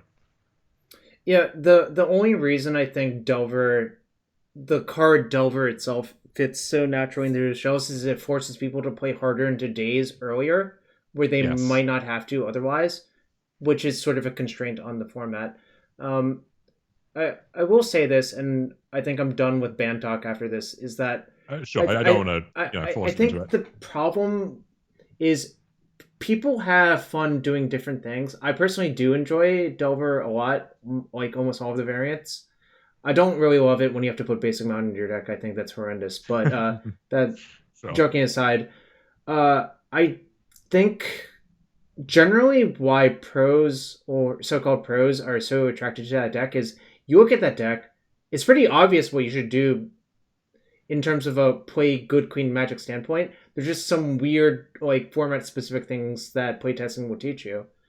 Um, it's like kind of a good fundamentally solid deck that will never be truly bad, which is I think why it's been near the top in almost every format. So the way to attack it is if you remove something like Daze from the deck, I think it becomes a lot worse. Obviously, Daze is sort of like a messed up magic card, but I mean, if suppose you Daze weren't in the format and you just had Force of Will, I think maybe what would happen is you would see a cascading effect of just lots and lots and lots of like combo that might not otherwise exist. And like I personally don't find that very fun. Basically think there's sort of a balancing act of an equilibrium that's occurring right now in that if you push too many pieces, it might all just come tumbling down and some like you might end up with something else you really hate yeah, instead. I don't want Chalice of the Void to be a good card in the format. I don't think that leads to interesting gameplay, but it's kind of the hero we deserve or whatever when it comes to beating Java. I do think the other offensive thing about Days is how much better it is on the play versus the draw, Yeah. which already is a pretty big advantage in Magic in general and also Eternal formats. And the number of games where it's like, okay, I have my 2-drop resolve on the play, or they have Delver into Days and I never participate in the game. It's I think kind of equalizing that might just create a better experience, even if you're on the losing side of it. Yeah, and I think I'm going to end the discussion of all of that because I Yeah. wasn't really here for a band talk. You roped Yeah, me I'm into sorry. it. I, You I didn't want ambushed to. me. You ambush vipered me. Let's pull up an ambush viper. Also, really important question: are you an open all type of guy? Oh, are you going to make me open a chesty? I might make you open one Okay, okay. for our I'm dear not. I'm viewers. not an open all type of person. But let's look at the card. I don't have a Viper on my account. It's terrible. Wow, I guess look at I that! Look didn't at that draft ambush much of this viper. format because it was terrible, and I don't see how people say otherwise. But regardless, discussion for another time. But Look, yeah, look at the we're cards, not opening Travis. that can of worms. You will get so much hate for saying something like that. Look at those fangs. Jesus. It's kind of a terrifying card. When Gabby said that's like her mascot, I'm like, why did you pick that one? It's like that one I don't want to get anywhere close to. It's ready. It's almost ready to bite me. You know? Yeah, Gabby does not give me the vibe of an ambush viper, but No, hell maybe I'm no. missing something. Yeah. All right, Dom, one chest, just one chest. Okay. I'm sure you have Newton, like 150 or so. yeah, Newton asks, "Is there a reason why two Once Upon a Time instead of three?" And Tom is trolling by saying less Once Upon a Time is always correct. I don't think there's like a sound theoretical case for why exactly two, but just space is very tight, and drawing two does really punish you in this deck versus some of the other shells you can play this card in. And I don't know. I'm going to say it feels right, which is not a good answer, but that's as good as I can give, unfortunately. Oh my god, you have two sets of Zendikar Rising and one of M21 and a foil set of Thera's Oh, Beyond okay. Death? This is so I won these two in the past week. I actually have no idea how I obtained this one. But the Theros one was from the PTQ I won, and then I I wanted to redeem it because hey, it would be really cool to have this foil set, and the cards would have a lot of sentimental value. You could put them in my queue, and then I just missed the redemption window. Oh, So now it's just that's languishing sad. there. But anyway, Yeah, there's a redemption window. Oh, you're Moto Rich. I am now. Yeah, Yeah.